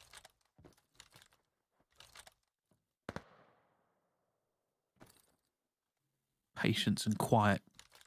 Descend upon Berlin. LAG biding their time. Trying to see any possible way through this. Shatter throws a few bullets down from the auto, but nothing really to come of it yet. They're going to have to make a move at some point. That cross to B is going to be dangerous. They're probably going to hold this angle from the right moment. Very exposed. Ooh. And that was exposure from Hook over towards A. TJHaly will have to drop on down. What's the play here from LAG? They haven't found any kills, but Hook on his own over towards the side. They knew the shots come from here. He's going to find Skies, but not before getting traded. Rest of the team just not there in time, but this bomb has to go down fast, Pricey. It does, and Awakening on the corner doesn't get it. But he is going to try and distract him for just a few seconds as he goes around the back, and now that Paddy's doing the same thing. Somehow wins it, and Awakening around the back. He finds Racim. Racim hasn't planted. He can just dance with him all day. It's not going to matter. And what a chaotic end to that one. I just can't believe the gunfights that were flying around. Team has to jump off the bomb to stay alive, but still lost the round. That's tough. I think if Hook can find that kill towards plants just a little bit quicker, he maybe gets away, or does he wait for the moment while his teammates are a little bit closer? Hindsight is a wonderful thing, of course, but nonetheless, that's one of those situations that could have played out very differently. A few seconds here or there on the transitions for the players. Slasher having a look back for some information himself as the crosses watch. They know there's only one player over towards A, but they know that Slasher probably not far behind. There's a cover gone for Hook that he did momentarily have. Doesn't need it though if it's going to be dealt with, not before the grenade gets cooked and put to Hook's feet. 3 versus 3. That putty does love a corner. Loves the corner. The bomb will now go down for Florida. Slasher wasting no time. He's going to see Awakening all the way down the ticket. And he's going to instantly pounce on that. No hesitance from the veteran. Oh. Slasher again. This guy's going to go in the double wrap here, actually. Oh, Gunless. We'll find it, but Sky's behind Slasher. And now Skies has got the angle. As soon as you know the flank's coming, he flanks himself. Lovely player from Skies. Heads up plays as well. As soon as he gets behind that bomb, he knows where Gunless is. As soon as Slasher is dead, Gunless might as well be as well. Fantastic stuff from Skies. Really good heads up plays. Just cannot be separated, these two, in the search and destroy right now. Well, every round is chaos. I still don't know who's coming out on top. At the moment, we jump on board with LAG. They make another push towards A. Oh, mid-map, they're going to maybe try and wrap this. Hugh going out towards the middle here. Nobody's seen him. He hits fire. The playmaker might be in the position. They have no idea he's here. And he's going to be saying to his teammates here, right? I'm somehow in fire. Let me see if I can do something here, and there you go. That might just open things up. Florida Mutineers, though, I mean, they're very, very... I don't want to say ignorant to it, but they're quite happy to be. Still looking forward. Still don't want the cross to come in over towards B, but there it is nonetheless. They know Hook's lingering in fire. It's just a complete separate issue. This should no doubt in my mind be around over to LAG here. Yeah, because they can't ignore Hugh either. They have no idea where he is. They know roughly the area he might be in, but they haven't found him. Hide-and-seek champion of the CDL, and it has caused Florida to fall apart at the seams. Only Awakening left in a 1 versus 3, but the time is not with him. The position's not with him, and Hugh cleans it up. And in that situation there, who could literally just sit still? Just needs to sit still, and he would have done just as good a job as what he did there. He moved around a little bit, just trying to have a look for some information, but the presence that is there for Florida to then have to say, right, well, Hook's behind us on fire. So how do we make this push through docks? How do we make the push into office to maybe get rid of them towards the back dock side? There is then 53 million other things that you have to worry about when Hook is behind you. They seem very aggressive. And he's going to almost take that Paddy. Who has to back out, and Slasher picks him. Guerrillas have the advantage. One more round puts them back on level pegging in this series. They're looking for it as well, it seems, as Hey Vivid. Push over towards A, though, here, Bryce. And this first kill is going to be huge. If Skies can find one and get out, the problem is he's got the bomb. Yep, he's not the one that wants to have to commit to this. They're now on the site. The information is there. Gunless just staying alive here for LAG. He's looking for it as well, and it's a fight. That's his Awakening. He's going to go for the trade as well. Oh my Awakening God. with the second. Slasher eventually gets the trade coming through. It's 1 versus 2, and it seems it's all right. I'll take that trade then. Bomb is down. Vivid in a 1 versus 2 to stay alive in this S&D. They're going for the defuse. They're going for the defuse. He has no idea. He's going to find them. He sees a seam. Goes for it as well and just takes down Slasher. Clutches up for the Mutineers to take it to around 11. And that is ice in the vein. Little bit of hesitance, but waited. Oh my goodness. We get to see it again. And it's a bit of a risky play call from the side of LAG. 32 seconds left on the bomb, and I'm a big advocate of getting on it early. But in that situation, when you've got 2 players left alive, you could only watch one direction when one of you is defusing the bomb. It's 50-50 at that stage. Vivid checks it nice and early and forces a round number 11. Round 11 record slightly leaning towards LAG, but it's negative nonetheless. And LAG, though, are going to open things up here with a kill on the Vivid, and all of a sudden the round is bursted to life. It's a 2 versus 4. And all the hard work from Vivid may well have just been undone like that. Well, Florida pulled out the playbook. Unfortunately, the play was a little bit reckless. And now another clutch is the only way forward. No map positioning, no real info. And Sky's now in a 1 versus 4. Florida, after the clutch to bring it back to this is how you end? Oh, if you maybe found that kill, it's potentially on the cards, but LAG. Slasher has a really, really good game there. So many influential kills in the middle of the map. Hook was fantastic in finding those routes behind and just causing chaos. 12 and 6 from Kyler. A really big game from him. Forces that map number 3 now all tied up. An interesting search and destroy. Another team was able to be separated. A couple of clutches here and there kind of kept Mutineers, and it always felt like they were maybe on the back foot just a little bit. And LAG proving that in that round number 11. Take the map, and they'll be heading into map number 3 all tied up. We certainly are. Could have gone either way, but clutches galore. LAG still standing in this one, of course, and it is a very tight game, but it was on the hard point as well, if we're honest. Seems really just fighting for survival. Bearing in mind as well, something we probably should talk about a little bit is obviously 10 points for a CDL game, bounties as well. They've added everything into this one. And it's starting to become a kind of a tight race, actually. No one's really talked about this, towards champs, right? 10 points for every qualifier game, and also the ones at the lands. Everyone will kind of focus on the majors for the points going forward, but there is a considerable amount each time. There's 50 points per qualifiers, and some teams really need it. One of those teams being Florida. There's still a lot of points on offer, but there is some of these teams who are starting to get to that stage where things are getting very, very scary, I would say. You do not want to be outside. You do not want to miss the biggest event of the year. So these teams have got to make sure they are locking in every single win that is possible, Brycey. So yeah, every game really, really matters at the moment. It certainly does. And speaking of every game matter, we're going to go to a map number 3. Coming up right after this break, we'll see whether or not the Mutineers or the Guerrillas can take it away and go the distance. Lots of questions still to be asked and many more to be answered. We'll see you right after this.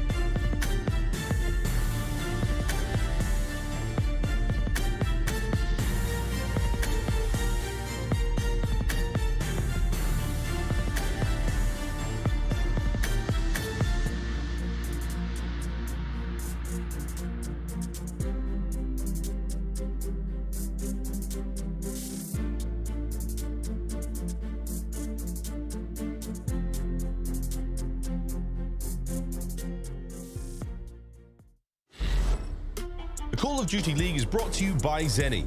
Armor your eyes with Block's gaming glasses starting at $24 by visiting zenny.com/CDL.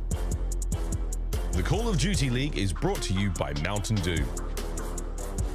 Upgrade your game with a Scuff, the official controller of the Call of Duty League. Ladies and gentlemen, welcome back to the Call of Duty League. We jump straight into our player of the game, on board with Hugh.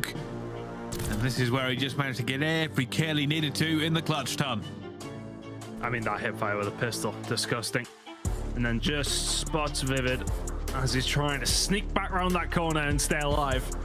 Well played from Hook.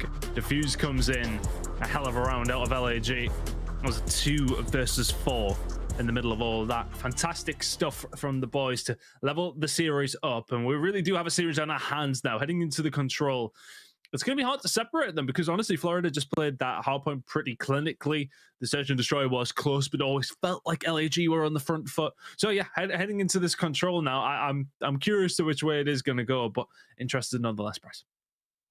No, certainly so. And of course, like we said before, right, like both of these teams have a lot of people questioning whether or not they're going to be any good. Realistically, LAG won the major with Spart. Gunner's back in the mix. How does that affect things? And I still can't really tell. 2 close games hasn't given me that much of an insight into figuring out are LAG back to where they were and maybe even a little bit better or a little bit worse. Florida, I don't know how to even quantify that as a team because sometimes they're really, really good and they look like they could be the best team in the game. Well, top 3 maybe, but other times, well, here's my point. We only got to look at where they are in the overall CDL standings. Makes sense. Yeah. Very low on the scoring, and I don't know. We'll have to find out. Here's the thing. The season isn't over. This season isn't over. Both of these teams have an opportunity to make bigger runs. LAG will be looking to try and contest for another major this year. They don't want to think they've already peaked. For Florida, if I'm being honest, at this point, whether or not they make chance is the thing we need to be talking about, right? They have 70 points between, I think it's 10th and 6th or 5th is only about 20 points difference. There are a lot of teams in contention, Florida being one of them. They don't start winning their games and getting points to the majors, we may not be seeing them at the end of the year. 100%. And I think a lot of that is just translating those kills. You said it in the Game Food Keys to Victory, of course. A 1.08 team KD from Florida, which is 2nd overall since the Param, yet 7th in map win percentage. The slaying is not their problem. It's converting those kills into something solid. It's one of those things they'll have to work it out. But I mean, is that half the battle? What would you rather have, teams who can slay or a team who has that teamwork already dialed in? It's a weird one. Like this LAG thing is so weird. From every single angle, I want to believe in Gunless. I want to believe in LAG. I want to think back before everything that happened, that for me, that was a team that was constantly getting better and getting more consistent. And then they had a change, won a major, and then went on the worst losing spree that I think anybody has done. Like I think they're the team with the worst record after Major 2. Like, how does that compute? So for me, I just want to see what happens with them. It's like a wait and see.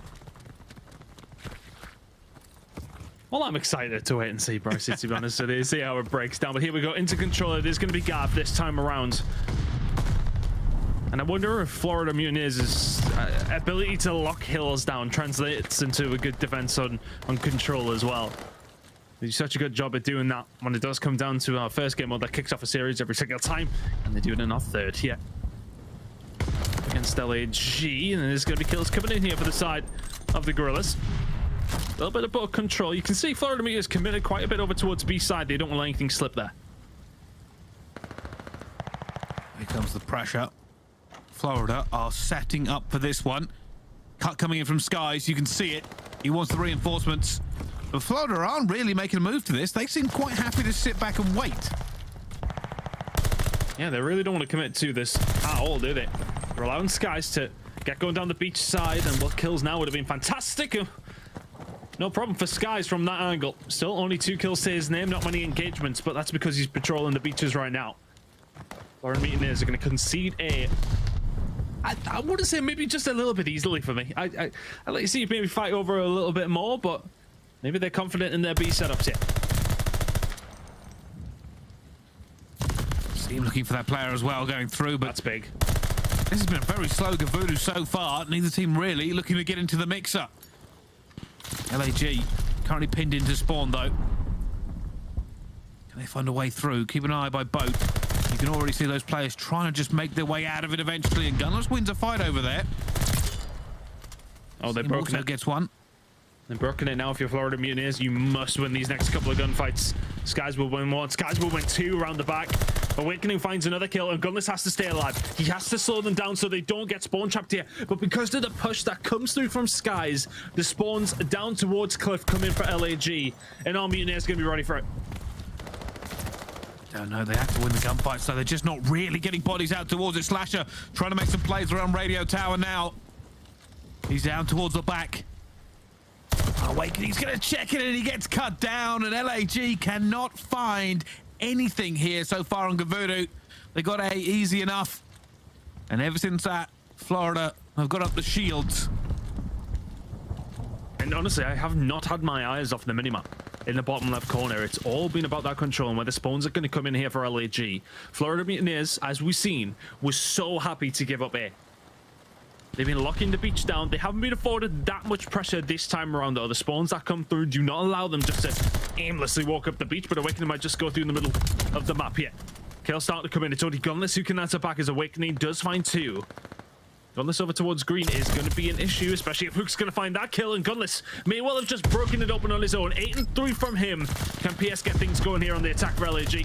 7 seconds to go. You've got to get inside the point. They're looking for it. They know where Vivid is. Somehow LAG have found something right now at the very last seconds. 2.8 remaining. Their first opportunity on the site, and they are seizing it with both hands. Gunless has gone huge for them. It's a 5-string, but he goes down. Only 2 players remaining. Surely they don't throw it out. Awakening dies to the seam. And they are holding here somehow with barely a few seconds left into it. Skies jumps in as well. Hugh the only one left alive. And the fairy tale is not to be. There is no Glass Slipper. There is no Prince Charming. LAG tried in the dying seconds to get that round, but it's just not enough, Ton. And LAG did great work there. The problem is it just took them so long to get there, and that is due to the defensive work coming in from Florida Mutineers. Yes, okay, I will complain still about how long they didn't. They just completely give up here, didn't they? They then have so much time to then lock down B, but they do such a good job at it. Sky's pushing up down the outside, Awakening holding the mid map. Just completely controlled that side of the map. And now they have a lead. They hold their defense, but rightfully so. Now they're turned to attack. And they'll be looking for revenge. And they're getting it so far. Slasher gets 2. They're Paddy under an awful lot of pressure. He goes down as well. The wall bang from Gunless. And now it's Florida who are on the other end of this situation. And you can tell they're looking for a way out. Skies may be the player. He's out towards boat. We've also got Vivid up towards top ring. Winning a couple of gunfights. Guys goes, all right, I'm going to have to back off of this one. And LAG not nearly being as generous with the A side control as Florida Mutineers were on their defensive side. I think Hook will find another kill over towards it. LAG committing a lot of bodies over towards the boat. Seam now and Hook having what seemed like the longest gunfight ever. It was actually TJHaly, and it is going to be a Seam who wins out on this one. If Gunless will find another kill, and this next kill is influential. If Awakening cannot stay alive, if he cannot relent some of this pressure, Florida Mutineers could get stuck in their spawn. Gunless is going to catch Nate to the teeth. That might be the round. Yeah. Florida going to dive it. Vivid's going to go for it. He knows he has to stop the clock, but they're winning a couple of gunfights. It seems to find Vivid in the middle. Does, but the rest of Florida here with seconds ticking down at the same time. Asim tries to stay alive. He's not going to be able to Gunless in the hill at the same time. Gets 2, and Hugh drops one on his head. And that last kill will come through. I'll say that, but Death Paddy's alive! Alive! And dead! And done! And somehow LAG have an even better hole on their defense. It was a much better hold. Not a single tick. I believe, for the side of Florida Mutineers in that one. So that's a 4-tick advantage that LAG are going to take into a potential round number 5. That's very, very bad news for the side of Florida Mutineers now, who basically have to win an attack. Or it's going to go all the way down to that final round, and you are likely going to have defense. But there still is plenty to play. But what a round that was, specifically gunless. Look at that, 16-7. What a comeback to the squad.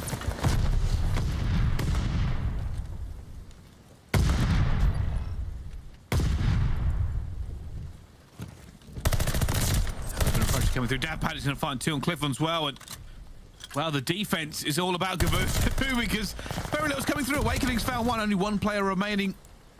Huke is out and ready. He will just be holding off Florida, allowing his teammates to get through Cliff if they can. So time ticking down. Surely somebody has to get a tick. Surely this has to be more aggressive at some point from these 2 teams. Push starting to come through, maybe hit the side of LAG, but it seems as if Mutineers not quite as hasty in giving up A this time around. Awakening doesn't need to do it, however it is there to pick up the pieces, so much better from the side of Mutineers here. 20 seconds to go now for LAG, who have had quite a disastrous attack themselves. They haven't got Nero either. I mean, it was a bad attack from Florida Mutineers, and LAG go, oh, okay, well, yeah, hold my beer. Let's just do the exact same thing. Haven't got near. Oh, they're gonna get near here, though. You've got to go. You've got to go quickly, but Sky's behind. Can find Slasher. LAG will get inside, but they've got so much to worry about here. 0.7 seconds. Florida roll the dice with this, by the way. They 100% see if they get the kills. That Paddy gets 1 as well. Asim gonna find the trade, though. They get that tick onto the board. Sky's looking for a kill. Finds 1. Asim trying to just punch his way into that tank so he can stay alive. Skies gets him. 1 tick on the attack. We've had 3 rounds of control and only 5 ticks.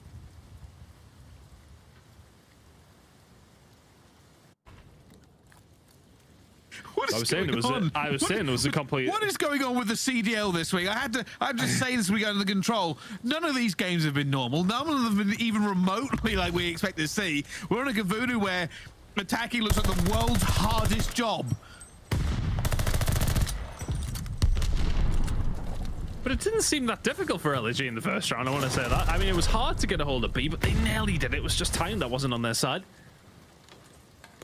For the last 2 rounds, I mean, nobody's had a sniff. Gavoo defense in full form here, I would say, so far, for both 2 teams. Asim and Hook, though, getting the job done again on the defensive side. Florida Mutineers have got a mountain to climb, though. If they do want to force themselves to have defense on that side, they need... Well, I mean, I don't think it's possible now. It's a 5-tick advantage. Even if you get the 5 ticks, then it goes down to lives, which may make a difference here as well. So yes, okay, they can get it done, but they would need all of it and 2 ticks over towards B, and then hope they get the kill. The death ratio side of things. Or just win it here. He has to wait. He has to be patient. Just hold ring control. That's all Awakening wants. But maybe Florida first. Need to just make sure you get this. Got a good life advantage here, though, Bryce. So yeah, that's fine. I think the 1 stack for them here in this situation is fine.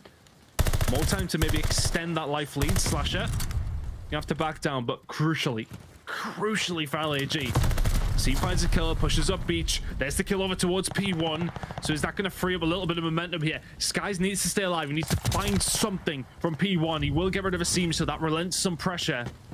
Slasher gets rid of TJHaly and Mimba, but Sky's done so well in towards P1. That stays alive, keeps the ball rolling here for Florida Mutineers. I'm just making sure nobody gets through green at the moment. The Mutineers are stacked around ring. They have the numbers. They need the gunfights. Awakening already gets 1. Slasher's coming under pressure, but he does win against Vivid. Awakening gets a 2nd, but Gunless gets the trade. And Florida do not have the bodies they would like to have towards this point. Slasher's still alive. TJHaly actually just going to gun him. Guns him down, and they're now on it. The kills are all coming in for Florida. They want to end this now, but they need to get there. TJHaly's still alone. Still on his own, but Skies can give cover here from the AA gun. We can talk about ticks and advantages all you want. Oh, Seam had him dead to rights. A Guardian Angel watching over Dave Paddy, and it's actually Hook who's on the other team, so God knows what's going on, but Vivid making the push now from behind. You wouldn't expect him to be inside the green, and the only person inside the green is the Seam. Florida Mutineers could clean it out here, but look at the lives as well. 19-7, call it in and wrap up map number 3. Surely hit for the Mutineers. Oh my word. LAG have just lost. I don't want to blame the team name, but what a coincidence. The Seam was going to get there, and that may have given them an opportunity to shut it down, but Awakening with huge kills to open proceedings. The flanks come in. Skies has gone 22-8. And from nobody being able to even sniff an offensive win, the Mutineers take it and go up 2-1 in this series. I know it would be easy for me to give props to Skies in the center, 22-8, but we didn't quite see it on camera. But over towards P1, when it looked like they were about to lose map control and they could have been pushed in their spawn, he finds 2 kills. He's there all alone. His teammates have been cut off behind him because the Seam's pushed all the way up through to beach. Kills the Seam, spins right, kills another at P1, and all of a sudden, LAG, yeah, okay, you got somebody over towards green, but only 1 player over towards the B point. And in that instance, LAG can't push up. They can't do anything. They just have to kind of sit back and see what Mutineers can do. And they do a great job at breaking through and finding those kills. Skies at 22-8, a great stat line, but some of those kills were massive for the squad. Well, CDL's weird this week. It's a weird week. LAG almost had their gunners put on a 5 streak. Trying to stay alive. Reinforcements are so far away. Mutineers do get it done though, and control was, I would say, tame and low tempo for the majority. And then Florida, they just flick the switch. They just find everything they need to at the end, and they're now leading. I just don't understand though, like. Well, no, I do understand. That's kind of just giving it. I was going to say we had 2 bad attacks come out from both teams, and that's ultimately just because the other team defended it well.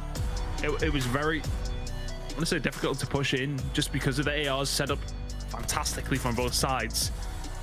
And the thing is with this map, you know for a fact when you get stuck in your spawn though, and you give total map control over towards the defensive side, I'm talking top boat, you've got probably 2 people around there, somebody in mid and somebody over towards P1. That's when things become so difficult, as we watch Awakening just tear things up here. Broke it himself in some certain ways, and it was Skies who put the final nail in the coffin. Here comes the glide. He's already calling out, but the game's already choked for LAG. Find themselves behind a back and forth game. This stinks of a map 5. Absolutely reeks of it.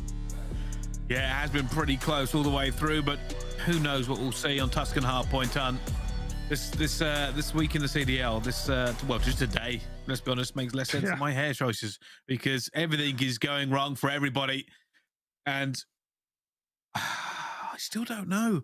The issue for me is I've always kind of judged Call of Duty on what I know from the past and using that to match the experiences from like a decade of COD knowledge. I benchmark teams against each other. Who's good at the moment? What are the circumstances? And what can we expect to see from them, right? That's basically how the prediction should go. LAG and Florida, even this many months in, do not give me sufficient data in the reason that I can be consistent in the way I want to predict how I think they're going to play. Even when we go map by map, even when we go team by team, they're hot and they're cold. LAG have got mitigating circumstances. Even not even that team. You talk about other teams in this league right now. London have mitigating circumstances. They've had to make a roster change. OpTic have had to make several roster changes.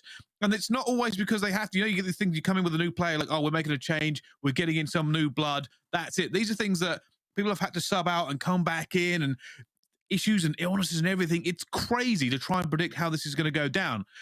The only thing I have right now is that LAG have won a major, and it puts them in such a great position for the rest of the year, because that amount of points is worth way more than you would get from winning all 5 qualifiers in the week and getting some points at a major as well. So they've put themselves season-wise in a position that if they want to get to champs, it's actually pretty easy for them. Florida, on the other hand, I think 45 points behind them. So a win here on this map closes that gap ever so slightly and makes their run a bit easier. Every game is important. And just that little bit more important this week. I feel like people don't know that. I feel like people aren't thinking this through. I know. Check the run for champs, by the way, ends in 2 months. That's it. In 2 months' time, teams will no longer be going to champs. It's a scary thought for a lot of these teams. There is a lot of Call of Duty to be played, but it's very scary for a lot of these teams now. It's getting that stage where if you are going to start turning up, you really, really need to do it.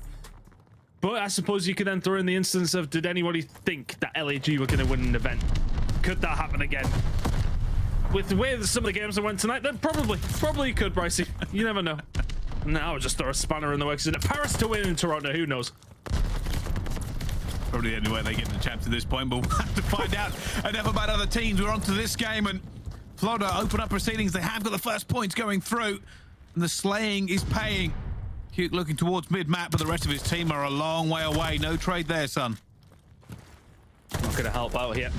On the side of LAG, Florida Mutineers now seemingly feeling it as we head over towards Tuscan. But as far as it goes for Florida, their setups are pretty weak when it does come down to Tuscan. On Gavutu, they're great. Fantastic at it. We're seeing how well they locked each and every hill down that they were their first to. But when it comes down to Tuscan, they are 11th in hold percentage. Only 62% of the hills they get to first do they hold. So, LAG, your break percentage needs to be solid here. Get yourself rolling. Get hook and cut. Running at them and breaking these cuts. And see if you can find a way into this game and back into the series. Map number 5 beckons if you can do so. Flasher holding it. Not quite able to get the second. Tries desperately, but Gunner swings out. Looks for one, looks for the second. All Gunny in the feed at the moment, and he looks for the third, but Skies pips him to the post. LAG still holding this, though. Still holding it well. Florida can't find a route through, and sometimes P2 can be very, very messy for the squads in terms of trying to lock it down, but it seems done well. Finds another. A little slide cancel onto Awaken, and we'll see you later. Back to the respawn queue you go. Hook is the first one here, though. And he's actually got a pinch being set up here as his teammate can be here to help him out. If he could just wait in one more second. I don't think they knew where the Florida Mutineers were, and that rotation will belong to the Florida Mutineers. As we head over towards P3, slight lead for them as well. As far as LAG are concerned as well, and that was unfortunate. Nearly a break comes through, but Florida Mutineers there, ready, set up, getting the points on the board. And they're going to be looking for this push towards it, and that is going to be a big push. It forces Florida to look multiple directions at once. This guy's in a good position for this one and does pick it up as well. Maybe LAG could have done with a second angle on that attack, but not going to work out for them. Vivid now holding down this position, but will be found as well. LAG still trying to make a go of this, and Skies is just being difficult. Vivid did a great job there in helping his team to lock that one down. Now you're going to get rid of Skies. Oh, it's another team nade coming in from LAG. Well, maybe not count our chickens as far as casting, well, I want to say costing the game here with that one, but there's been a few wayward grenades. I want to just say this week in general. Vivid now. Trying to make this push here. He did fantastic on the previous hill, to be honest with you. Found 2 kills around tile side. Pushed that out. Forces the spawns for LAG to then go over towards field. Makes Florida Mutineers' job very much easier. This is rotation out to church. Belongs to LAG. Can Mutineers break it? You've got TJHaly at the back. They're waiting for it to go for the pinch at the same time. Hugh does manage to get one in there. And now a little bit of a mixer as the teams reposition. Hugh still playing that top church position as well. But aSim comes around the back. And LAG clear it out as well. aSim gets another one. Tuscan is his playground an awful lot of the time. And they need him this map as well. Sky's going to break him down eventually. One last roll here for Florida before they have to consider the P5 push. Top church has been given up by the side of Florida. They're going to find a route through, but not before Vivid finds Skies. But the rest of the kills going their way. Vivid will find another. Oh my god, he's a clean wipe. For the side of Florida Mutineers, it's a good break, but only around 18 seconds to go by the time they got here. But it's going to give them rotation over towards P5. It forces LAG towards the back. They're going to have to fight their way out and fight their way out. They have 5 seconds remaining. They'll pick up that scrap, but Florida Mutineers are going to be the first ones here. But that break percentage for LAG, is it going to go in your favor? Florida struggling to hold hills. They did well over towards P3. Can they do the job here on P5? Well, you can see They know what is happening, what is coming. Daft Paddy, they're surely going to check this corner. Gunless is going to see him as well. Slasher gets another kill, and the pressure is now on. Players already rushing through. Gunless is going to try and do something here, but Vivid is holding off what a Awakening. That's a 2 versus 4 in the hill. Slasher's on a 5 spree. He just wasn't as involved there maybe as he wanted to be. Oh, the gun there from Daft Paddy. He's done so well. A really nice hold from Florida. Props to Awakening and Vivid just staying alive inside the hill as best as they can. They've got rotation here as well. Daft Paddy's gonna have to back on down. Needs a bit of help from his teammates. Sees a seam. He was expected to be behind the point, but this kill feed has been all green over the past 30 seconds. This has been such a flourish from Florida Mutineers. Really good hold over towards P5. They kept the rotation as well. And now, trying to figure out where these players from LAG are going to be. It was a little bit difficult, and you can see the pressure comes in. They do not hold you. They do not have the middle. Vivid trying to do his best, has to stay alive here with little points available. Here come Florida once again. At the moment, LAG holding fast. Slasher and Gunless, the duo are back. Gunless not necessarily off to the best starts here on Tuscan, but can he pick it up? Well, isn't able to find that kill. Is it going to get traded? Not quite, but Hook now pressing the issue on this rotation over towards P2. It was a really nice break by Guerrillas. Mutineers not able to look the setup in, and it's just so surprising that they've got such a huge chunk of time over towards P5. We know how mixy that can be. They picked up a good 30-40 seconds there, Bryce. They really did, and I'll tell you something. I want to jump on board with Slasher, who's having a great game right now, so let's go for an LAG. Listen in. On the back alley, Eddie, weak. Really weak there. Did he push? He's still there at the gen, Yeah, I saw. I'm trying to help you. I'm needing back alley. Wakening weak back alley. I need back alley. One back alley, 100%. I'm gonna need help here. I don't see him back up forward. I don't see him back alley. Across. Go, help me through. Top green, one shot dead. Top up. Got me top rails. Absolute. On time, Standy, might One push push short. Good job, two. One is on time. Top dead. Last guy backside time. He's I'm trying to help you on time. behind the statue. Yeah, like box corner area. Yeah, He's close box corner on me. I'm I'm leading box corner. I know Could be it's short. Could be short. Welding pop. Short. David, one bullet. Short. I need him on time. I don't see him pushing. Bullet short. I don't see him. Every flat. Top church. Maybe going. Top green, Dave, one shot. I'm pushing top green. Top green. Down. Push. I'm already pushing roof. I saw him. They flip. This is perfect. They flip. This is perfect, guys. One guy's probably I'm here. gonna try to cut your field, guys. Got me roof. One is roof. That was the guy we were looking for. Awakening his roof. They're gonna come through left. Dead. One's already That's the fielding one me. guy. One top green, That's the one guy. I'm two trying to get your P5 middle. color. Okay. P5 and yo, top to the back. We spawned out. In the back, absolute. They're gonna be roof. Alright, take your time. Gonna go around the left here. Give me a sec. Almost push out right. Season mid. 60 seconds here. Good one. Nade cell spot. I'm nading it. Top fire. One guy's in you. Keep pushing out. Already in the back. Give me a sec. I can make a pin. Nice, bro. Fire on you. In the back. Top fire in mid lane. Top fire. Yep. Top fire. I got you. One is he's Leading close here, right top, up. I'm one shot. Laying down. Like One's arch. Absolute laying down. Well, LAG struggling under the guns of Florida Mutineers. It's slipping further and further away. They have to keep going now. They have to try and get back into this on this point. They cannot afford to give away all of this scrap time. Unfortunately, they are just not winning enough gunfights. And as I say that, they actually get it. As we go for this rotation turn, though, they really need a step up.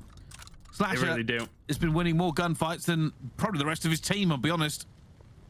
And obviously the comms were really good there from the side of LAG, but they just didn't quite coordinate it as well as I would have liked. Got this push around from behind it. He maybe just needed a couple of occasions where if they all pushed together just a little bit better, they would have been in a good spot. Nonetheless, Florida Mutineers with a stout defense over towards P3, and the rotation for them over towards P4 is there as well. Daft Paddy towards the back is going to find one. It's an easy kill on the Hook as well. This has been such a good hold so far, and Bryce, they can win it here in Church. Surely you can't win it with a Church hold. Like, that just doesn't happen, but at the moment, Florida are just cutting down LAG over and over again. Gunners break through. It will be a trade. Skies get two as well. They keep trying to stay alive. Pre-fire coming through.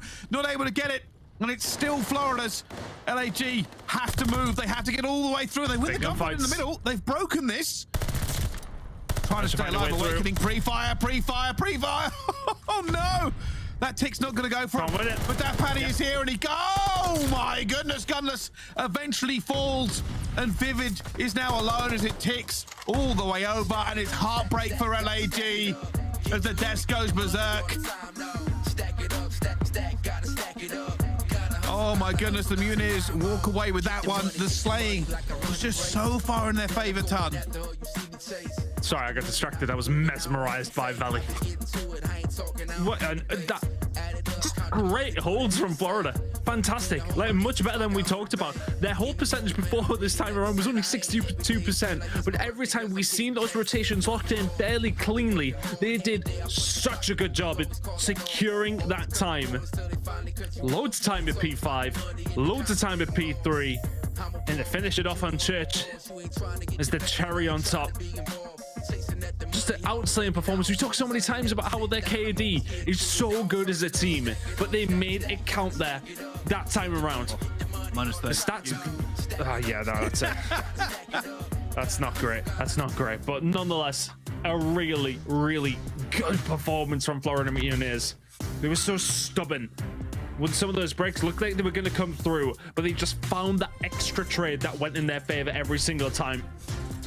It never looked like LAG were going to come back or win that game. It never felt like that. Yeah, yeah, you are right. That is the way to sum it up. Realistically, that looked like Florida's game for the majority of it. The slaying just wasn't there for LAG. It just never seemed like they had the opportunity to maybe dominate the kill feed in the way you would want to. I thought Slasher was having a great game. Some of the kills he made were very, very influential. Unfortunately, if you make an influential kill but nobody else makes one, it slightly becomes worthless. I think they'll look back at that search and destroy. Sorry for the Florida Mutineers as well, and sort of say to themselves they could have done better there, but map number 1 pretty close.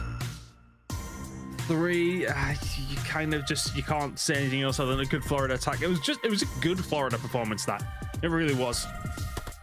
I said the search and destroy, you can maybe talk about just a little bit, but rotations of both hard points from the Florida Mutineers is what gets it done for them. Really solid there. They held them when they got there as well, and that is a good 1-3-4 performance, Pricey. Search destroy, yeah, it doesn't matter. Just slay them off the map and we win the rest. I've got to say, though, for LAG, the first 2 maps were their best performances. Could have happened on Good Voodoo, could have definitely happened on Berlin. Unfortunately, the control was out of their reach, and then the hard point just never got going. Just never really looked like it was going to be their game. And obviously, you have to give them the benefit of the doubt. You have to say, Ton, that it is a team that is basically reforming this roster and looking to pick up where they left off, and there might be a little bit of travel left still on the tires before they can find it. Yeah, absolutely. You have to get things rolling again. You know, things have changed since Pierce had to drop out. Gunless obviously now better feeling at that position where he could play the game. We could hear his influential calls throughout that, but unfortunately, just the gunning wasn't quite there on occasions, and Florida came out swinging. It certainly does. Well, we're going to throw it back to the desk, because a phrase that has taken new meaning since we saw Valley just a few seconds ago. You like that, right? Right back. Hey, listen, you're done with their shenanigans. It's not working. Yo, Bryce said, I missed you guys. Great commentary, by the way. But yo, shout out, there we go. Shout out to Florida for winning $10,000 today in the Bounty Week match against the Los Angeles Guerrillas. And Nameless, you come back on the desk styling, man. You come up here with good predictions. You on point with the last one. That was a 5-head, yeah. I mean, it really comes down to the Gavutus. And honestly, what we saw to Florida, it was fantastic. I mean, even thinking about the Tuscan that we all just witnessed, like that P3 hold from the front was beautiful. They had them locked in. They had somebody watching the cross back towards P5 as well. If they decided to rotate, they trapped them in Skies and Awakening, getting the 2 big ones to hold down the time. I mean, that's just beautiful. I mean, even on the first map as well, when we rotated over towards that P4, locking down the time, and to think next level, to get top of the boat, pick up those kills, and give yourself a chance for P5. Like, they're playing good, hard point. A big turnaround from the last series we saw them have versus OpTic. You're right, that was a gorgeous setup. But by the way, we have Dave Patty standing by for a Game Field post-victory spotlight. Let's get that man on the screen. Dave, how's it going, man? Dave, I just got to come out outright and say this, okay? After Major 2, I was all in for Florida. You guys just ran things at that event, right? But after that event, you guys start to struggle a little bit. Can you walk us through about what was going on behind the scenes with the team and, you know, how can you get back on track? Well, it was a weird slump in a way that, like, we knew that our, like, glaring weakness in our, like, game modes was Search and Destroy. And I feel like maybe we put too much, like, focus on Search and Destroy, and we actually started becoming worse at, like, our bread and butter, like, hardpoint and control. So, like, and then became like average or Search and Destroy, let's say, but then like our other modes suffered greatly. So that's what happened, where like we, you know, maybe didn't seem as strong as we were in stage 2 or major 2. It's good to see you back in your groove. You know what, I'm going to be straight up. Obviously, I've kind of been y'all's hardest critic, and after that OpTic series and seeing Skies with 2 minutes in Hill, I was hitting my head for you guys. Big Wake had over 1+ in time this time, and you guys were winning so comfortably. Is it just kind of like the pacing sometimes gets a little bit off track with you guys when it comes to respawn? Yeah, for sure. I mean, when everyone has like even hill time, that's when like everyone's comfortable on the map. The flow is going correctly. Our game plan is like correctly being implemented into the game. Yeah. Where we have a guy with 2 minutes, like obviously something is wrong. Like the guy in hill, like he needs to, you know, be more active, and like people need to like force him to be more active. Like the guy in hill doesn't know what's going on, and that's why he's just sitting there. Yeah. But when we all understand what's going on, that's when, you know, we get the even time, and the guy like in hill can push out, know where to look, and that's where, you know, wins result from. Wow, incredible response, actually. Yeah, you know, Dave, honestly, you talk about your Search and Destroy, 2 and 8 across the last 10 from what we've seen. And, you know, you guys saying that you need to work on it and get better at it. What have you guys identified to be like the biggest issue for you guys in Search? Well, just mid-round adjustments. I mean, especially with how Vanguard Search and Destroy is, we're like, strategies aren't really that in depth with the way the maps are played. Sure. So it's all just, you know, like itches mid-round and just play calls and, you know, making correct like adjustments mid-round based off what you see. So like we were just like practicing in practice, you know, like making sure that we're all on the same page mid-round and doing what we need to do like together, because sometimes we're off track. One guy's thinking to push, other guy's thinking to stay. So, you know, like we just got to work on that more. You know, Dave, you guys worked on a lot this year, so I got to give you credit where credit is due. You won a big game. You got $10,000. $10K. Yo, I want to say this. I want to see you guys continue to tear it up the way you did at Major 2, okay? And also, my question to you, the last 2 pros, okay, they gave us boring answers. They're going to save their money. What are you doing with your share of $10,000? Well, I'm a huge Celtics fan. They're, you know, playing in the conference finals against Miami Heat. We live in Florida. I went to game 1. Nice. It's pretty expensive, so I have to, you know, go another time. Okay, we got courtside seat, Dave. Game 1, got to see Jimmy Buckets absolutely pop off, man. It's tough. Let's go. Hey, great win. Enjoy the next game. You know what? I'm rooting for Celtics to win that series, too. I'm a Lakers fan. I don't care. But, hey, we'll catch you next time, right, Dave? All right. See ya. No problem. All right, shout out to Dave Patty right there. I got to just throw it back to Major 2 for a second. When Florida was on the tear, Dave was so cocky and confident for his team. I loved it. It's good to see Florida back in their winning ways. But, Ali, I want to see it consistently, right? Yes, gosh. Florida confuses me so much because you never know what you're going to get. But this time, we got a very consistent Florida across the board. And like Dave said, they've recognized their problems, and hopefully moving forward, they're going to find some consistency. Right. And so for you, ladies and gentlemen at home, we actually have a game for your tactical play. Let's talk about it, all right? Because when it came to Boston Breach, Nero stepped up in the biggest way possible, and he was having highlight reels throughout the entirety of the series.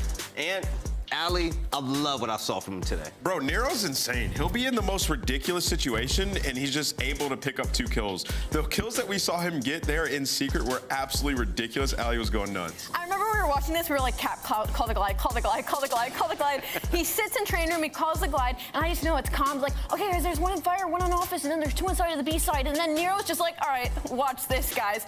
He breaks double doors. He's not even looking at that corner. Snaps onto this guy. It's just pure reaction time. You're literally never expecting him to be there as well. Like, also, his timing is insane. We see it in the control. We see it in multiple different parts of the series. Like, Nero will literally just fly at you. And it was him and Cap in this. Like, Cap was picking up first bloods, and Nero was in, like, the weird spots just behind you, picking up the kills to make the round impossible. So, you know, for Boston Breach, that is their dynamic when they win Search and Destroy, when those 2 guys are making plays. I just can't believe Nero would hear in comms, there's 2 in B site, and just run at it. Like, that is the most insane thing I think I've ever seen. Shout out to the Ohio native right there. Nero, you were fantastic today. Shout out to you. But you know who else was fantastic?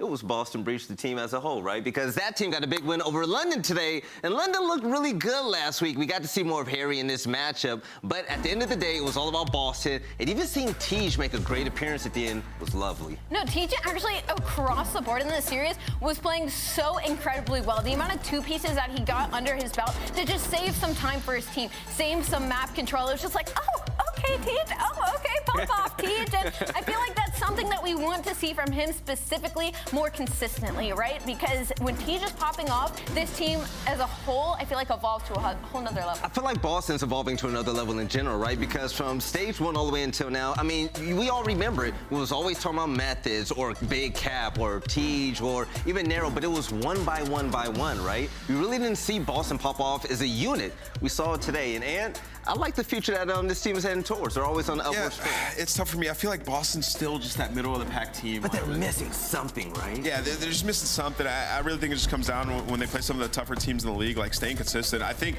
Berlin, how good they looked in the control today, like that's the biggest takeaway I have from this series was that Berlin control, because if they can add that map to their map set, that'll give them like sort of an edge going into a lot of series. Right. But for them, it just seems like they can contend with the most of them, but sometimes they fall short, especially in the hard points as of late. Like when they were going on that streak in hard point, we saw Methodz absolutely taking over games, and it hasn't been exactly the same since. Right, and you know what I picked up today? It was Minnesota Røkkr being great, okay? This team, you just can't count them out at all. This team is looking better than ever, and is led by the newcomer. It's going to be Havok. Unfortunately, I think there's a little bit of a mental block for Toronto Ultra when it comes to Minnesota Røkkr and getting reverse swept. But the Kings of the North, Minnesota Røkkr, end out on top in this series, and it was Havok all the way. Man, he just started turning up, especially in that Tuscan. We were sitting there mind blown. I was like, there's just no way Havok drops 40 and they end up losing this map. Minnesota clutch up in the end and end up finishing the reverse sweep in the series. Nameless came out of the hyperbolic time chamber out there in Chicago, came back and saw brand new Minnesota Røkkr. Priesthah's going positive. He's having impact kills. First off, I just gotta say this series was absolutely fire. Like that was a really good series, some high-level plays on both sides of things. I mean, really just like one play in that hard point on Tuscan changed the entire thing. But looking at the Minnesota Røkkr, Cold Havok, this guy was popping off. I mean, when it really comes down to it, is like you can't allow a guy like that to just charge you and win his ones like that. Like they were not winning any fights against Havok. He would literally get a kill, dip out, reflank them. They were losing him in their communication. In the search and destroy in that Game 5 Desert Siege, like he would get mid-map, right? They'd get information on him, and all of a sudden he'd be behind them. So they're giving up lanes. There's a lapse in communication. Like right here, for example, that can't happen. You know Havok's still on the map. He's been playing hyper aggressive. You have to eliminate the different lanes that he can come from. So for Toronto Ultra, it was just a matter of they ran into a player who's super aggressive, on fire, and they weren't accounting for it. And I want to give a big shout out, to Toronto Ultra as well, because this team, even though they lost today, we saw some good things from them, but I would like to see them really pretty much tying the ship, right? But let's also take a look at the points right now. Yes, it's not a surprise. Atlanta FaZe, number 1 team in the league, along with OpTic Texas right behind them, about 5 points, right? But take a look at the middle of the pack. In that race, there's a lot of teams with 80 points. It's a 4-way tie right now between the likes of 6th place and 9th. So that's a lot of change that could be coming here in the next few days. And New York Subliners in 11th place with 50 points. This team can upset everybody and also make it a chance if they win. Yeah, but what's tough is like all the teams above them have been like 1-1. Like they look way better. They look more solid. And they keep getting these wins. So for New York, they have to like win out, man, or they just have to outplace all of them at the major. Okay, Nameless. Listen, man, Bounty Week has been fun so far. You came back to us just throwing money on the desk. We were going rogue. I mean, this is kind of cool, right? Yes, absolutely. This is dope. I mean, $10,000 on the line for each of these matches adds another layer of pressure, and you're seeing some people turn up in the clutch moments. So don't forget, this isn't the only day that we have bounties on these matches. We have some more bounties throughout the week, and I'm looking at tomorrow. We get the New York bounty match, then LA Thieves in Seattle, but also the Atlanta FaZe and OpTic Texas bounty match is going to be litty on Sunday. I do want to throw this out there, okay? Because when Major 3 comes around, the challengers bracket, you're definitely going to want to play in that because, listen, as someone that was a pro gamer, I worked my way up from challengers and whatnot as well. In my respective games,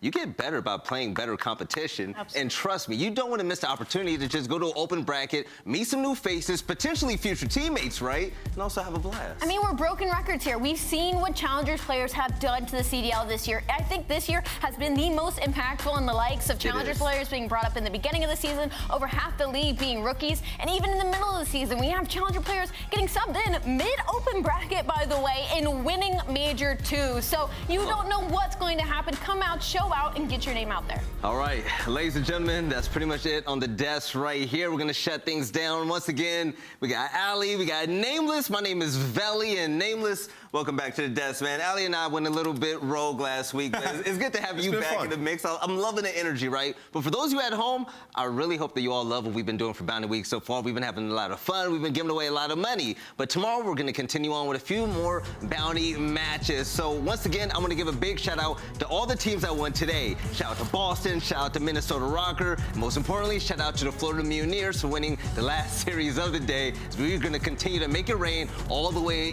throughout this weekend. So for those of you at home, stay safe. We love you. Take care of each other. Love each other. Spread love. And we'll catch you next time for more Call of Duty action. You take it easy.